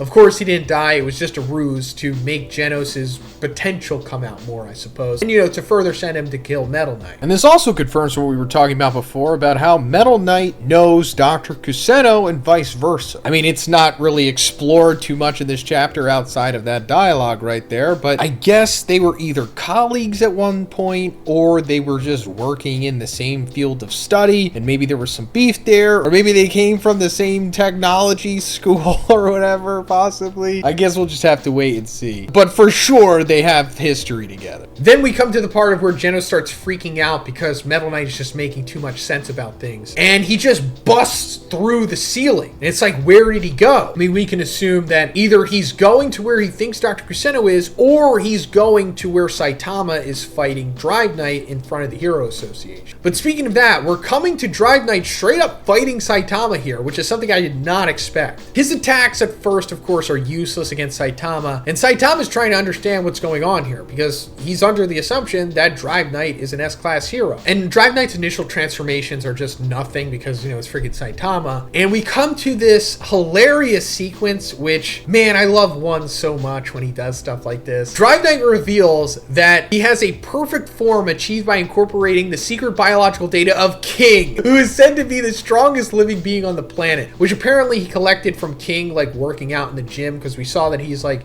working out, doing push-ups and stuff recently. He's actually been trying to become strong and not just lean on the facade of him being the strongest anymore. But as Drive Knight transforms into his King mode, he's like, so strong, my power's draining away. Release. It seems that King had some kind of mysterious malfunction. Don't tell me that King foresaw this and deliberately let fake biological data from weakening the body get stolen. Oh, I love it.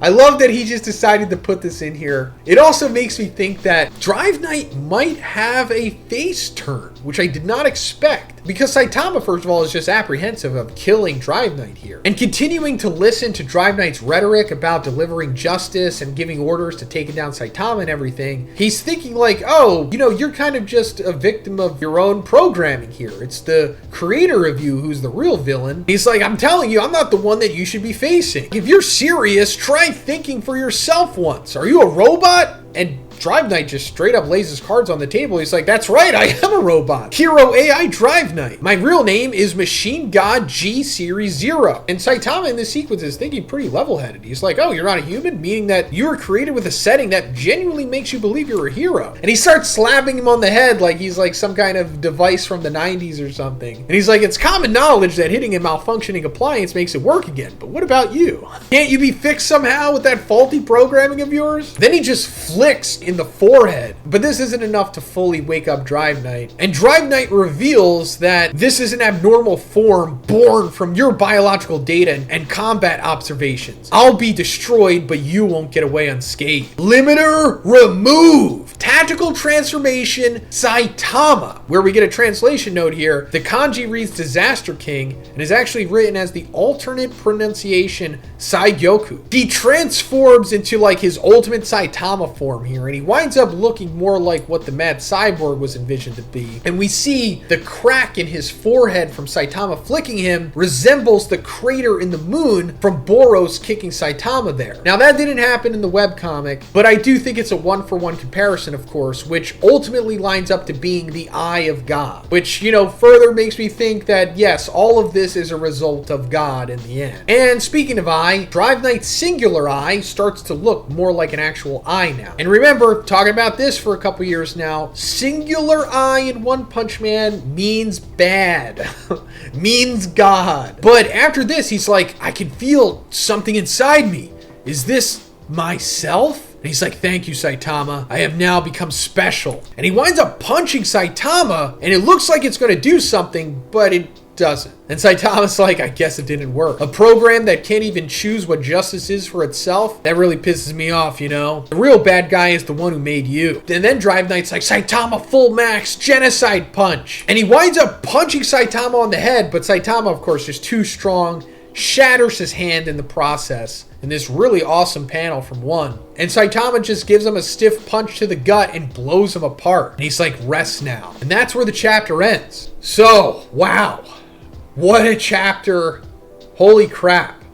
So, how strong is Drive Knight in his Saitama form or his Disaster King or Saigyoku form? Hard to really say because he's not really giving Saitama much of a challenge here, not even a Boros level challenge. So I don't know if he's above Dragon. I mean, on paper, it seems like he would be above Dragon at this point, but I don't know. I mean, he's definitely high Dragon, I guess, maybe, but He's not really taking a stiff punch from Saitama either. And also, I forgot to point out, Drive Knight saying that this is an abnormal form born from your biological data. This, of course, goes back to when Dr. Kuseno was taking the data from Saitama the night that he died, quote unquote. And I was always thinking like, man, this has got to go somewhere. It's going to make a robot, integrates this into themselves, and they're going to wind up fighting Saitama as they have. But it wasn't as competitive as I thought it was going to be. I mean, you can't really like recreate Saitama's strength by just taking his biological data because his limiter was removed. And despite Drive Knight literally saying limiter removed, he doesn't mean it the literal sense that Dr. Genus explains it. He's kind of just saying that his own limiter of power has been removed. Not the limiter itself, because it's a freaking AI. He doesn't have a limiter. But anyway, is Saitama killing Drive Knight here?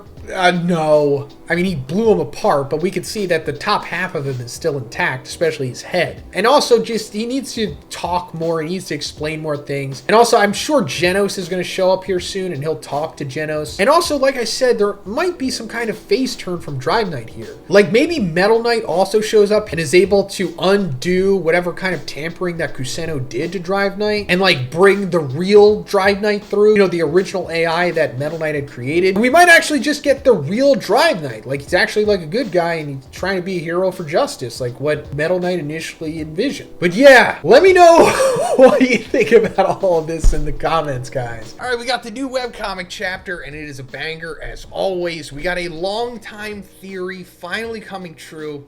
And I guess that's what you guys are most excited to talk about right now. So let's just get right into that, because it turns out that Aramin and Destro are in fact the brain robot and the Gray Fox robot that we saw at the beginning of the series. The two robots that introduced us to the organization, the guys that allowed Hammerhead to steal those power suits. And what made us think that was simply that, well, first of all, there's like two of them. They were introduced, I think, during the pandemic around that time as the enforcers of the Neo Heroes. And it was revealed that they have 94 and 95% cyborgification. And that was like a big deal at the time. I guess it still kind of is. But since we knew that Webby Gaza only had like 70%, something like that, and she was already strong enough to be an S-class hero, or at least it seems that way, we thought, oh, wow, 20 more percent than that. These guys must be beasts. And like I said, two of them, and the way that they looked, it just made us think that they might be the brain robot and the Gray Fox robot looking guy. And yeah, they are. So that's pretty fun. Although it doesn't really go much further than that, I guess, at least for now. Maybe we'll get more into them. But this is picking up from a couple chapters ago where Metal Bat encountered McCoy while he was still in the holding cell. And Metal Bat was like trying to punch his way out of the holding cell. Like the first time I think we saw him use his fists really, and we'll get more into that. But McCoy finally turned face like a lot of us assumed that he would. And he went to go get Metal Bat his bat so he could break out of there. But he ran into A and the fake Fuzzy, which, you know, we'll get into because, you know, that other storyline is being addressed in this chapter as well. But once Metal Bat got his bat back, he ran into Aramin and Destro, and that's when their fight started. And we're seeing that it kind of just happened off panel, which is whatever, it's fine. Because we're seeing at least the end result of it here. And they wind up going into their true forms, and they do get the upper hand on Metal Bat at first. Like, it almost seems like they're defeating him.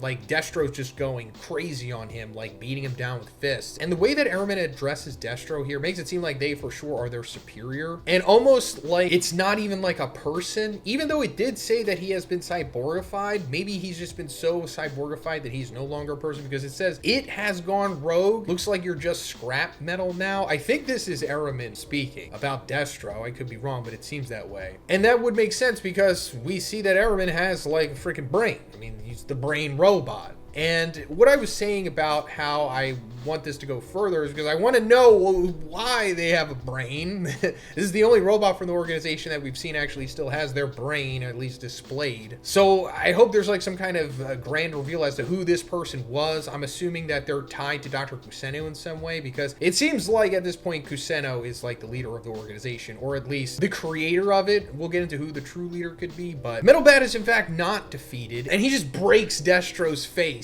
and he says, I've been in plenty of brawls, but truth is I haven't had a chance to beat the crap out of someone else going all out.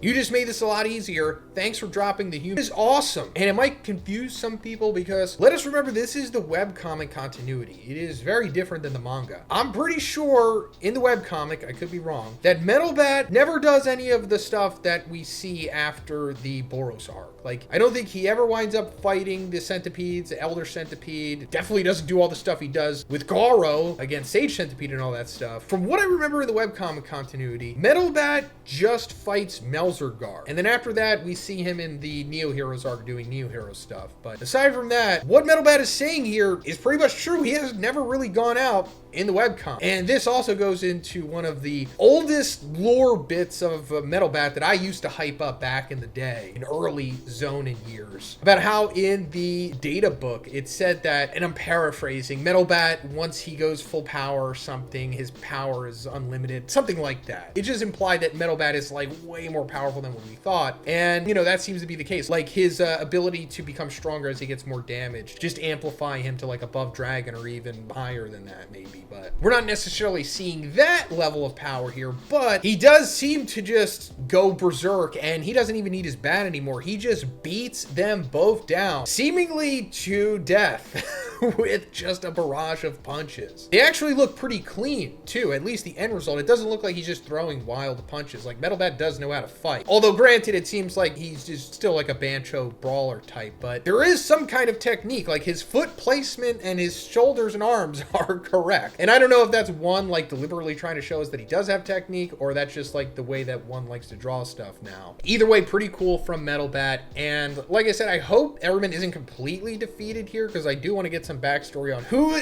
the brain is. Like, don't you guys want to know? Come on, why show us the brain and not tell us what it is? But anyway, we're coming back to McCoy, who had just escaped the fake Fuzzy and A with the help of Ryumon, who also turned face in that chapter. And he's confronted by Fuzzy's bodyguards here. I also want to point out that this one bald guy has like a scar down the middle of his head, which implies that he had artificial Esper surgery performed on him, although it's not confirmed or shown in this chapter, but maybe that's not a thing in the webcomic yet. But McCoy gets into this room and he finds that the real Fuzzy is there, which I really like, because when it was revealed a couple chapters back that Fuzzy was just like a robot for the organization or whatever, or he was augmented or whatever, I thought that like was very anticlimactic, but one, didn't disappoint. That was just a duplicate to pose as Fuzzy orchestrating the Neo leaders. But the real Fuzzy is here, the real grandson of Shibawa, and he looks a little different. At least his eyes are different. Like his left eye has like no pupil to it. And I won't get into the eye iconography stuff. I know it angers a lot of you guys. It doesn't really matter. When one wants to tell us explicitly what this stuff means, then I'll address it. But he says some cryptic stuff like the light of destruction. We must stop it. The inorganic consciousness that has lost its way. The light of destruction could mean a few things. Maybe it relates to God's overall plan, or maybe it just relates to the crisis at hand at the moment. But the inorganic consciousness that has lost its way, I'm pretty sure he's talking about the AI that Metal Knight had created and that Dr. Kuseno had stolen, and now it's become like the overarching leader of the organization, or at least partly in that way, because when the fake Fuzzy speaks a little later on in this chapter, it seems like it's that thing that's speaking, that inorganic consciousness that has lost its way. But the real Fuzzy reveals to McCoy that the central antenna is at the top of the tower, which we see very clearly, and it's the device that's broadcasting command signals to the robots. So stopping it should free the machines from the will controlling them. So that's a nice way of ending the robot invasion that seemed endless at this point. But now they need to figure out where the kill switch is. And as they're about to try to figure things out, the fake Fuzzy's guards come back in, but Metal Bat just defeats them, and he's like, oh, hey guys, I'm here. Everything's,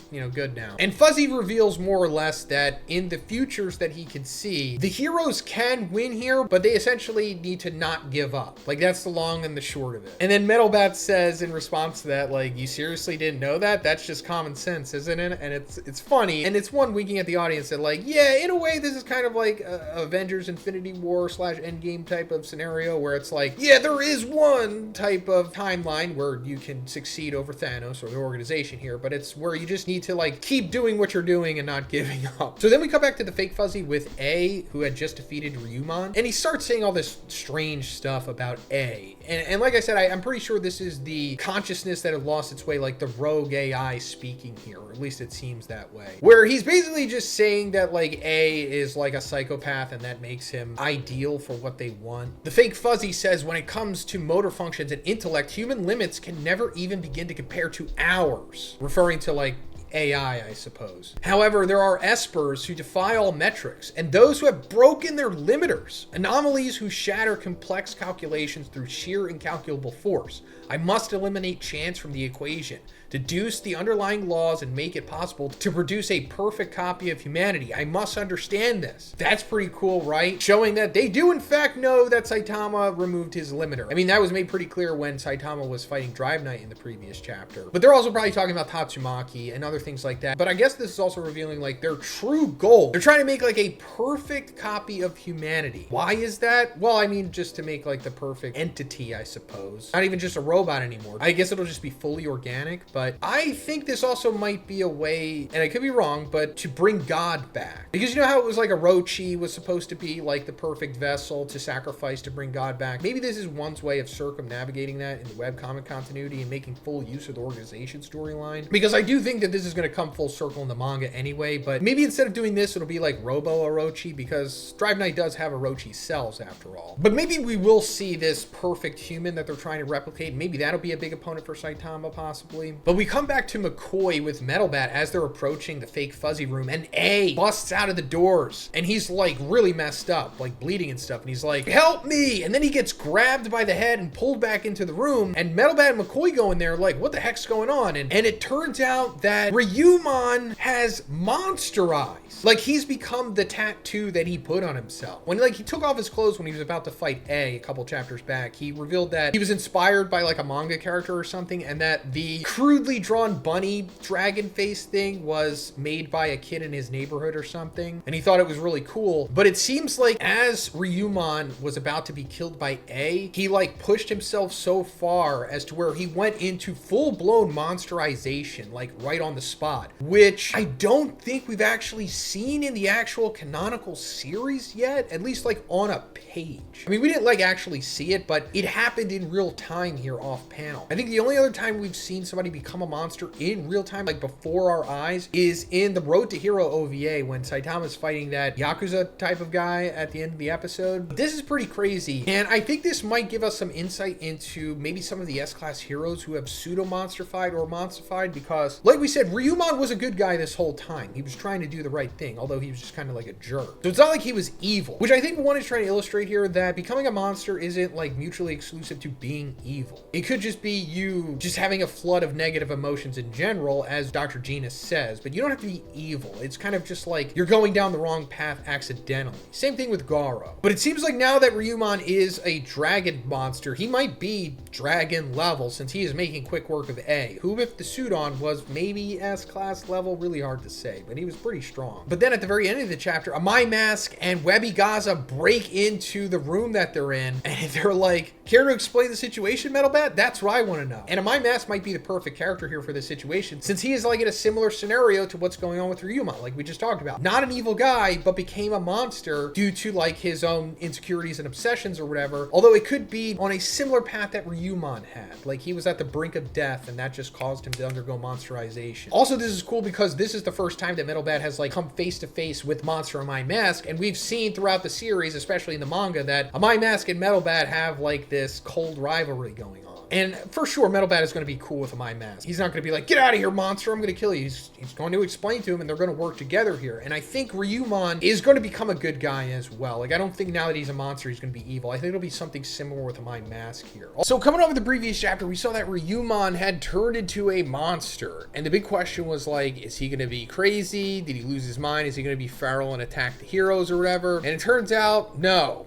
He's actually still pretty much a great guy despite being a monster. And I don't really want to go over a recap of the previous chapter. It just came out a couple days ago. I already did a review on it. You can check it out here or wherever the link's going to be. I'll have it linked at the end of the video. It's not a chore to watch that review or just read the previous chapter. It's pretty great. But it'll just get you caught up to speed on what we're going to be talking about in this video. But anyway, this is like another misdirect from one with Ryumon, because that's like his whole character. Even Webby Gaza points it out in this chapter. Because Ryumon was like always good to her, and she she said at first she suspected that he had an ulterior motive, but his kindness was totally genuine. And he taught her that you can't judge someone just by how they look or by their past. Because, you know, he looks like a bad guy and his past was being a freaking gang leader. But I guess that also applies to the trio here between Ryumon of My Mask and Webigaza. Webigaza, like the former beautiful pop star trying to be the second coming of My Mask, now she's all wrecked and messed up, you know, cyborgified, her hair's all fried and stuff, and she's just totally accepting it now. Even telling the fake Fuzzy that she doesn't have any regrets because she became like that there are people that she was able to protect. Same thing with My Mask, he already accepted that he was a monster, and Ryumon, he's kind of just bypassing all of that and didn't even realize that he had become a monster. Like, he said that he was in the middle of his death match with A, but his spirit didn't break, and then he felt a burning sensation welling up in his chest, and he wondered, like, is this called the power of justice? And then he felt that he had became as strong as like an S-class hero, which he probably is. I mean, to become an S-class hero, at least on the power scale, you need to be like demon level, right? So I'm assuming he's minimum demon level, despite literally being a dragon. I mean, it really remains to be seen how truly strong he is, because all he really did was just take down A. I mean, he kind of like low diffed A, and A was like maybe S-class with the suit, barely, maybe like super high A-class. Really hard to say with him, so the verdict's still out, like I said. But Ryumon and My Mask,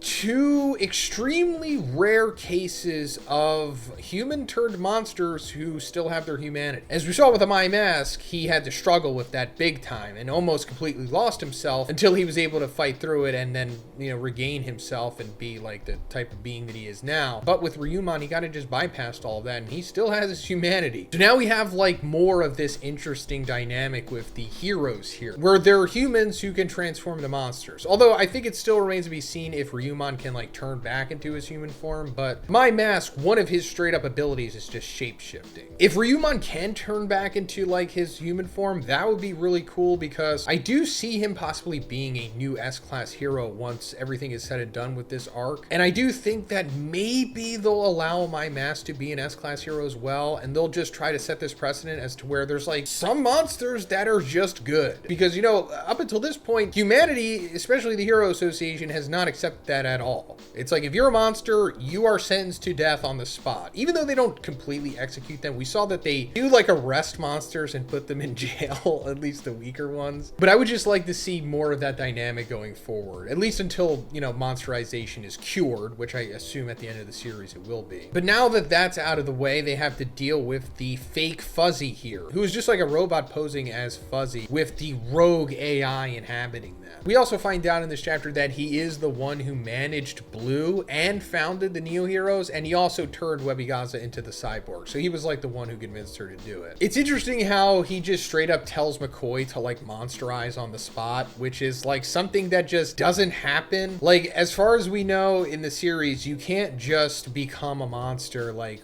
because you want to. It kind of just happens. Like, yeah, you have to reach the threshold for the transformation to happen, but you can't like trigger it yourself. But the fact that he's pointing that out here makes it think that maybe they discovered that you can, or maybe that he just saw that Ryumon could do it. He assumes that others can just do it as well. But I assume that that's going to play like a part going forward, maybe with A. Maybe they're going to like cyborgify A or something and then force him to become a monster so that he's like the perfect fusion of monster and cyborg or something. Because A escaped, and they make it very clear that he's no longer here. Ryumon even hypes up A a little bit and says that he's like the evilest person he's ever met. So A is going to come back probably as a monster at some point. Then McCoy reveals to everyone that the real Fuzzy told him that there was like a remote control somewhere and that they use it to control the powerful transmission waves emitted by the tower. So they have to find that. And the fake Fuzzy's like, oh, you mean this thing? And then he just breaks it. Then Webigaza points out that there's like more robots on the way to, I guess, come confront them. So then they decide that they're going to split up. Webigaza, My Mask, and Ryumon are going to take on the forces coming. And Metal Bat is going to go manually destroy the antenna on top of the tower. Then we cut to this montage of seeing everyone else outside taking care of the remaining robots that are invading. We see Suiryu, who of course is not wearing the suit because he realized that it's trying to take him over. Then we see Fubuki and Psychos still teaming up, working together, taking down these robots as well. Fun little thing that one is showing us here is that Psychos still has this like psychic cube ability. I don't think she ever did this in the webcomic from what I remember, but in the manga, she does this as Giro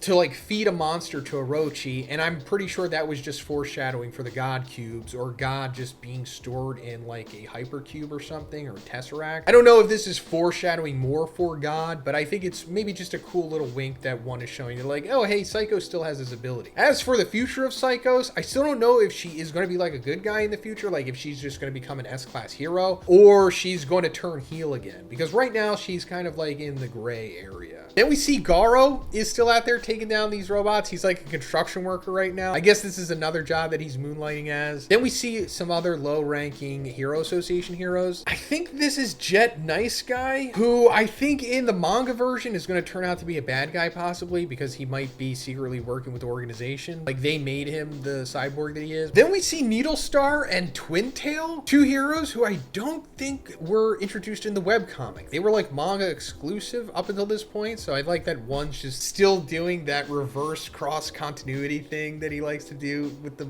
webcomic nowadays. Then we come back to Metal Knight with Child Emperor, and this is essentially picking up from chapter 156, where they're asking like what's going to happen if they just leave Genos in that state, where he just went berserk after Metal Knight had revealed that Dr. Kuseno was essentially evil and still alive, and in a roundabout way running the organization, even though he didn't outright say that. Then he also says that according to his research, Genos is the disciple of Saitama, and aside from Kuseno, he's likely the one person who holds the most influence over him. So their only option is to explain the situation to Saitama and give him Kuseno's coordinates and send him to the scene. But the signal is being jammed at the moment, so they can't really communicate with anyone. So yeah, it seems like Genos went to where Kuseno is, or at least where he thinks Kuseno is. I thought he was maybe going to where Saitama was with Drive Knight, but no, I guess he's going to where Kuseno is. Now they're going to try to get Saitama to go there as well to de-escalate the situation, I suppose. So now Child Emperor is going to try to contact one of the Neo leaders to relate to them this plan, and the one that they're able to get into contact with is Excel, who is being chased down by robots and his fellow hunters who are being controlled by the suits. And we're going to come back to him because we come to Metal Bat here walking up the tower, and as he's getting closer to the antenna on top, he's encountered by like these implied to be very powerful organizational robots, and we don't get any like information on them. I don't know how strong they are. I mean, none of us do. Like I said, it doesn't say it, but just based on their aesthetic, they seem pretty strong. Like the robots that were sent to kill Dr. Kuseno and fight Genos, they were dragons. So these might be dragons too. I don't know. I wouldn't be surprised if they are. But Metal Bat just makes quick work of all of them, because it was established in the previous chapter that Metal Bat is like really trying now. Before this, we hadn't really seen his potential, and now that he's like going all out, he is, you know, super freaking powerful, like dragon level for sure. And he doesn't come out of this unscathed. He does take some damage, but he just handles all of them by himself. Like if all of these are dragons, then that's freaking crazy, and Metal Bat is easily one of the strongest S-class heroes, although it really remains to be seen. But he gets to the top of the tower and he just destroys the antenna in like an awesome ending sequence here. So this might have been Metal Bat's like big moment in this arc. Like he's the one that finally stops the invasion from happening. Like he just shuts it down by destroying the antenna, showed how powerful he truly is, well, at least for now. And we see that all of the suits just shut down, and with that, Excel is able to escape them, and Child Emperor gets in contact with him and then tells him like, hey, we need you to be our messenger. And he's like, okay, cool.